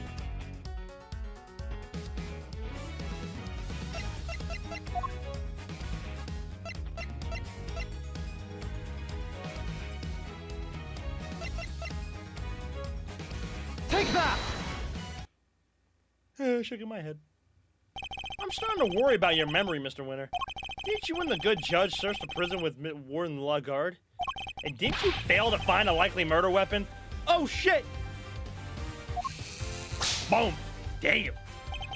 Well, yes, but I guess we just missed it, that's all. Wow, way to undermine yourself. You saying your search wasn't entirely thorough? You, the so-called winning rookie? Stop making fun of me. Eustace. Calm yourself. Breathe deeply. Do not allow your opponent to get under your skin. You're right. I'm a winner. Why should I let a third-rate loser like Edgeworthless here get under my skin? I'll thank you to leave my name out of this. Well, I'm Kay Faraday, and I am A-OK. Now you two, please. Looks like it's simple, since my first-rate investigation didn't turn up any weapon. It means there wasn't one to find, which leaves only one possibility. The murderer took the weapon with him when he left the prison. That's why we couldn't find it when we looked, obviously. Objection! What are you proposing is impossible? And this proves why the culprit couldn't possibly have taken the weapon out of the prison with them. Take that! More memory trouble, Mr. Winter? Now you're forgetting things you yourself said. Are you making fun of me again? Oh, so you remember what I said. Perhaps you might have been better served by remembering this. What's that? Oh my god. Wait, does he seriously not remember? It would certainly seem that way. There was a security gate at each entrance to the detention center and the prison proper. Coming from the prison, anyone leaving the facility would have had to pass through both of them. 2 gates, both fitted with metal detectors. Oh wait, now remember. Looks like he got his memory back. So as you can see, there's no way anyone could have taken a weapon out through the both gates. And Therefore, there's no way the murder weapon could have left the building. Yo. In which case, Mr. Edgeworth, perhaps you would care to tell us where you think the murder weapon might be. It is still here on the premises. That's the only plausible conclusion to be drawn. But we searched the prison from top to bottom and couldn't find anything. Because you were never going to find anything to begin with. Now when you were laboring under the misconception that it's a blade you were looking for. Yeah, we know the truth about what happened to Mr. Knight. We've seen it with our own eyes. That is quite a claim. I assume you have the evidence to support it? Don't show it. Don't show it. What is the weapon that was used to commit the crime? Take a look at this, Judge Gavel, and the weapon was used in this case will become clear. Take that! This is footage taken from a security camera trained on Knight's holding cell. Now watch it for yourselves and see.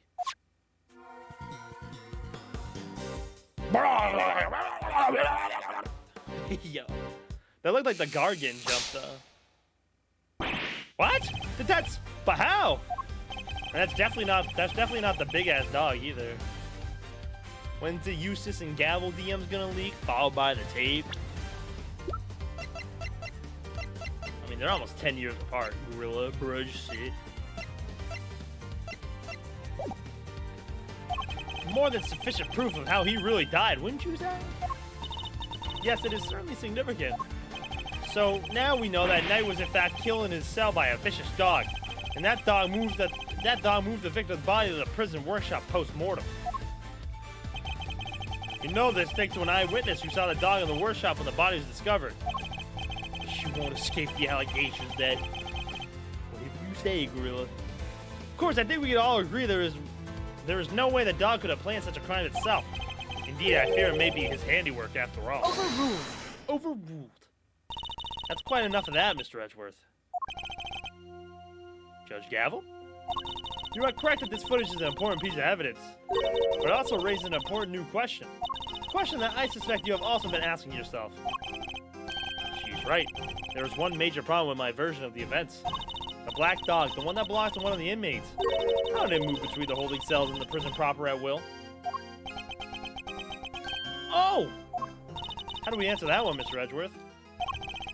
The truth is, I don't know yet. Of course not. Can it, Wonder Boy? You don't even notice there was a problem. Overruled! Until the defense provides an adequate explanation, the court cannot accept your line of logic. That is all. This court is adjourned. But wait, there's still so much more to explore. Overruled! Yo, bro, she's overruling a lot. Court is no longer in session, Mr. Edgeworth. Objection! If you would be so kind as to leave the courtroom. The court was never in session in the first place. Once again, this court is adjourned. Objection! Objection! We may not have all the answers yet, but you haven't explained anything either regarding Mr. Saint. What do you mean? Just as we don't know how the dog made it into one of the detention center's holding cells, you can't know how Mr. Saint could have made it inside the detention center, let alone the prison either. He would have been allowed as far as the visitor's room to see his friend, but no further. So it's hard for me to conceive how he could have committed a crime in a place he had no access to. Judge Gavel, I believe it's your turn to provide some proof. Proof that Simeon Saint was able to enter the prison. Overruled! What the fuck you mean overruled? You wish for the court to provide you with proof? Highly irregular, but very well. What? They actually have something? Now seems like a good time as any. And I suppose you have been kind enough to share your own theories on the case? What's she building up to here? Fucking fake evidence? Falsified evidence? Mr. Edgeworth, I suspect you don't know what Mr. Shane does for a living, so allow me to fill you in. He is a circus performer. What? Yes, perhaps you heard of the Barry Big Circus? Get him out of my head! Get him out of my head! Oh!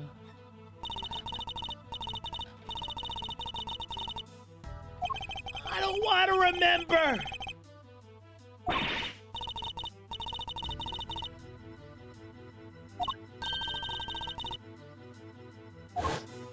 The underage girl.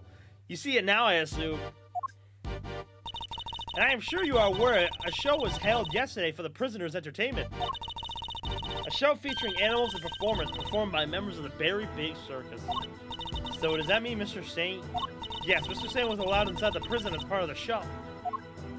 And that, in fact, that fact has been confirmed beyond reasonable doubt. She held on to that fact until the last possible moment.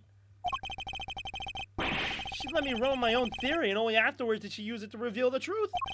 Wait.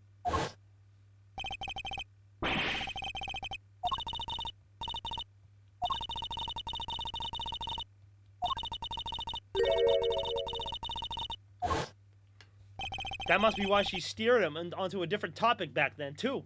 I got you good, didn't I, you third-rate prosecutor? You didn't do nothing, Eustace! This has nothing to do with you. Gentlemen, the court is well and truly adjourned. If I may offer a word of advice, Mr. Edgeworth.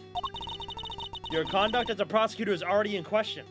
You would do well to remember that you were removed from this case for that precise reason. What are you trying to say? That the committee reserves the right to confiscate your badge at any time. Should you wish to retain it, you would do well to avoid crossing paths with us again. Is that a threat? The goddess of justice is compassionate, Mr. Edgeworth, but she is not endlessly forgiving. Oh, and one last thing. You are no defense attorney. Abandon this foolish pretense. Thank you for your concern. But I do not abandon anything. What I start, I finish. Well, do try to remember that two jobs are not one and the same. That a defense attorney is expected to develop something of a bond with their client. Next time, finding out your client's real occupation might be a good place to start. God, you son of a bitch! Now, I really must be going. May the goddess of justice watch over you all. Tripper! Trip Eustace! No. So Simeon lied to us. Not just you two. Guy took me for a ride, too. What's his deal? Whoa, whoa, whoa! You're not having second thoughts about all this, are you, Milesley boy? Sure, Judge Gavel is a tough cookie, but that doesn't mean you can't just give up the ghost. The defense never rests, as a wise man once said it. That goes for associates, too.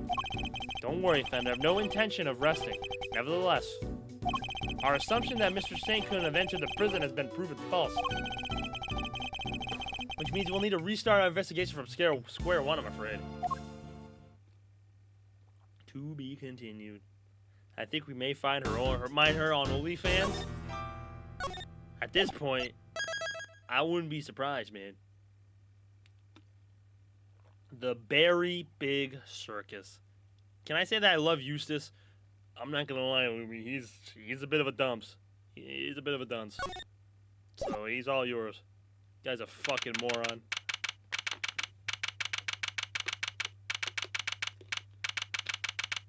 I kind of do too, though. What? Oh, nah.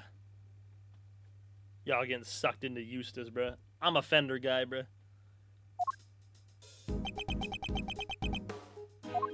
You withheld information from me. Why? Beep. I didn't withhold anything.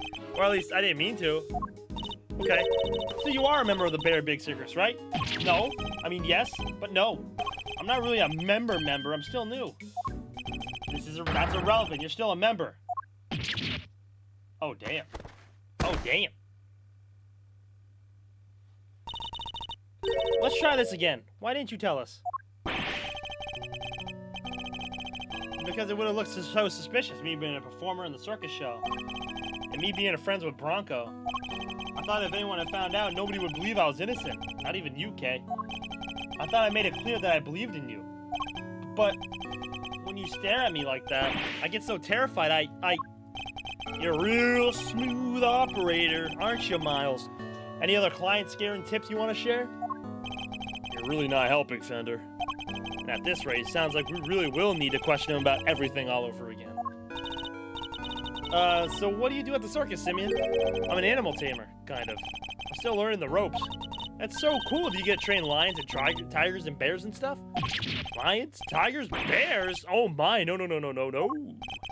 I work with this little guy. Oh my god, is that, what's his name? Hold. I'm gonna figure this out, hold. What's his fucking name? He stole the shiny stuff, bro.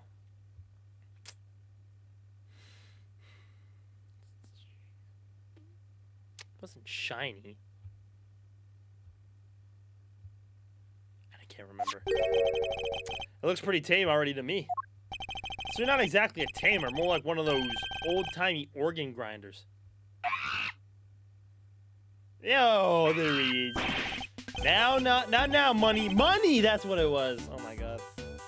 I'm trying to... Oh, you little scamp. Oh, wow.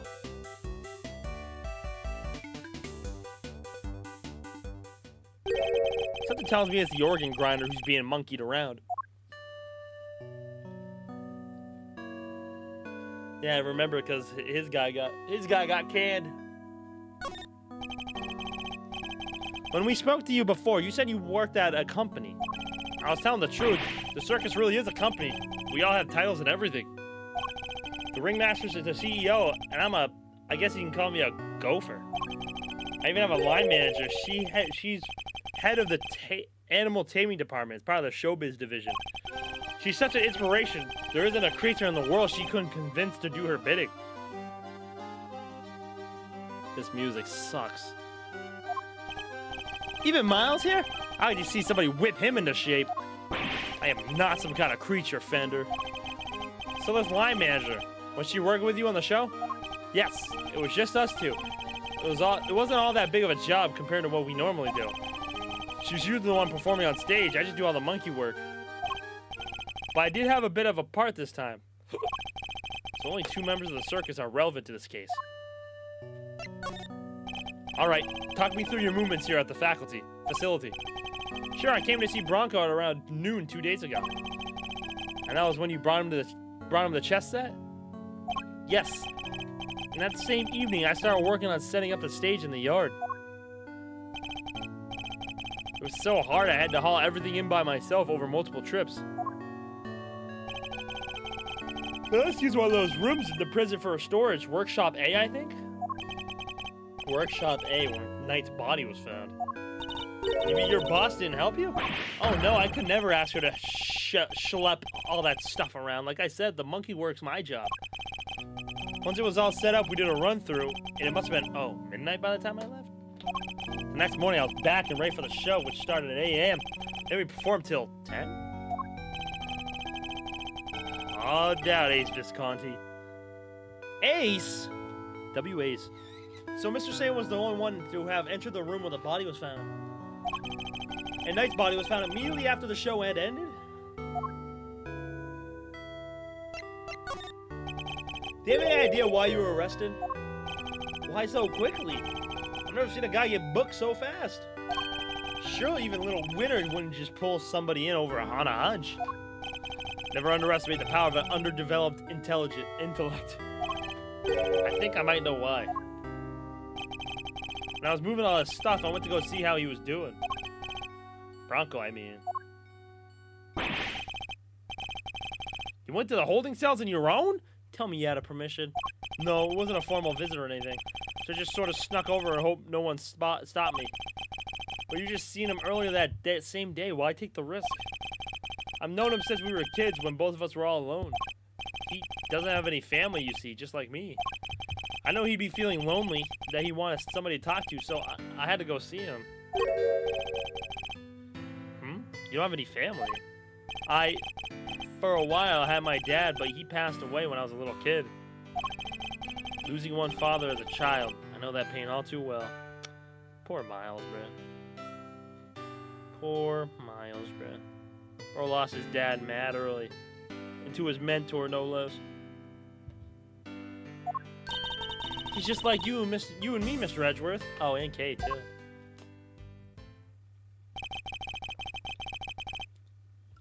There was nobody else when you went to see him? No. The other holding cells were empty, and I didn't see any guards.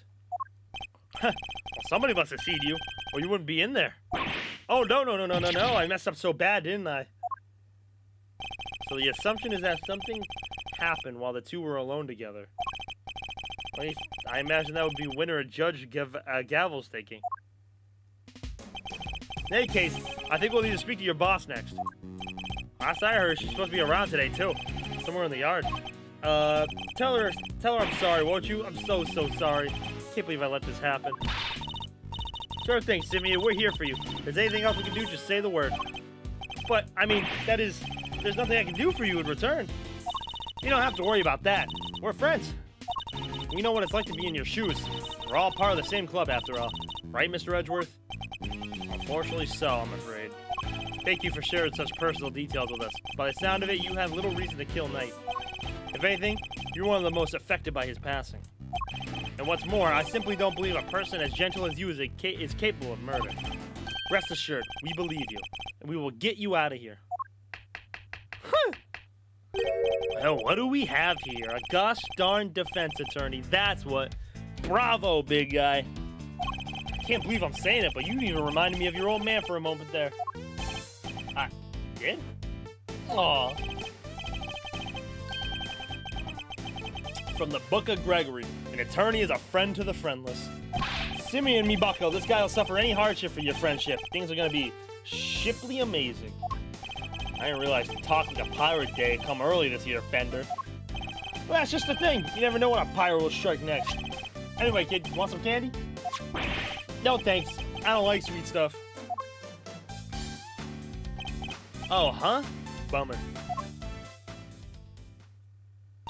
I wouldn't mind a nice ship myself. A great thief's galleon for the dread pirate K. Yahar, me hearties. We'll sail the 7 seas together and claim the greatest treasure of all, the truth. Shiver me timbers, you two will be the death of me. Oh, come on, let's set sail for the prison yard. But no sea shanties on the way, please. Look at Edgeworth, bro. Look, the shutter's open. That's the way out to the yard, I believe. Let's go take a look. Come on, what are you waiting for? Someone's excited.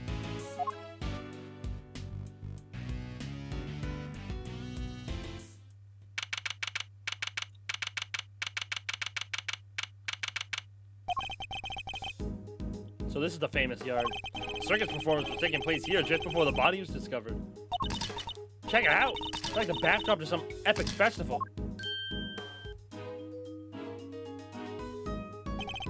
Most of the prisoners were assembled here when the body was discovered, which means that anyone who saw the show has an alibi.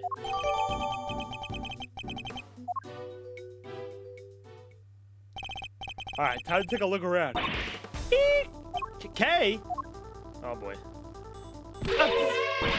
Stop hitting me! Help, Mr. Edgeworth! Yo. Cease and desist, you beast! Objection! Yo! She's getting beat on. Damn!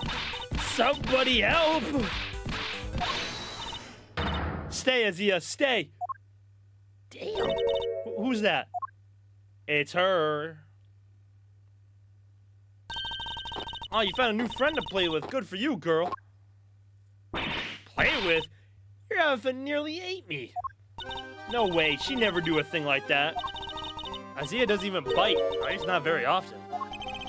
So she does have a taste for human flesh. How'd you like meeting a real live elephant up close? Aren't you glad you did? Yeah, glad I didn't die. But did you have fun, right? Right? There, sweetie, don't cry. She had a wonderful time, didn't you, Kay? Don't mislead the poor girl, Fender. She did? Oh, I'm so happy. Here, let me make it up to you. How about a hug? Yo, what is up with this guy and hugs, bro? Keep your trunk to yourself. Aw, another new friend. Isn't it just the best day ever? I am Associate Defense Attorney Miles Edgeworth. Oh my gosh, I am so sorry. I haven't even introduced myself. I'm Regina. It's so nice to meet you. I'm Kay, Great Thief Extraordinaire, Mr. Associate Defense Attorney's Great Associate. This self-introduction brought to you by the word of convoluted. And your elephant's newest friend is Mr. Fender, the defense attorney. Did my controller die? Oh my god, my controller died. Hold on. I don't even know how, bro.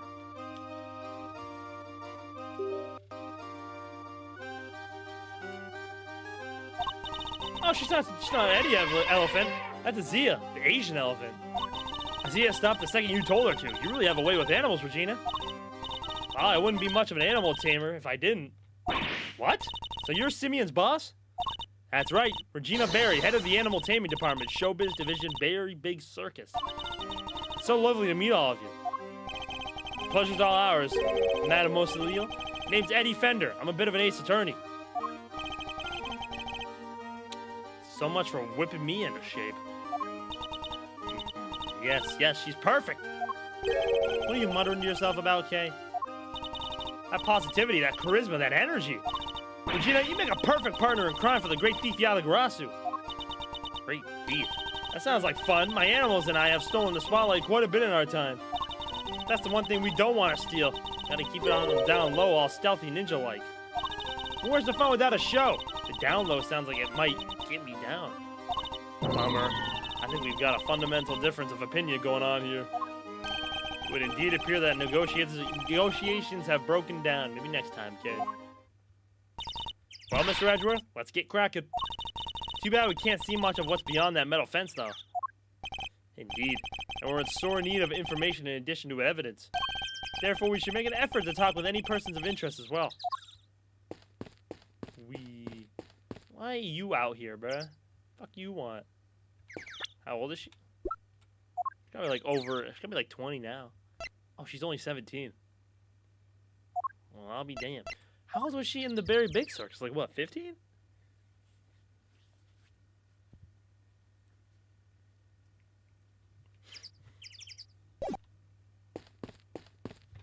I can't remember. Alright. This door appears to be locked. Want me to open it? Can't guarantee anything, but I'll certainly give it a try.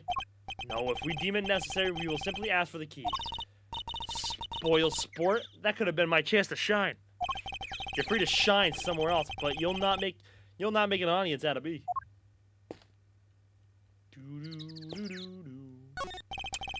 A wicker basket, or rather a cart given the wheels. Ooh, smells like animals. I suppose they must have been using it to move things around.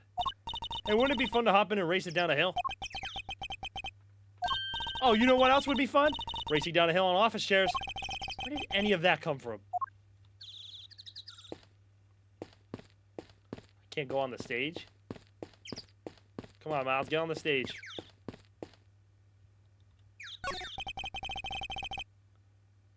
This must be the stage for the show. Do you think people would be interested in a great thieving show? I'm sure the police would be very eager to attend.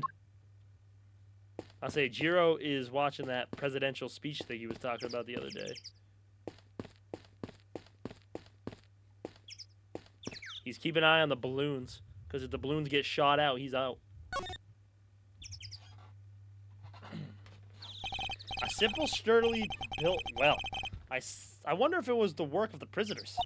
Somebody's left a bunch of tools lying around. There's a long piece of rope and a pretty heavy-looking weight. Let's see. It weighs 30 pounds. Oh, and there's some pulleys, too.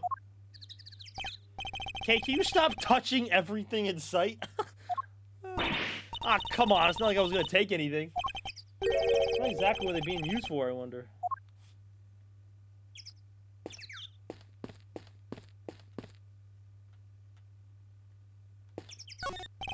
These chairs must have been for the audience. Wow, I pity whoever had to put them all away. Really? Why? Huh, you've clearly never had to fold up a bunch of boring chairs before, huh? Not personally. Told other people to do it, though.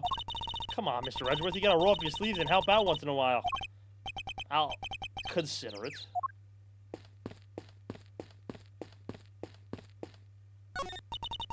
Hey!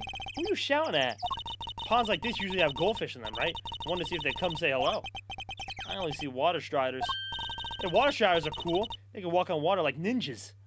Whoosh, whoosh. Man, I wish I could do that. So much for the goldfish. An Asian elephant named Azia, from one of the Berry Big Circus's many animals. She certainly seems very fond of petting humans, based on what we've seen. Do it to Edgeworth. Do it to Edgeworth. That'd be so funny. Oh, those humans. Can't just glare at her like that, Mr. Edgeworth. She'll think you're trying to show her who's boss. You tell me she thinks I'm one of her kind? No, just that she respects you, I guess. How comforting.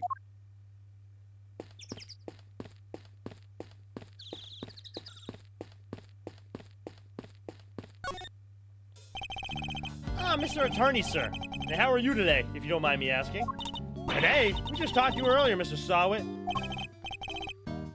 Oh heavens, I do apologize. Ever since I came to call this place home. Been working my interpersonal skills, you see. In order to be as annoying as possible. I'm certainly helping out with the circus show stage teardown and clean up. But if you have need of me, I'll do my utmost to help. I'm just chipping in, doing what I can. Model prisoner that I am. Yes, my stay in this prison has seen me reborn. The Frank Sawa you see before you was a changed man. A changed man. Who targets the recently deceased? No, you must understand. That was just a moment of madness. A moment of madness. Ugh. You're a disgrace to all thieves everywhere. You're right, of course. I can't deny it. I still have a long way to go. As a thief? Anyway, as you can see, I have a shiny new bracelet now. So it's the straight and narrow for me. Like I say, I'm a model prisoner. Not that a real model prisoner would need to keep me telling me that.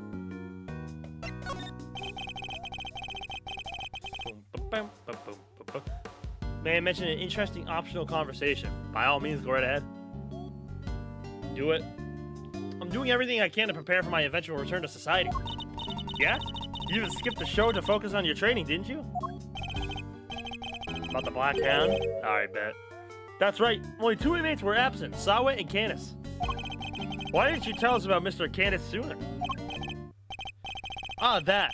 Look, I think there's an inmate in this prison who'd talk about him if they didn't have to. He's the real one in charge around here. He didn't hear from me, but, well, I guess it comes with being the fixer. The fixer? Yes, anything you need, he can get it for you. How does he get away with it? I'm not sure, but he's the only one who does. I heard he has a secret way of getting things into the facility. I imagine the fixer affords Canis certain privileges. Not that I concern myself with such things anymore, of course. I'm far more interested in perfecting my mud pack application technique. What are those mud packs exactly? They're a special type of mud treatment, rich with minerals that works wonders on their coats. They're practicing on the animals here in the prison. I hope to treat them all eventually. Speaking of mud, that reminds me of a certain piece of evidence. Maybe you should try presenting it to him.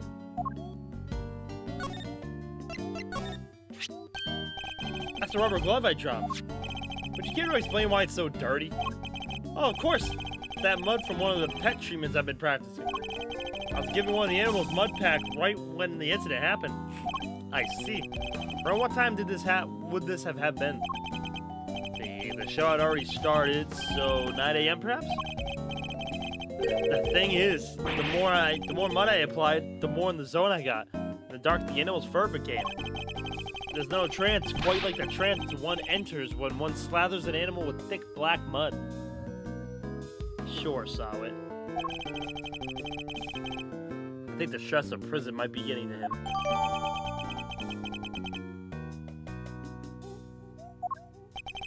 Of course, it's all thanks to the warden that we have access to such wonderful distractions. Oh, eternally grateful. Truly, I am.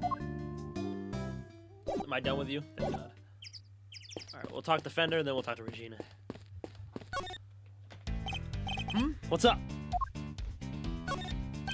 Who doesn't love a good circus performance, eh? A foray into the realm of fantasy. If the performance is a good one, it can certainly be entertaining, yes. Man, I'm getting pumped just thinking about it. A chance to escape reality, however brief, can be often a powerful tonic.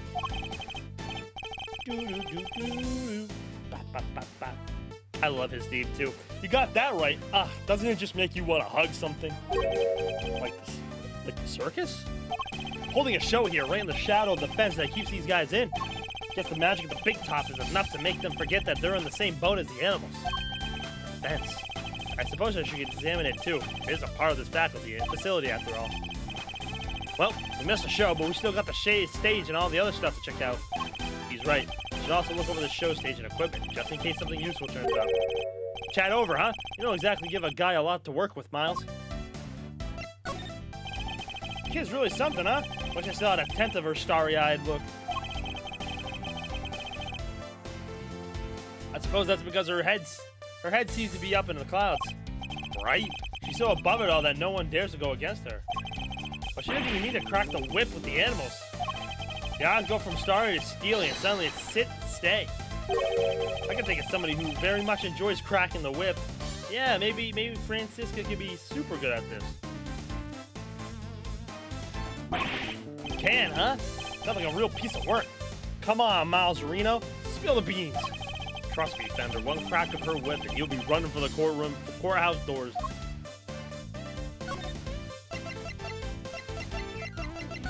Look at my badge.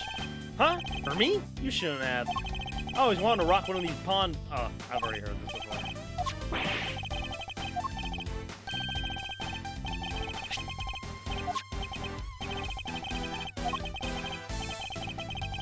I've already done this before.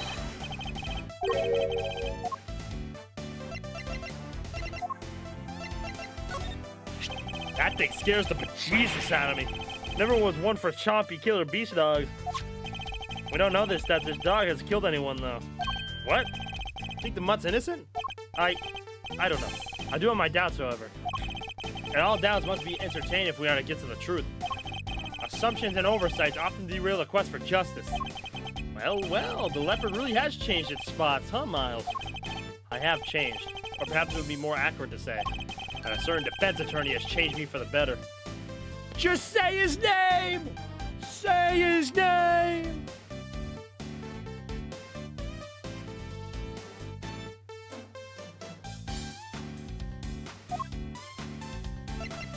God damn it! I think I get it. So this is it, huh? The key to unraveling this whole mystery. Great, just put it in the pocket. Quickly now, back in your pocket it goes.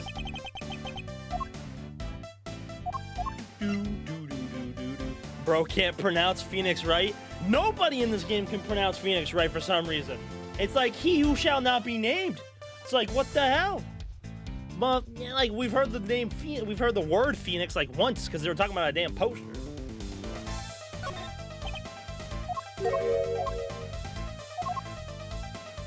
What's good though, Hobie? Yeah, these guys are just allergic to saying the name Phoenix, I swear to God.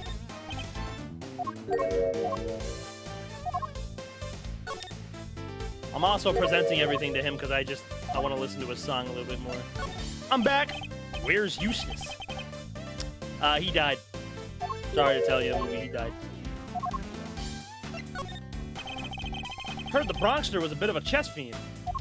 Indeed, perhaps we might have enjoyed a game had we met under different circumstances. Sounds like a riot. Not my cup of tea, though, really. Too much thinking fries my noggin. Oh, please. As I recall, I've yet to beat you even once. Yeah, well, that was a long time ago.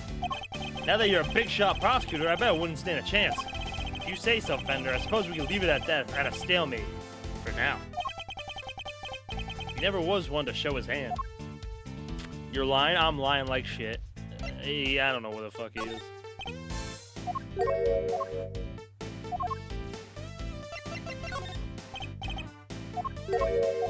Quickly now, back in the pocket.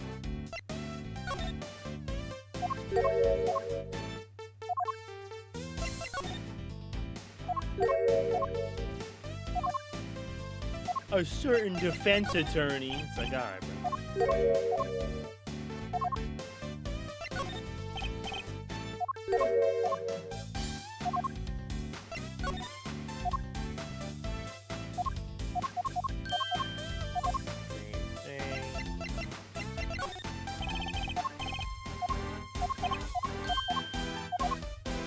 Nothing there. Alright.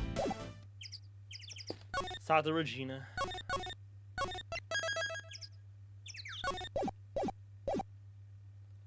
Regina!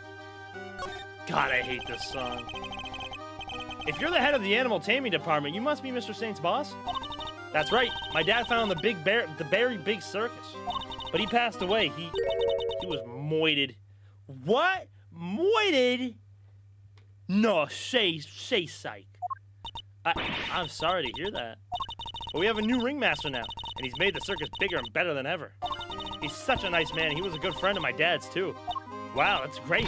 Lucky you. I know, right? It was his idea to set up departments like animal taming, magic, and ventriloquy.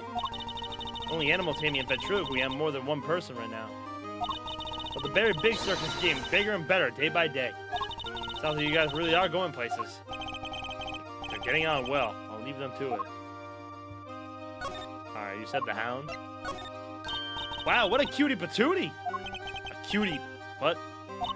Patootie, silly! But I wouldn't try to make friends with this particular pooch if I were you. He doesn't let just anyone in. The only person he trusts is his owner. I can see it in his eyes. You can see how smart he is, too. A regular wonder pup. Is that so? You can see all that just at a glance? Sure I can. After all, I'm the head of animal taming department. You know, you kind of have the same look in your eyes. I trust lots of other people. Who is his owner? Hey, yo, Miles!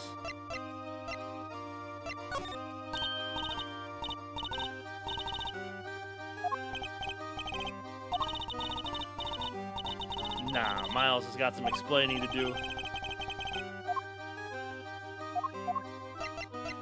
Look at my badge! Oh. I didn't say you could have it. So it's not for me? No. My apologies. It was my fault for needlessly waving it in your face. It's okay. I forgive you. This time. Wait, why am I apologizing? Can you tell me about the show? Oh, it's a wonderful thing. It even has a story. And not just any story. It's a love story. Isn't that dreamy? Sounds like a regular riot. So who's the star of the show? Let me guess. You? No, silly. That would be Azia. The one that almost killed Kay. And she falls in love with none other than Regent, the tiger. The heart-rending saga of forbidden interspecies romance. Whoa, Nelly. I've heard of odd couples, but that takes the biscuit. And that's not all. There's a love triangle, too. It's so romantic. Sounds pretty incredible, huh, Mr. Edgeworth? So the elephant is the heroine? I suppose there's a first for everything. And who's the third wheel? Oh, that would be the big old meanie who tries to tear our star-crossed lovers apart. Oh, what animal do you think it is, Mr. Edgeworth? Given that it's a circus, perhaps a lion? I think a raven would be cool, like the Yatagarasu. Nope, it's a sneaky monkey. That's certainly lowered the stakes. Oh, you mean money? You mean money, right? Nope, again, the role of the monkey is played by Simeon. Oh, wow.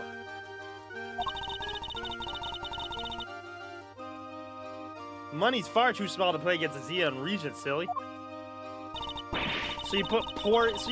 Yo, bro, put this poor guy right in the middle of two not vicious, but very large beasts. He was a monkey fucker. No, Gorilla. I don't think that's where they're going with that. What will become of the fated twosome? It's so exciting, isn't it? Wow, sure is. So Mr. Saint was more than just the little helper he claims to be. Poor Simeon. It'd be terrible if he couldn't perform with us anymore. Can you tell me about how you set things up for the performance? Oh, that's not really my area. Simeon took care of all the lifting and carrying. He's such a sweetie. He offered to do everything by telling me to concentrate on the show. I did see him doing something near that well, though. A well? I recall seeing one behind the stage. Should examine it in more detail. You should have seen him moving those huge cages around all by himself. He's totally a hero. Yeah, sounds like something he would do. Weeping all the while. He was going back and forth between the yard here and some sort of workshop with all the equipment. The prison gave us special permission to use it for storage. But he was the only one who went down there, so I don't know how much more than that. The workshop must be the one where Knight's body was found. I guess this confirms that Mr. Saint was the one performer to have gone into workshop A. Well, this sucks. All we're getting is information that works against us. You have to help Mr. Simeon. You have to help Simeon, Mr. Attorney. We're all counting on you. Just leave it to us. He may not look it, but Mr. Edgeworth knows how to get things done. What exactly is he may not look it supposed to mean?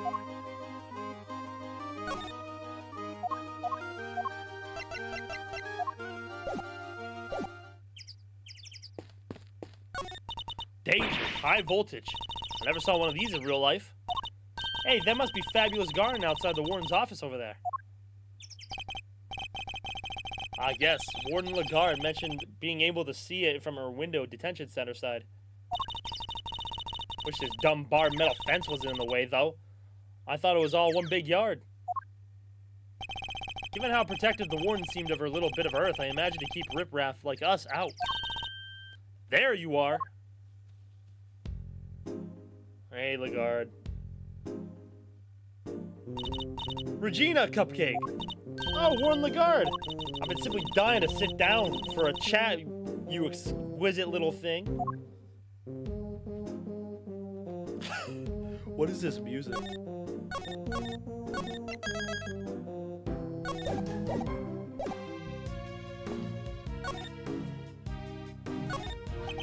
Do you mind if I ask you a little about the prison?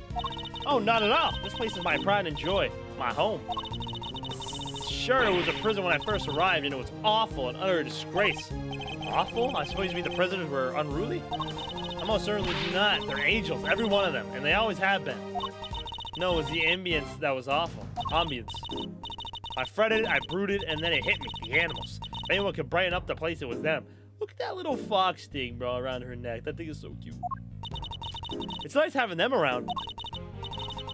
Isn't it just? And now look at my fabulous little family. Why, my darling Frankie is the very picture of rehabilitation. Except when he's rifling through dead man's pockets. We have many success stories among the families, but darling Frankie really is a marvel. He's thrown himself into this vocational training and is always the first to volunteer for everything. What, and your other model prisoners don't do that? Hmm? Oh, of course they do, my dear, of course. They're all such triers, such doers. Just that Frankie, let's just see he knows what's good for him. Hmm? What exactly does she mean by that? David, I appreciate the follow, homie. Thank you, man. Appreciate you. So do try to be him. Won't you? Loud soaring music, great leaping animals, the very big circus truly has it all. Can this music stop? And everybody who comes here to see it once a month. Really? In that case, let me see. She better not be thinking of something to confess to. This monthly show, is it always performed by the Big Circus? But of course, sweetie, I'm Regina's biggest fan. That girl is my little princess, my superstar. She's so wonderfully talented. Yes, she is. Yes, she is. You just kissed that fox. Oh my god. And she's so adorable, so sweet, I could just gobble her right up. You're not lying when you say you're her biggest fan, huh? Which is why I'm worried about her. So worried. It's all because of poor Simeon, you see. If he's found guilty, why, darling Regina will be devastated. So you simply must make sure that doesn't happen, Mr. Lawyer. Please, I'm begging you. If there's anything I can do to help you clear up this awful misunderstanding, you let me know. Regina, darling, you put on the most splendid show for us yet again. The stage, the stars, and you in particular, my princess, it was simply divine. That's so nice of you. I hope everybody else who watched enjoyed it too. About that, dear, I'm afraid I have something awful to confess. There were some absences, you see. She must be Canis and saw it. We were 3 members short. Unbelievable, I know. How will you ever forgive me? I'm sorry, but you're saying 3 inmates didn't attend the show? That's right, sweetie. I counted through the seats myself. 1, 2, 3 no-shows. I always make sure there are enough seats for everybody. But Mr. Everett, that's not right, is it? Gee, as far as we are aware, Mr. Canis and Mr. Sawa were the only ones not present. This doesn't add up. Who was the 3rd missing prisoner, and what were they doing? It seems we need to investigate further. Oh, I was enjoying my chat with dear Regina so much I almost forgot. I must feed the little one. Little one.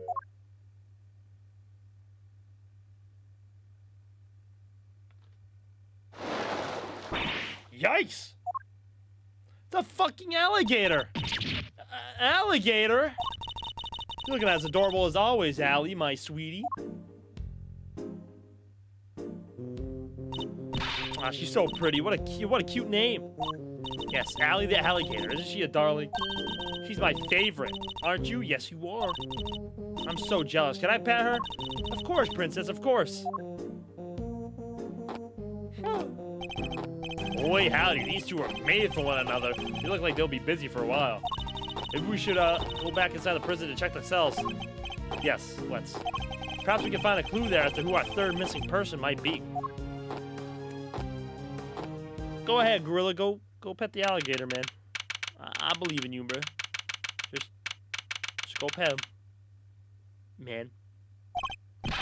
Sir! Mr. Edgeworth, sir! Whew, I finally caught up with you. Gumshoe! Detective, you're not needed elsewhere? No, the judge and the kid aren't here yet. Oh, and I got your message. So you searched the victim's cell? Did you manage to turn anything up? We struck gold, sir. Well, blood anyway. It was right there on the floor. Only in tiny specks, though, but at least it's something. Yeah, proves that the holding cell was the scene of the crime, right? Not quite. Proves a possibility, but it's not conclusive yet. I thought you'd say that, sir, which is why I ordered some follow-up work. I asked for forensics to analyze the blood and see if it matches the victim. They're on it as we speak. Nice work, Gummy! You thought of everything. Detective, I must say, I'm impressed. Did you hit your head or something? Yo, come on, bro. Why can't we just be like, good job, Gumshoe, and leave it at that, bro? Why do we gotta throw this backhanded comment at him, bro? Not my man's Gumshoe. Gee, don't look so surprised, sir. I just hope things continue to go in our favor. Now they're not gonna, because you just said that. Alrighty, so that's the proof the murder happened in the detention center. And for our next trick, we'll find out how the dog got over there. Don't worry, you can leave that one to me. Until the kid and his chaperone get here, we've got the whole prison to ourselves. Which is why I brought my secret weapons along. Secret weapons? That's right, a few tools of the trade that have helped me bust more than a few cases wide open. Behold, Sever's secret weapons, a Dick Gumshoe, ace detective extraordinaire. Well, I don't know about you crazy cats, but I'm sold. Miles? Very well, detective. I'll try using your secret weapons. You got it, sir. Let me run you through the list. Secret weapon number 1, my trusty old metal detector. If it's made of steel, silver, or scrap, this little guy right here will find it. So it detects metal. Very good, detective. Next up, secret weapon number 2, missile. Everyone's favorite crime-fighting canine. He can track pretty much any secret scent you put in front of him, especially food. He sure is a lot cuter than Mr. Candace's dog. Now for secret weapon number 3. Where'd I put it? Aha! Oh shit, I went too fast. Okay. Am I one snapper short of a school, or is that a fishing rod? Don't tell me we're going fishing for clues. No, I mean, I just happen to have it with me is all. I see. Onwards and upwards, detective. Let's see what else you have. That's all she wrote, sir. Gummy, you're 4 secret weapons short of your so-called 7. And one of them was a fishing rod. Sorry, but that's all for today, okay? I'll, show you the rest next time. Why do you think I call him secret? Guy can't just go sharing everything at once. That's crazy. In that case, then I suppose the 3 you've deigned to reveal to us will have to do for now. All right, which one do you want to try first, sir? Let's do the fishing rod, bro. Let's give that fishing rod a try. You got it, sir. There's a pond in the prison yard. We may find something helpful lurking in the depths. Yes, sir. Leave it to me. Oh! What's the matter, detective? You're not going to believe this, sir, but I had something big for a moment, then it took off with the bait and my fishing line. There's a real whopper lurking in those waters. Come to think of it, there's an alligator living in that pond. Probably shouldn't tell the detective that he nearly lost more than just his secret weapon. Looks like the fishing rod won't be much use, sir. Let's try something else. All right. Gotta try a missile, bro. Ding dong ditching. Hey, come on, man. What did I do to deserve that?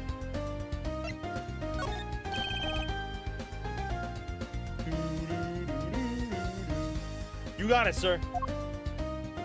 Hey, missile, here, boy. Aw, he really came. So what are we tracking? We're trying to find out how Mr. Candace's dog got out the holding cells in the first place. I suspect the same route was used to bring Knight's body back to the prison. So we give Pooch a sniff of the body. He'll find the roof for us. W fish jam. Does anyone else smell something sweet? All I smell is the odor of blood. It's faint, sir, but it's there. Almost like cake, maybe? Why would the body smell of cake? Okay, Missile, get a nose full. If you try the metal detector, it dies a few seconds later. Gummy mentions needing to change the battery. I mean, this is the right answer, so... I'll try the metal detector. I don't know if I can go back, so I'm just gonna try it right now. The metal detector seems promising. Coming right up, sir. I'll just crank the old girl up, and away we go!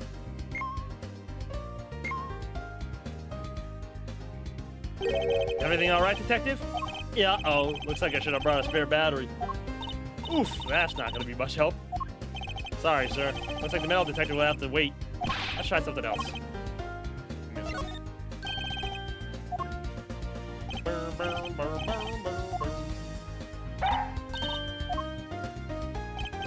Who's a good dog, Missile?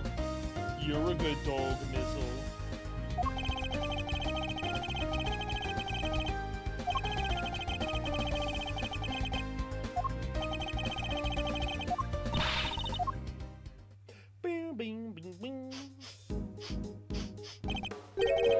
Yeah, smell a cake.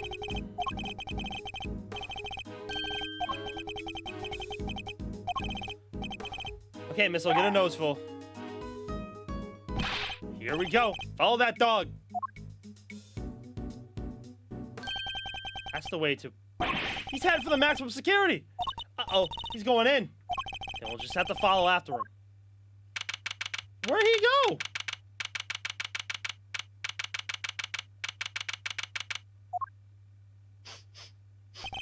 This is Candace's cell. Though the man himself is absent, it seems. Is he meeting with someone in the visitor's room? Do you think Missile's onto something? Shh. Looks like maybe he is. Damn. Is there something here? Let's get snooping, Mr. Edgeworth.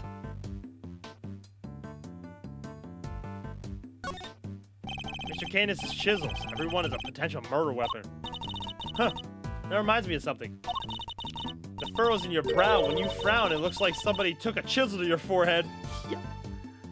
Remember making a joke about Gumshoe's relatives? Detective Bumshoe, Detective Dumbshoe, Detective Fee-Fi-Fo-Fumshoe? I will not accept this Gumshoe slander in my chat. Gumshoe is amazing. And I hope he comes back for AA7. I have no idea what you mean. See? They're so deep. Don't tell me you don't see it, Mr. Wood-carving face. Have you quite finished?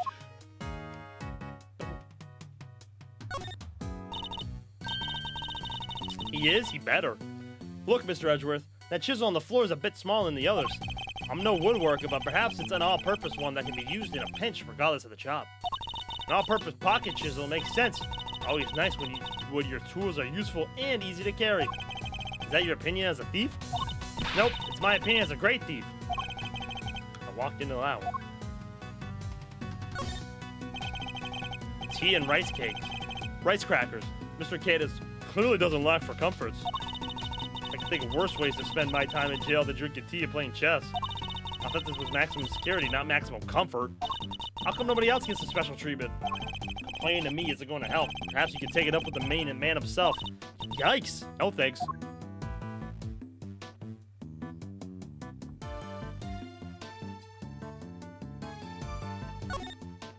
Mr. Candace's chess set, complete with a special dog piece. That's not a chess set, that's a whole chess table with legs, too. Looks like it might be worth something, too. It's not inconceivable, some of them are. And this is quite a nice one. I never would have pegged Mr. Candace as a chess fan.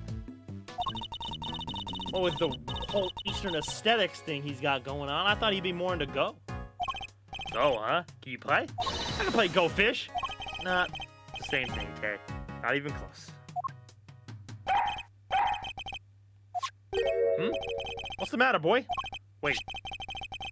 Is this cake what you were after? Damn.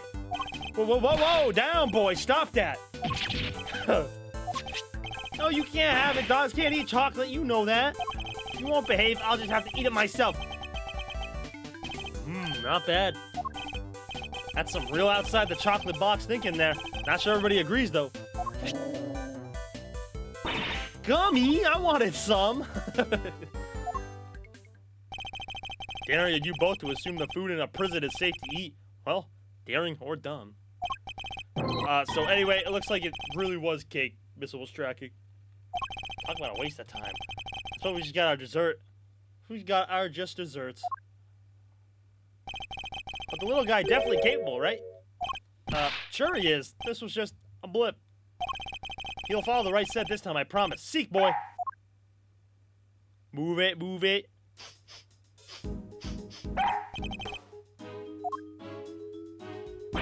Oh, I think he's onto something.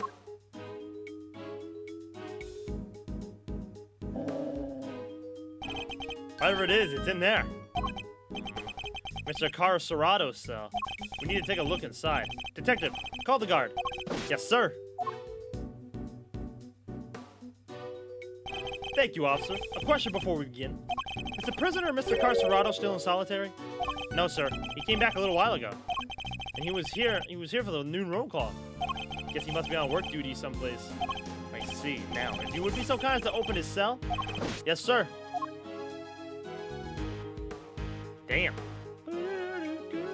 Damn, he's punching the fuck out of the warden.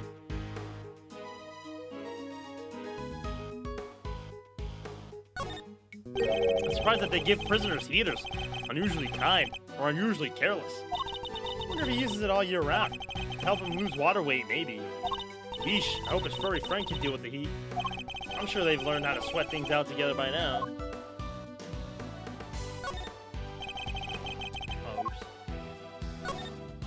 This punching bag has certainly seen some use. Oh shit. What breed were you again, Missile? Sure, wasn't a boxer? No way. No way indeed. Quickly, detective. Move the sandbag aside. Yes, sir. Ooh.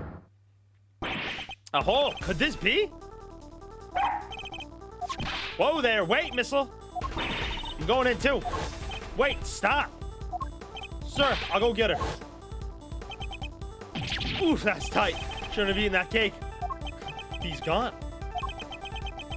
You too, Miles. Come on. Oh, I'm not going in there. Guess we'll have to wait. Damn, Miles. Really? Party killer. Hello? Kay? Are you alright? You're not gonna believe this, but we're in the detention center. The detention center? That hole, it's a tunnel that leads right into Mr. Knight's cell. Wow. What? Don't go anywhere. I'm on my way. Damn.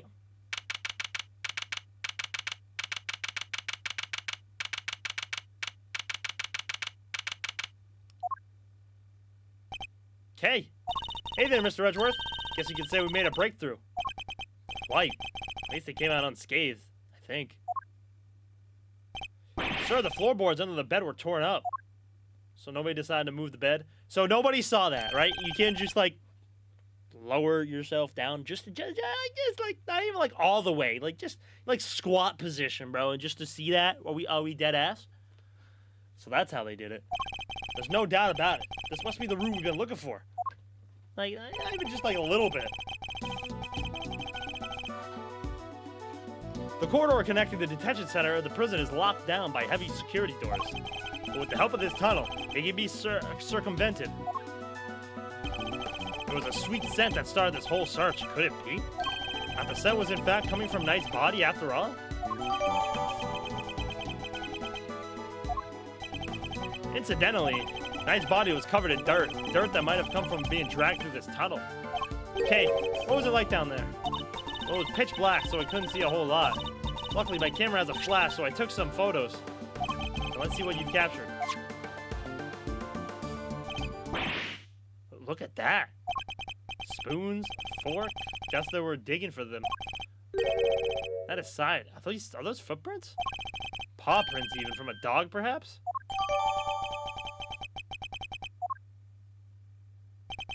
This is a vital piece of evidence. However, it begs something of a question. It does? Mr. Carcerado has certainly been making use of this tunnel, which means... Detective, we need to find out where Mr. Carcerado is immediately. My suspicions are correct. Huh? Aw, nuts!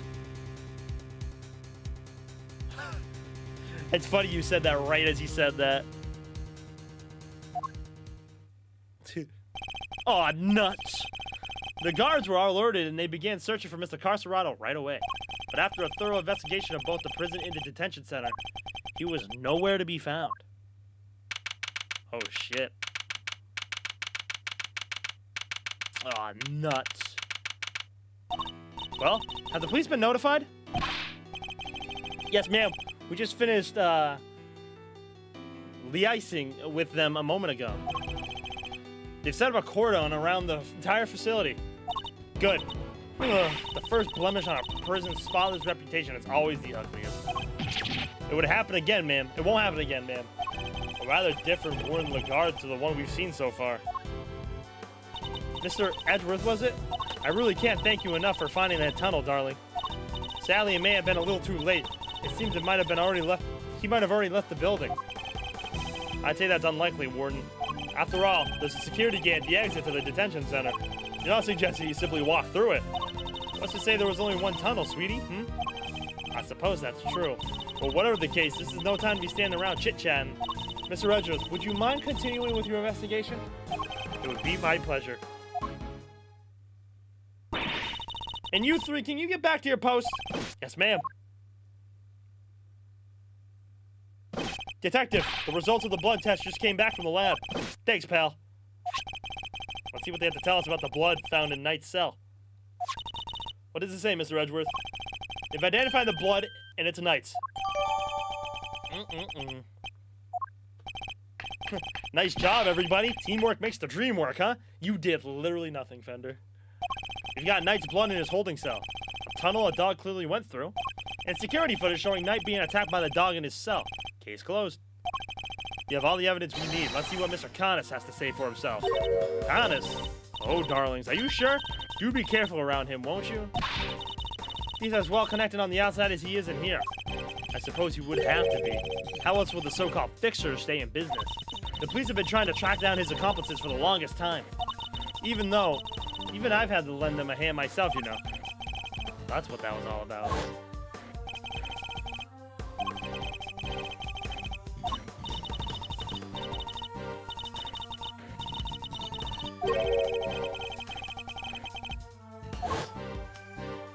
You borrowed evidence from the police to help with your investigation, is that correct?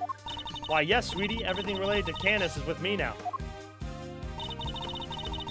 Heaven knows how many times I've hauled this, secretive scoundrel into my office to talk to me.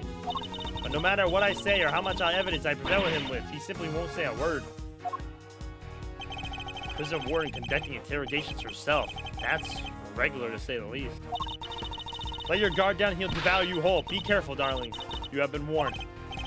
Ooh-wee! And here I thought things couldn't get any spicier.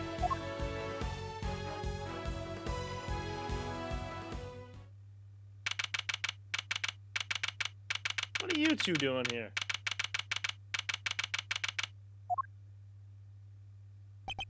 Judge Gavel, I didn't expect you to find you here.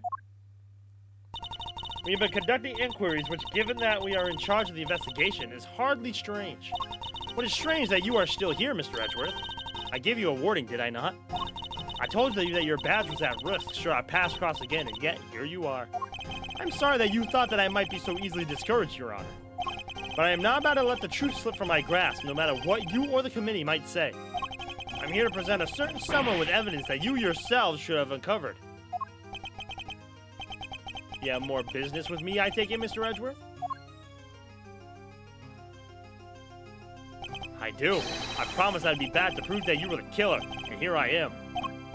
This should be amusing. Very well. Whenever you are ready. Objection! Objection! Not so fast. We have some truths of our own to share. First-rate deductions, in fact.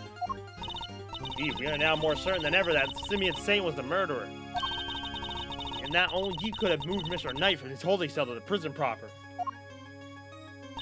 We shall provide this to you beyond a shadow of a doubt. But first, a question. Are you quite determined to continue on this course, Mr. Edgeworth? Should you fail to rebut our deductions, there will be no going back. Your very career hangs in the balance. What? You mean you'll take his badge if you don't like how this goes? That's intimidation. Not at all. If anything, I'm showing him mercy. This is not Mr. Edgeworth's case, and never was. And I am under no obligation to hear him out. If he is prepared to accept the potential ramifications of his actions, I will allow him one last chance. Well, are you truly willing to take the risk? To put your beloved badge on the line? Mr. Edgeworth. Sir! I accept your terms. I am confident in my reasoning. But what's more, I am representing the firm of Edgeworth & Co. And I do not intend to besmirch its name. Aw, Fender. My duty will be done, and I will not be intimidated. Very well, let us see whether you are brave or simply reckless. By the power vested in me by the almighty goddess of justice. Let this judgment commence. Eustace, if you will allow me. Fine by me. He's all yours, Gavel. After I piss.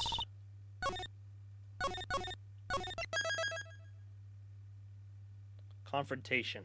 Verity Gavel. If anybody in here is watching and knows how much longer I have in this case, please let me know. I'm gonna go to the bathroom real quick. I really do gotta use the bathroom. I'll be right back. I don't know if I should save this for tomorrow or continue, because I really only have like an hour left.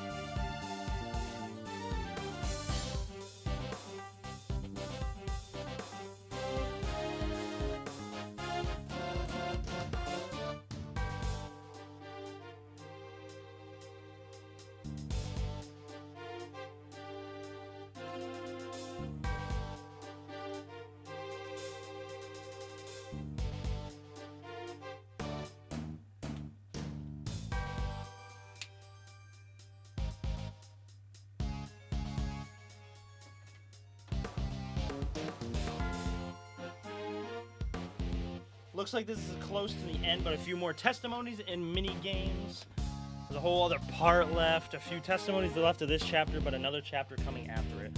Alright, so I'll do probably a couple more testimonies. I'll probably try and get through Gavel's testimonies. And then probably stop right there. Unless they go straight into somebody else. I'll do a little bit more. Alright.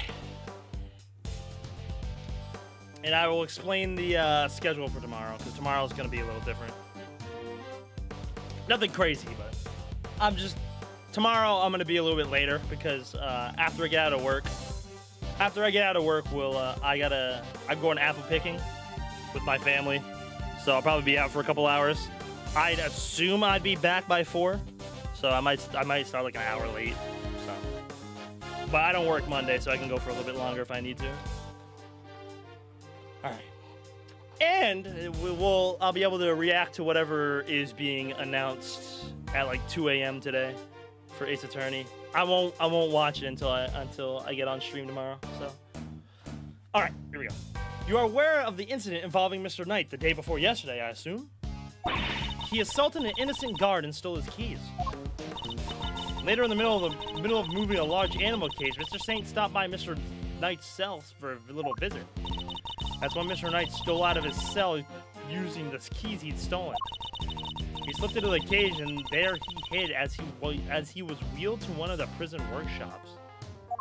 Okay, well, I know where that is off. I figured she was going to bring up Mr. Saint and go into the Knight's cell. Yesterday, after you so kindly made us aware of the security camera footage, we decided to take a look at it ourselves. Perhaps you would like to see what we found? There is a still from the footage we received. Mr. Saint speaking with Knight at his cell. Correct. You will also note that he has positioned the cage in such a way to obscure the camera's view. Come on, you can still see it. Is this the blind spot that Mr. Knight explored in order to enter the cages undetected? What are you talking about? A sound deduction based on what can be observed, wouldn't you say? A blind spot, which means that the camera wouldn't have been able to capture the moment Knight entered this cage, if he did at all. So it's possible that he didn't actually leave his cell at this point. I don't get it. Why would Mr. Knight want to hide in the cage? There's really only one possibility. He intended to escape. A prison break? That's so cool. Mr. Carceredo, Mr. Knight, everybody's doing it. I have to step up my game. Okay, now is not really the time. Mr. Carceredo's escape is no laughing matter. It is my belief that Mr. Saint helped Mr. Knight with his escape attempt. That is to say, he was his accomplice. Wow, go Simeon. That wasn't a compliment! I understand the cage was briefly taken in one of the workshops. I imagine that had things gone to plan, Mr. Knight would have remained in the cage until after the show, and then removed from the premises along with the rest of the circus's equipment. Unfortunately for Mr. Knight, Mr. Saint had other ideas. He killed his friend in cold blood.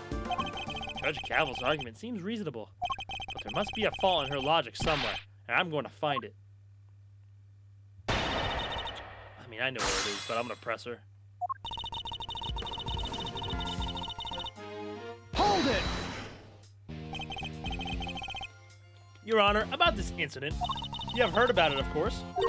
Surely any attorney worth his salt would have his sources. Yes, I'm aware of it, of course. I simply wish to confirm... Overruled!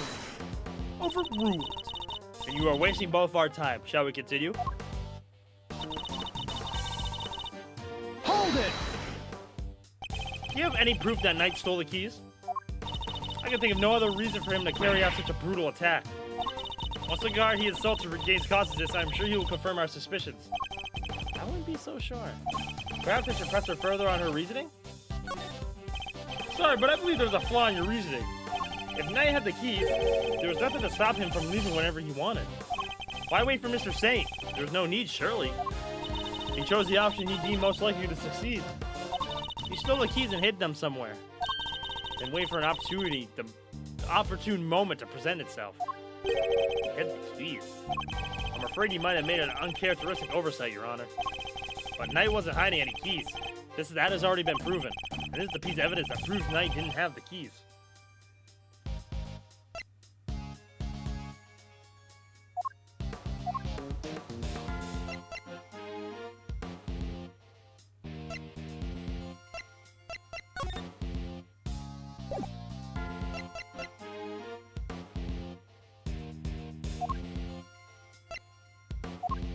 I guess it's just his body. It wasn't on his body. Take that!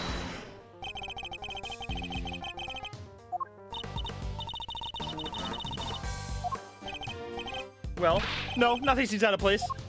Then perhaps you could refrain from insinuating otherwise? Well, that blew up in my face. Okay, so maybe I don't have anything yet. I'll hold up.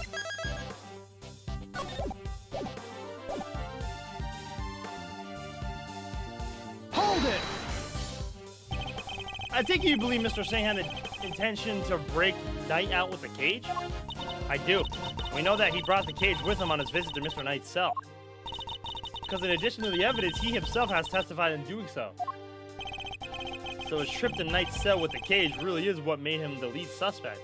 I love how they both do the arms cross thing, but... Yeah, but Simeon, he's just absent-minded. He probably forgot he even had the cage with him. Mr. Singh dragged an enormous cage all the way to the holding cells out of absent-mindedness?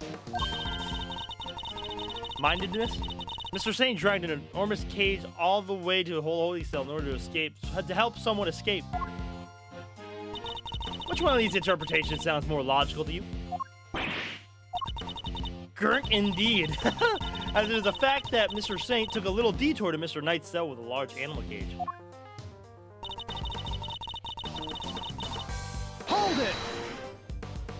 Do you have any proof that Knight stole the keys? I can think of no other reason for him to carry out such a brutal attack. Once the guard he assaulted regains consciousness, I'm sure you'll confirm that. Back off.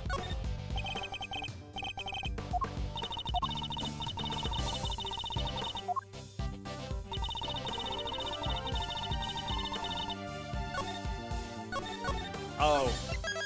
Never mind. Hold it! But why go to so much trouble? Why else but to effect Mr. Knight's escape? Well, the cage is made of metal, therefore it would have been exempt from the security gate inspection on exit. A fact Mr. Singh would have been well aware of, given that the circus visits every month. I don't have anything to counter that.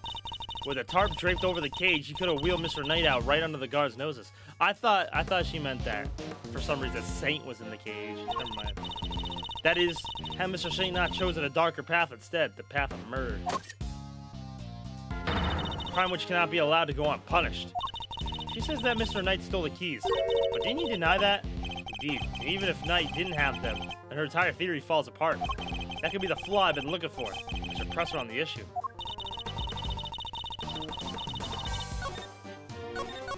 Looking for a piece of evidence that clearly shows that Knight didn't have the keys.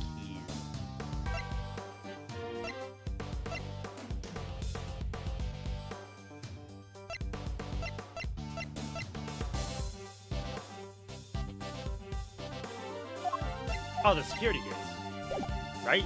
I mean, is the cage going? I mean, the cage has to go through the security gates. I would assume.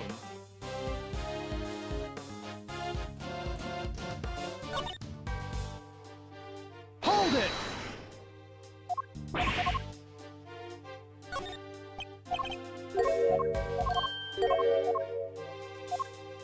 Take that! Nope.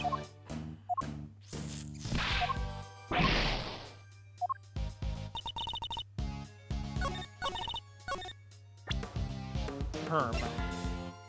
Alright.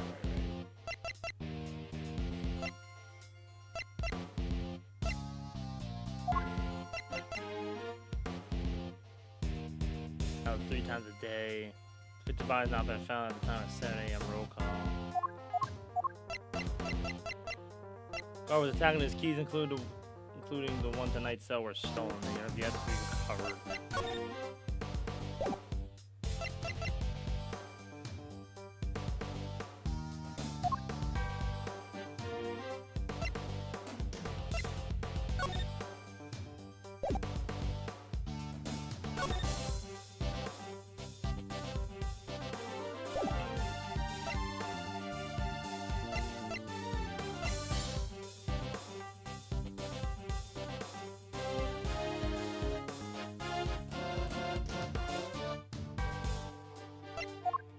Oh shit. Should be the Hold it! footage.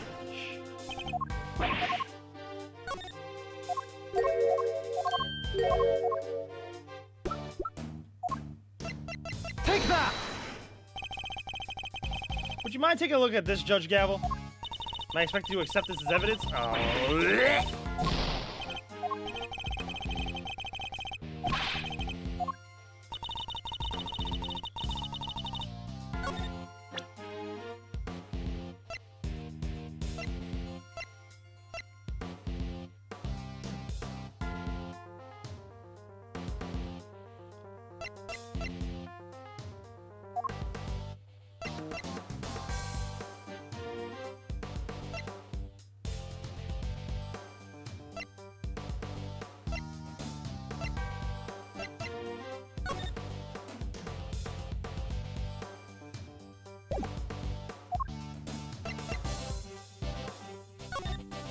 The day before the body was found, the guard assigned to night his cell was knocked unconscious with a single blow. The guard's keys to the holding cell were stolen, but Knight denied having taken them. Knight's cell was subsequently thoroughly searched, but no keys were found. Wow! I didn't even see that, bro. I didn't even know that was there. God damn it. Hold it!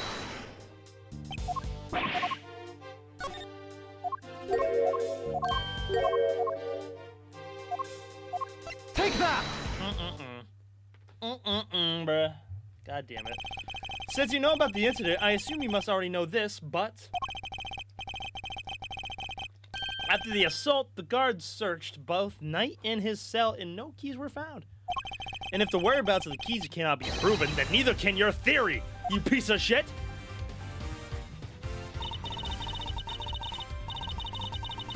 I have considered the matter of the missing keys, and I do not think it's such an issue. I still believe he had them. After all, the guards only stated that they were unable to locate them. And this is because they were cleverly hidden inside the pocket chest set. Knight's chest set. The same set in which the murder weapon was also allegedly hidden? Was it? I can't help but wonder about that. What? You're the one who proposed it. Actually, if you recall, that was Eustace's assertion. So the two of them aren't of the one of their... Wow. So the two of them aren't of one mind on this, I tell you. Allow me to restate the facts. Mr. Knight hid the keys he stole from the guard inside his chest set. When Mr. Sig came to see it, Mr. Knight used the keys to open his cell and climbed inside the cage. He was then moved from his holding cell to the workshop in the prison proper. All with the help of his friend and accomplice. Had things gone according to plan, he would have been taken out of the facility after the show. But they did not. Instead, his accomplice murdered him while the show was taking place in the yard. Objection! I got this, bro. Objection! But Mr. Sane was part of that performance. How would he even have time to commit the murder? Overruled. How indeed? Allow me to explain. As you know, many stage performers follow a set narrative. Yesterday's show was one such example. That's our homework, I see.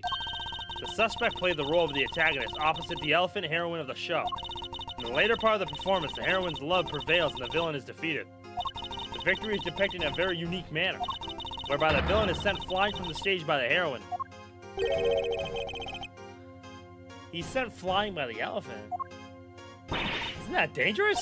Having been ejected from the stage in this manner, the villain no longer appears in the performance. In other words, the suspect did not appear on stage for a period of approximately 15 minutes. So he rushed down and killed him as fast as he could. For what reason? And you're saying the crime took place during that time? Yes, I'm afraid so. After all, it's more than a sufficient window, wouldn't you say? Objection! Pathetic. Committing the crime and returning to the stage of that short 15-minute window is only possible, assuming that the murder took place in the prison proper. But in fact, Your Honor, the real scene of the crime was Knight's cell. I seem to remember telling you that I would not accept that part of the security footage into evidence. Objection! And you won't have to. I have proof of a different kind. Very well. Would you be so good as to present it? What proof do you have that the murder took place in the victim's holding cell? I need to see her sweat, bruh. Sweat. Take that! Get nervous. This appears to be a photograph of a floor? Almighty Goddess of Justice, grant me patience. That floor you're so dismissive of, Your Honor, has traces of Knight's blood on it. Oh shit. Oh shit. Get her, Miles. Get her, Miles. Traces, you say? Is this evidence reliable? After all, I don't believe you have access to the necessary forensic operatives. Objection!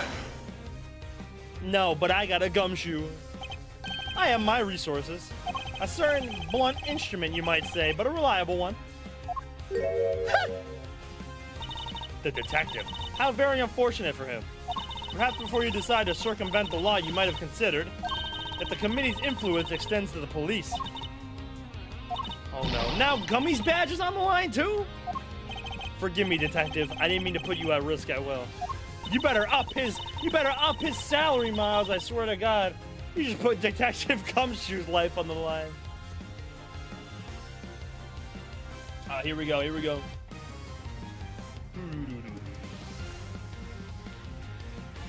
I will enter the fact that Mr. Knight's blood was found in the holding cell into evidence. However... Objection! Bad luck, idiots. You're really on the edge now, Mr. Worthless. Mr. Winter, I forgot you were there. It was nice while it lasted. I just butted in to tell you that your entire argument is one big inconsistency. You showed us the camera footage of a dog killing Mr. Knight in a cell. Are you saying that the mutt also wiped the blood up before it left the scene? Uh-oh. What other tricks can it do, huh? A blood-wiping dog. You're a joke.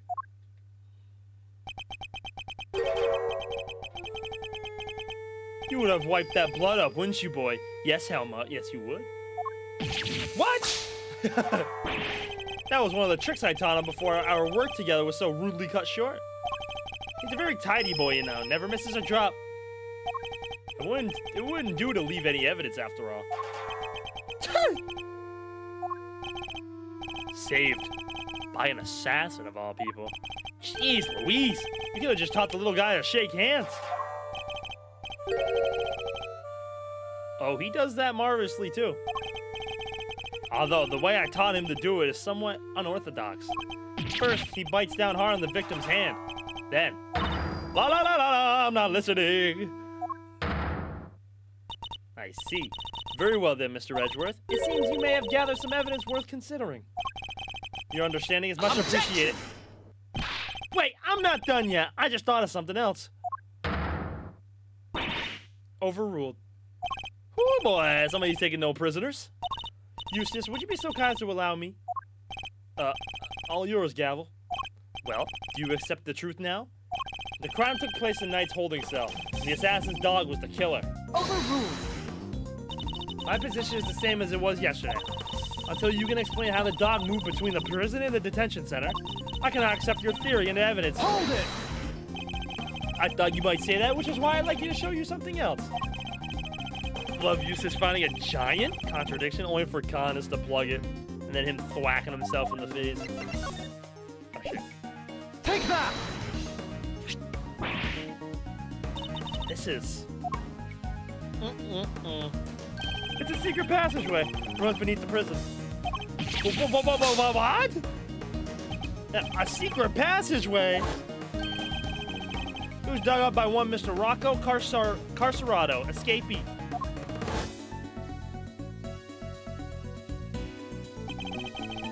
It leads from his prison cell to a certain holding cell in the detention center. Yes, the very one where the victim was being held. Well, this is certainly a surprise. To think it was beneath our feet this entire time. Mr. Canis, you knew of this tunnel, didn't you? Because it's the same tunnel that was used to carry out the murder. Overruled. Oh my god, bro. What is your problem, lady? In the name of the goddess of justice. Overruled, Mr. Edgeworth. You are out of line. Hold it! How so, Your Honor? Overruled. Damn, they're fighting. Evidence is everything, whether in a court of law or at the scene of an investigation. Isn't that your little catchphrase? Well, it just so happens I have some evidence of my own. Bronco Knight's autopsy report. His autopsy report? When did we get that? How do you not know how you had it? The police handed it to me only a short while ago. The findings are still preliminary, but it has something of value to tell us nonetheless. The goddess of justice speaks to us through these pages, Mr. Edgeworth. Cause of death, stab wound to the throat, and the weapon is said to be a sharp blade of some sort. It seems the victim was stabbed repeatedly in the same spot, resulting in an ugly wound. Jeez. As such, the police have yet to identify the exact shape of the weapon. But its overall nature seemed to be beyond question. It's a bladed metal instrument. I think it might be the keys. That'd be crazy if you got stabbed with keys. Eek.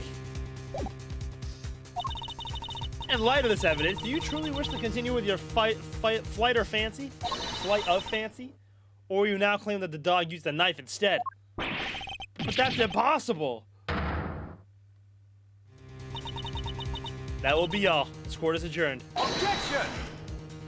But the tunnel, the paw prints! What of them? Helmut is something of a wanderer. Perhaps he just happened to cross the tunnel one day. Although I couldn't say for certain. I myself cannot wander quite so freely. That would be quite a coincidence, but I can't prove it's not the case either. She sure knows how to keep a secret, huh? Kinda wish she kicked us in the teeth a little earlier with that. She was baiting me, waiting for the perfect moment to crush me with that autopsy report.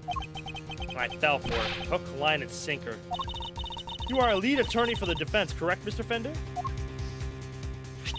This is the interim autopsy report in question. I do apologize for the delay. Yeah, no sweat. Thanks for hooking us up. Yep, this all checks out. Yep. Mr. Fender, a handshake is not necessary when receiving official court documents, you know. Bro is handsy. Bronco Knight, age 24, caused a death, stab wound to the throat, instant death, a sharp weapon blade of some sort. Oh my god, that guy looks like a zombie. That's Canis for you. So please feel free to let go of my hand. It's not a holy relic after all. Well, I was just trying to be friendly, Your Honor.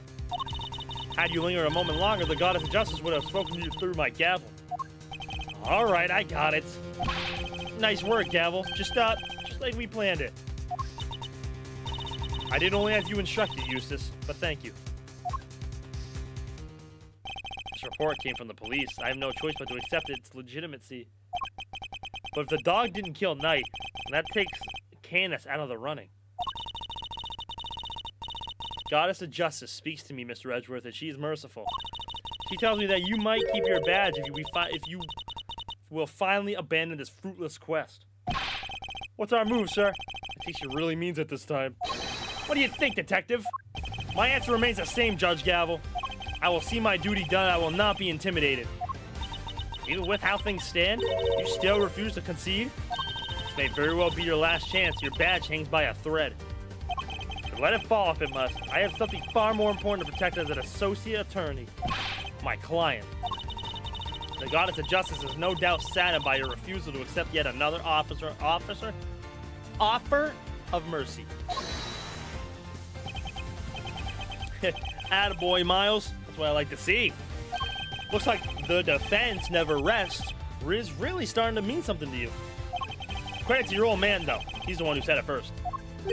My father. In fact, I could swear I saw Gregory's spirit in you for a second there. You said that you've changed since your days in Von Karma's shadow. I didn't believe you at first, but I'm starting to. Thank you, Fender. All right, kids.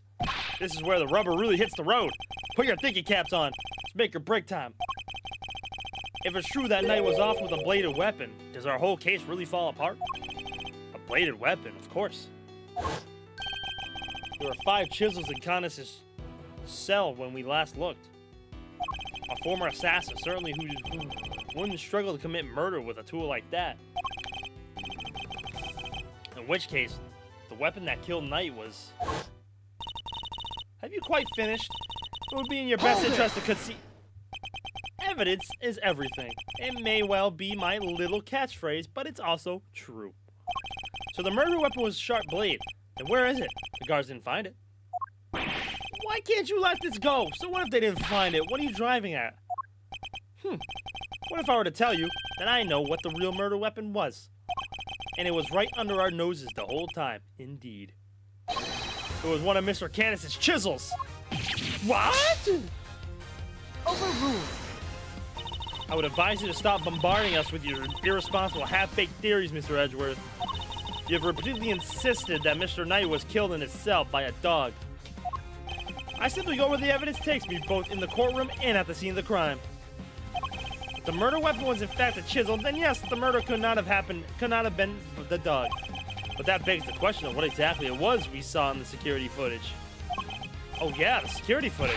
How do you explain that, Mr. Sparty Pants? An excellent question. The footage shows...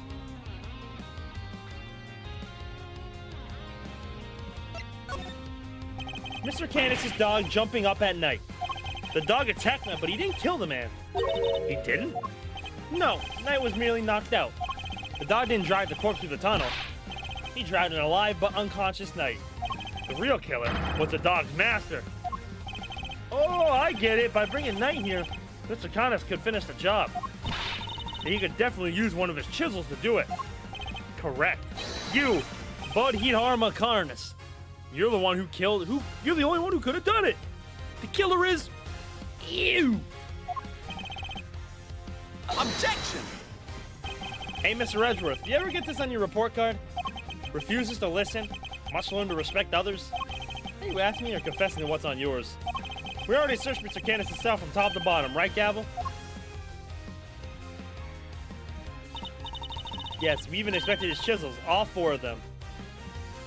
There wasn't a single speck of blood. Hold it! Why, thank you, Your Honor. You have just confirmed my theory. I have? What exactly do you mean? The last time we were here, there were 5 chisels, not 4. Oh yeah, I remember counting them. Definitely 5. And the one that's missing is the small one. The one we thought might be a pocket chisel. Mr. Candace, where'd you hide that chisel? A pocket chisel? And what use might I have that for, such a thing, I am really allowed to leave my cell. In which case, you shouldn't have had the chance to dispose of the weapon.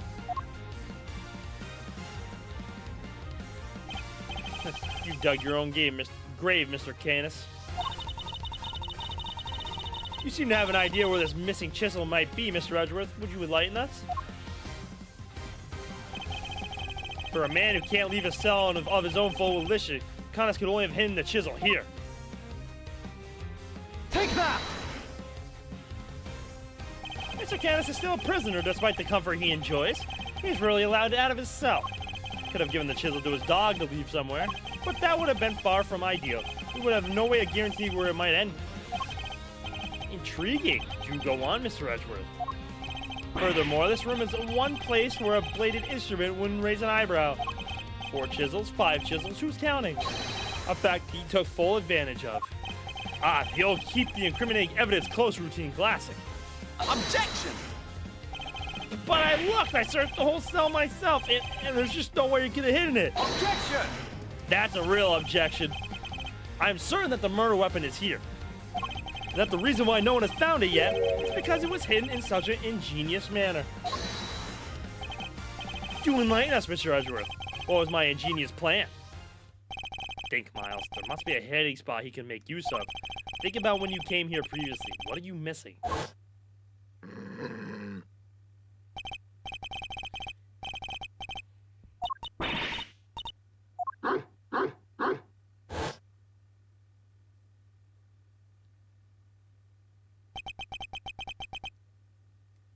The dog. He hasn't made a sound today. When we were here before, he barked and growled repeatedly. Canis even encouraged him to do so. That must be it. I knew something was off. I can hardly believe it, but I think I know where he hid the murder weapon. Giving up already? I expected more of you, Mr. Edgeworth. Hold it! As you well know. As well you should, if you would give me a moment. For this piece of evidence shows where you hid the murder weapon. Open wide, Canis. Your dog. He seems unusually quiet today. Oh yeah, unlike last time when... Mr. Canis, if you would be so kind as to open Helmut's mouth. Oh, come now. He has a bark because he is a well-behaved boy. I had to order him last time. Then order him again, this instant. It's not like we're asking for the world, Mr. Canis. Or do you have something to hide? If you insist, come on, Helmut. Open up. And there we have it. A chisel that small was easy for a dog to consume. What? A chisel in the dog? Why is there a chisel in the dog? I thought he'd been strangely quiet. I guess his brain has finally caught up. Eustace. Why don't you be a good boy and call forensics? Tell them it's urgent. Okay.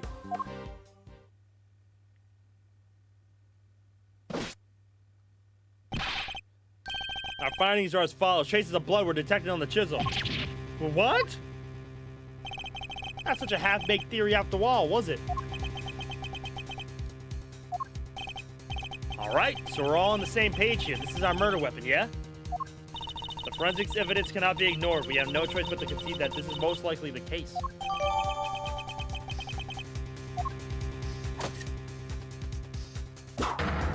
Mr. Canis, in the light of the discovery of the murder weapon, the court demands that you explain yourself.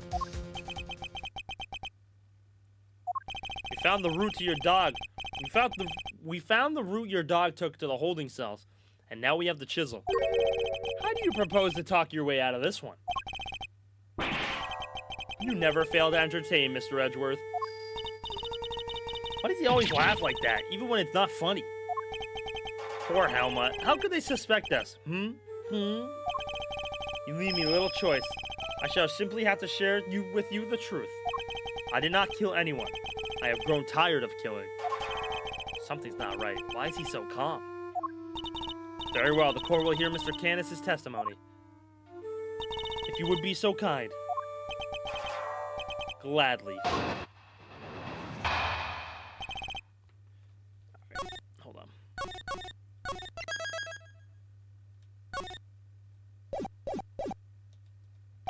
Perhaps you might begin by explaining what you believe my motive to have been. I never knew this knight. I had no contact with him, no connections whatsoever. Given that this is the case, why would I possibly wish him dead? Ah, could it be your suggestion that it was my canine companion who had the motive instead? Helmut only bares his fangs when I tell him to. I am not so bloodthirsty that I would kill a man I did not know. I mean, when he puts it that way. An assassin only kills his acquaintances. Not the soundest business model, I agree. My work required me to deal with strangers, of course, but for murder for its own sake, that's not my style. I need to prove a link between Knight and Canis. I should go over the evidence again and see what I can discover. I wonder what we have, bruh.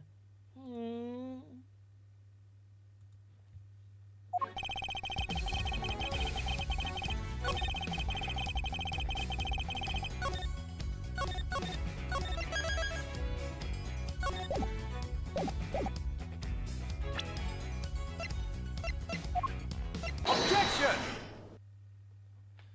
Bunk, bunk. You're getting sloppy, Mr. Canis. You may have trained your dog to clean up your mess, but some things still require a human touch. We found this in the victim's room. It's the record of a game of correspondence chess. What's more, the game's depicted matches the game laid out on your board. Oh, damn. What? The number of possible games have been calculated to be 10 to the power of 120, and that's on the low end. Wait, so that's 10 times 10, 120 times over, right? 100, 1,000. I give up. I mean, what do you even call a number that big?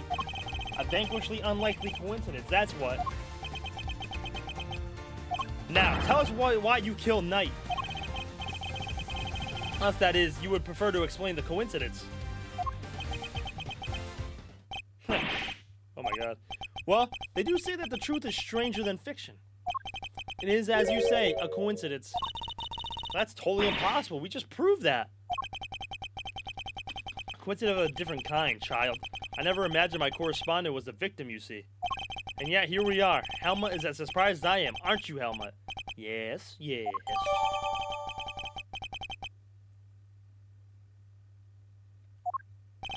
I suppose there's nothing for it but to finally tell the truth, boy? The other prisoners had all gone to the yard, you see. There was a show of some sort, I believe. Here I was, minding my own business, when in comes Helmut, dragging a corpse of all things. I had quite the shock. Not least because the murder weapon was still in the poor fellow's neck. Oh my god, ew. Of course, I was none too keen on becoming a suspect, so I had Helmut take the body to the workshop. Once there, he removed the murder weapon and brought it back to me, just as I asked. The dog pulled out the murder weapon in the workshop? Indeed he did, removing it here would have made an awful mess after all. You know something? That makes total sense. Remember what Mr. Sawit said, Mr. Edgeworth?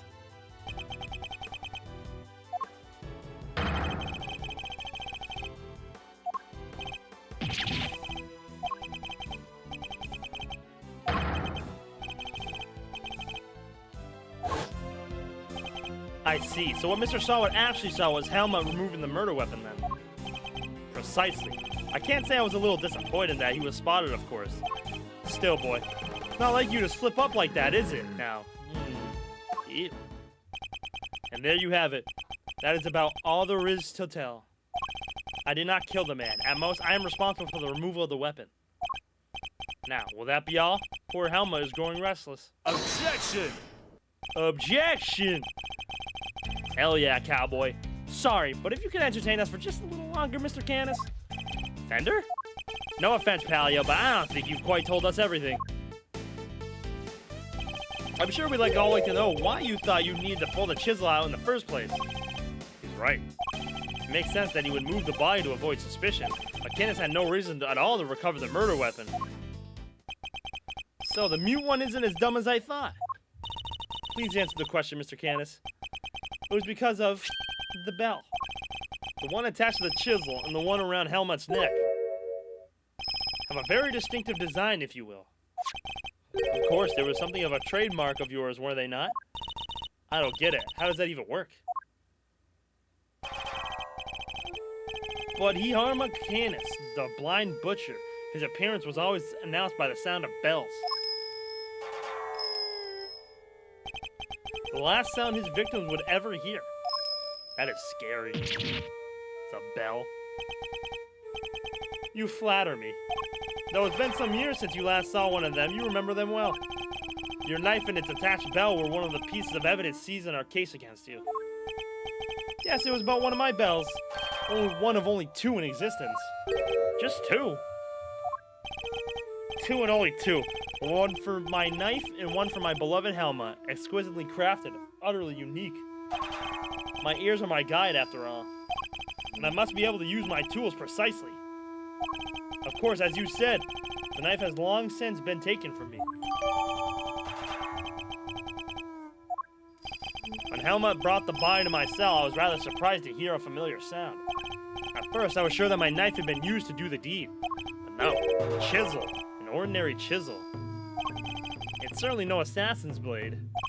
Nonetheless, the bell would have suggested my involvement. Compounding the matter is the fact that I am the only person in this prison permitted to use such tools. It was clear that I would become the prime suspect. So the chisel had to be removed and hidden. Hold it! You still claim that all you did was have the dog move the body? That you had nothing to do with the killing? How could I? I told you, the chisel is not mine. You need not take my word, Mr. Edgeworth. Why not have it checked for fingerprints? Eustace? Huh? Me? But I don't know how to check for prints. Get forensics. Oh, right.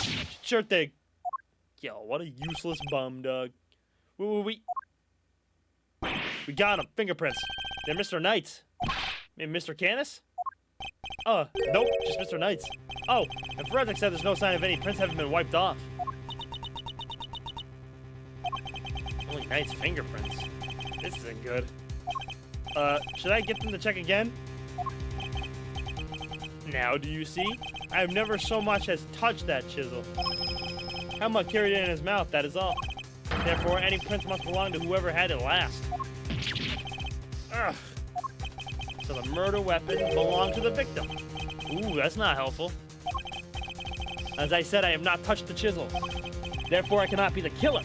Or do you wish to suggest otherwise? I've got nothing to counter with.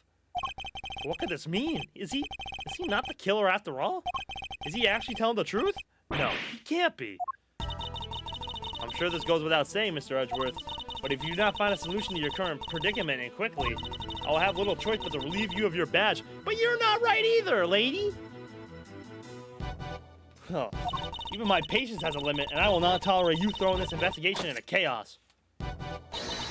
Am I clear? You've done it now, sir. She's serious. I hate to admit it, but the fingerprints turned everything on its head. Without more evidence, I'm back to square one. Wait, something doesn't add up. A few things, actually. What would Mr. Knight have needed a chisel for?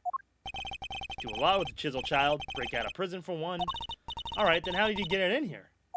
There's no way the guards would let him bring a super sharp tool in with him, right, Mr. Edgeworth?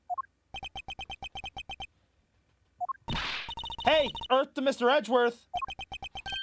You can't stand there hemming and hawing just because of a little setback. The important thing is finding the truth, you know. Doesn't matter how we get there. As long as we save Simeon in the end, we can't give up now or ever. Yeah, what she said. Aw. I'll second that. You won me around with that, Kay. I'm half tempted to offer you a job for real. It's like I said, the defense never rests. Or rather, like your pop said.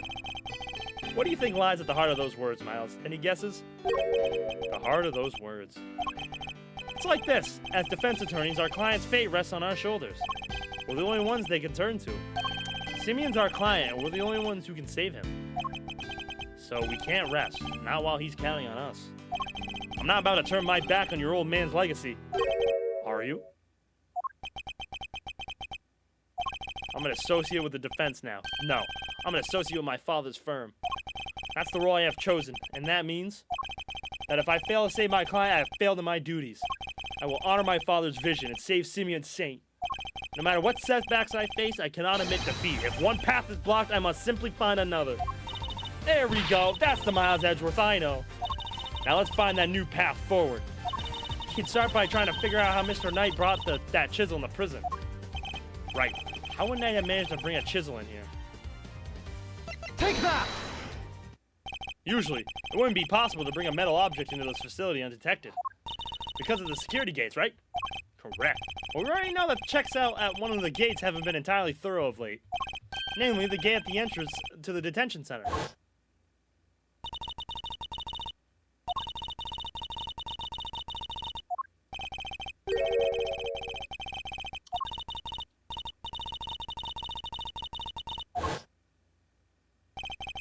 Knight took advantage of this little oversight and had Mr. Saint bring him the chisel. Excuse me. Hand inside his pocket chest set. That does answer one of our questions. And I suggest that the chisel was indeed Mr. Knight's and not Mr. Candy's.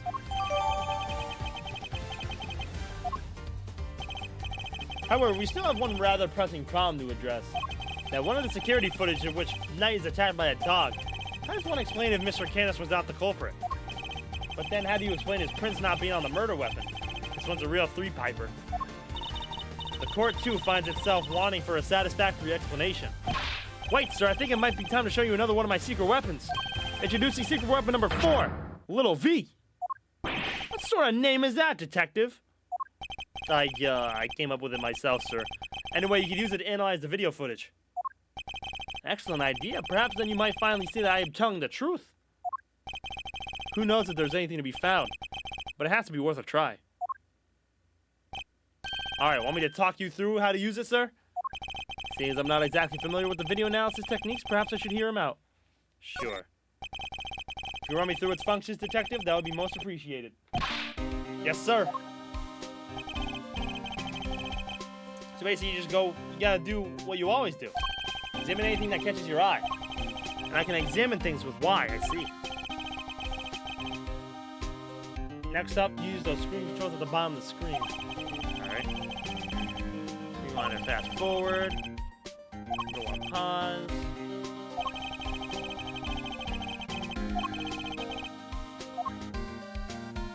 Alright.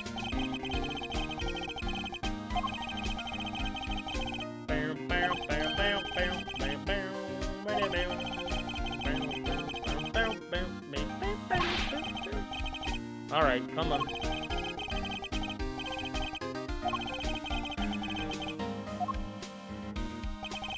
By the way, even when you're zoomed in, you can still examine stuff just like in regular view. Also, you can make use of previous and next frame to get a good look at what's really happening.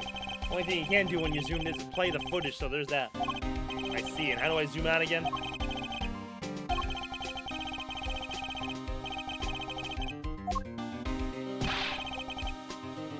That sums it up. Now let's fire Little V up for real. Remember, just examine anything that catches your eye and you'll do fine. Footage from Knight's holding cell. Other than the victim being attacked, that dog. By that dog, I can't see what else it might show us.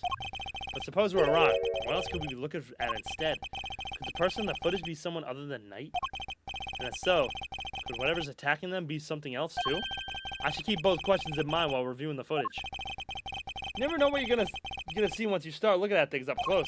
Check every detail, sir. You'll find something, I'm sure.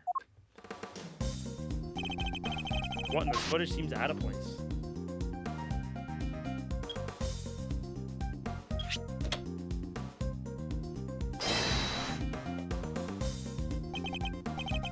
Must be seeing things. Take another look.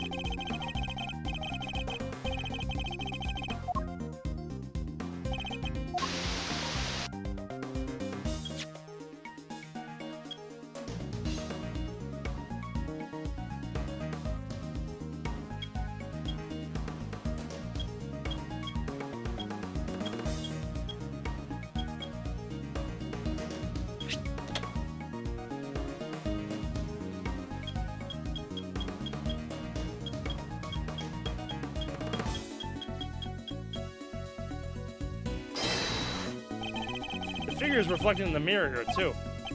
Is that a hat? Say, doesn't that look like the hats the guards wear, sir? Ah, jeez, that's what I think it is. Is that what I think it is? Have there been any reports of one of the animals attacking a guard recently? Not that I've heard of. So this may not be a guard at all, but somebody dressed as one.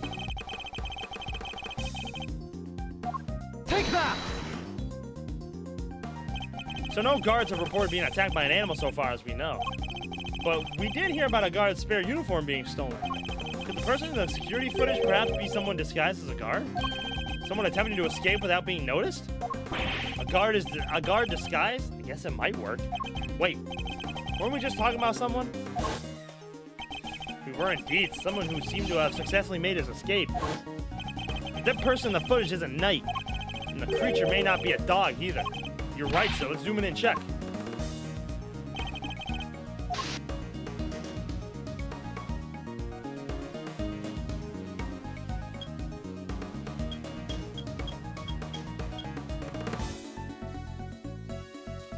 Honestly, it's way too small for it to be a dog.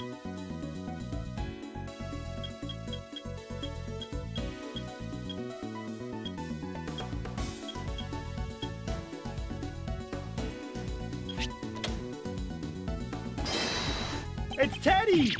Sir, look! I suspect we may have made a critical error of judgment. What we're looking at here is no dog. This animal is. That's not a dog, it's a bear. What? So the paw prints from the photo I took were not canine, but your sign. A bear? So could that mean... Yes, I think it could. After all, who else do we know with such a pet? We had assumed that it was Knight in the security footage. Well, it was his cell. It's hardly a crazy theory. Perhaps. But now that we know about the hole under the bed, it is no longer the only possibility. Whoever had access to the tunnel could very well be the one caught on camera. Who was that, Mr. Edgeworth? Would you care to tell the court who you believe this person to be? Take that! I believe I know who our guard in disguise is.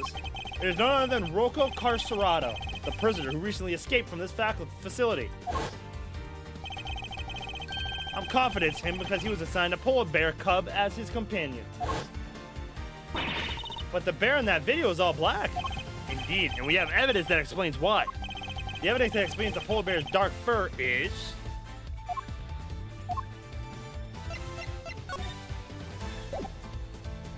We do?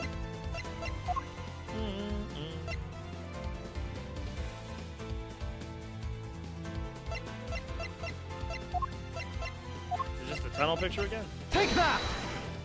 You mean to tell the court that this somehow... Okay, that's not it. Maybe that's the tarp. Call me a dum-dum, but boy, how does that even work? Cool.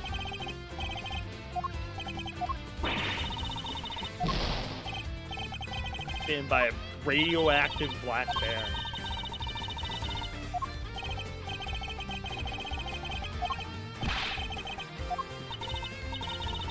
Care for a hint? Nah, I got it. It's the gloves. It the glove. Take that!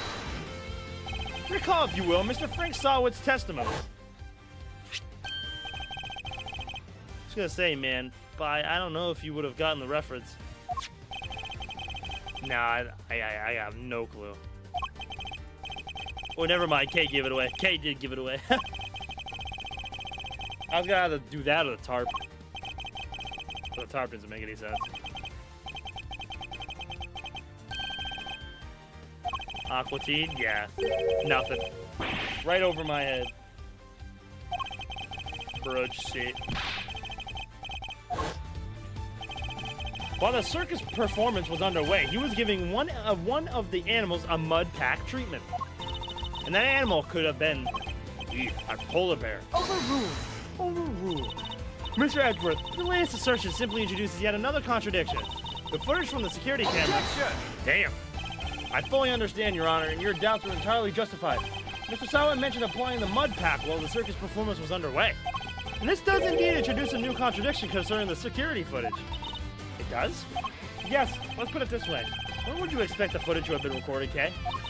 If it was taken right after he applied the mud pack treatment, it should have been around 9 a.m. In which case, something isn't right about the footage. Really? And what's that?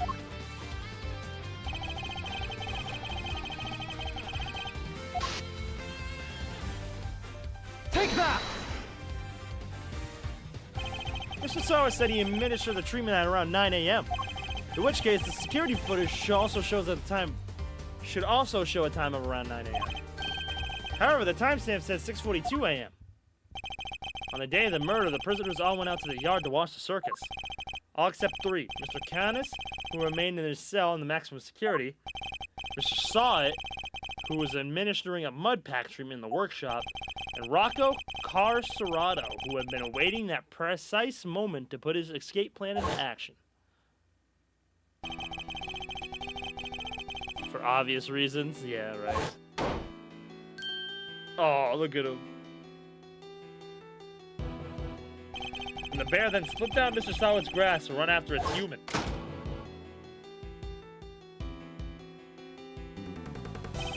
Mr. Sawood would have then left the workshop to pursue the bear, at which point he saw Mr. Canis' dog retrieving the murder weapon from Knight's body. It all fits perfectly, except for the security footage, which should have been recorded from around 9 a.m. However, the timestamp is 3 hours off. Why would the timestamp be wrong? Detective, I would like you to have the security camera examined right away, please.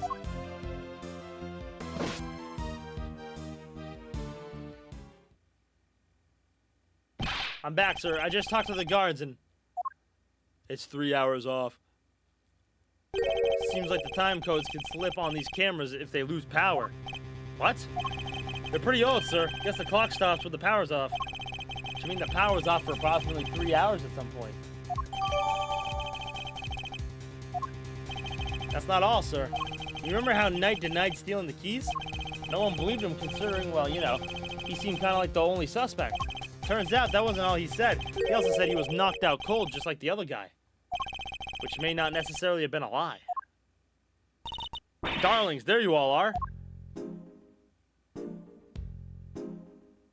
How goes the investigation? Is there anything I can do to help things along? Actually, there might be something we can do for you, Mr. Warden Lagarde. The escapee, Mr. Carcerado. I believe he may still be on the premises. He is disguised as a guard. Here's the proof, should you need it. We're reasonably certain that the person captured on this tape is our man. And if I am correct, he might even be here in this room with us now. Yo.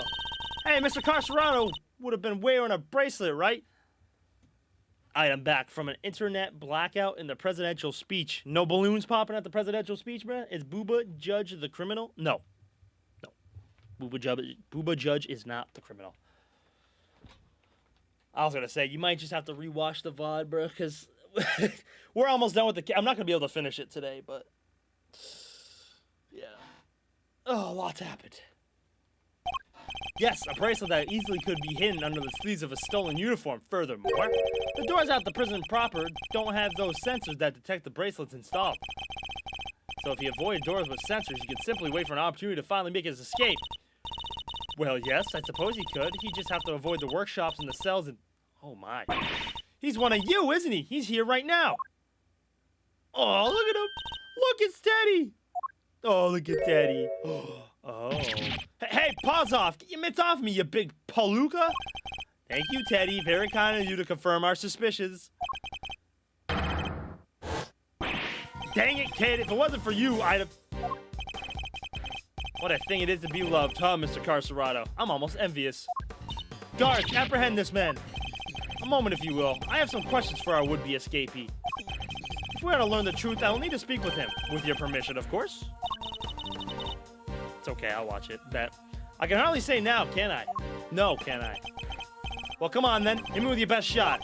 Mr. Carcerado's escape route led directly into Knight's cell. So it's highly possible he has something to offer. Tell me what you were doing the day Mr. Knight's body was discovered. All right. That is a good place to end. That is a good place to end. With Rocco being almost probably. We'll see. We'll see if the. I don't even know. I feel like I don't even know what I'm saying, bro. I think he's the killer, but I think something crazy is about to go down. Cause we just got so much more information, bro. I need more Eustace. That whack ass motherfucker, bro. You don't need more Eustace. Frick you, Gorilla. Yeah, Gorilla, frick you. All right. Whew.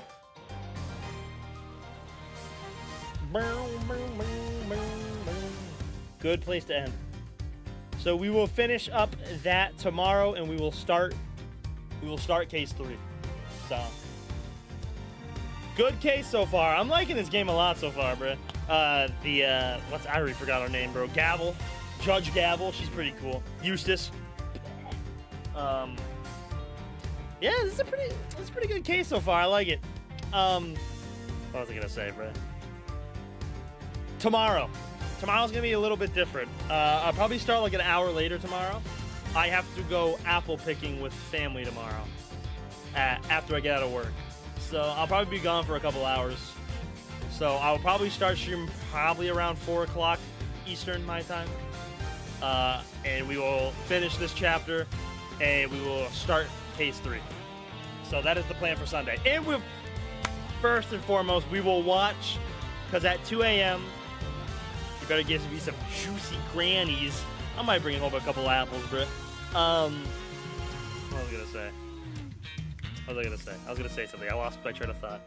Oh yeah, we're also gonna watch the Ace Attorney video that drops at 2 a.m. tonight.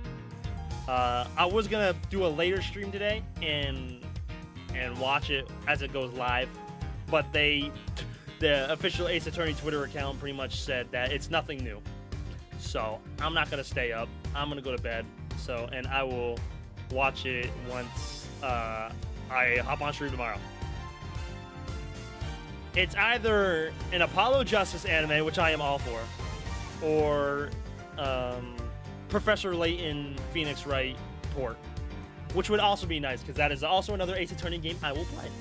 So, but yeah. It's probably not a new game. I'll take time to sleep earlier. So if it's something crazy gets announced, please let me know. I'll let you know. Like I said, I'm not gonna look until I get on stream tomorrow. So I'm not gonna know until I stream tomorrow. So, but yeah, I'll be here around 4 o'clock. Yeah, that's about it for today, fellas. I do appreciate y'all for hanging out, man. W stream. I also want to say on the YouTube side, for anybody that's watching on YouTube, VOD wise, any-wise, I'm almost at 500 subscribers, and that's honestly a very big milestone for me. So if you haven't and you want to follow my YouTube, by all means, I'll put it in the Twitch chat. Or if you're watching on YouTube and you haven't subscribed, please, that would mean the world to me. But I appreciate y'all for hanging out, man. W stream today, and I will see you guys tomorrow, all right? A little bit later, like I said, a little bit later. So I appreciate y'all. Love y'all. Peace out, fellas.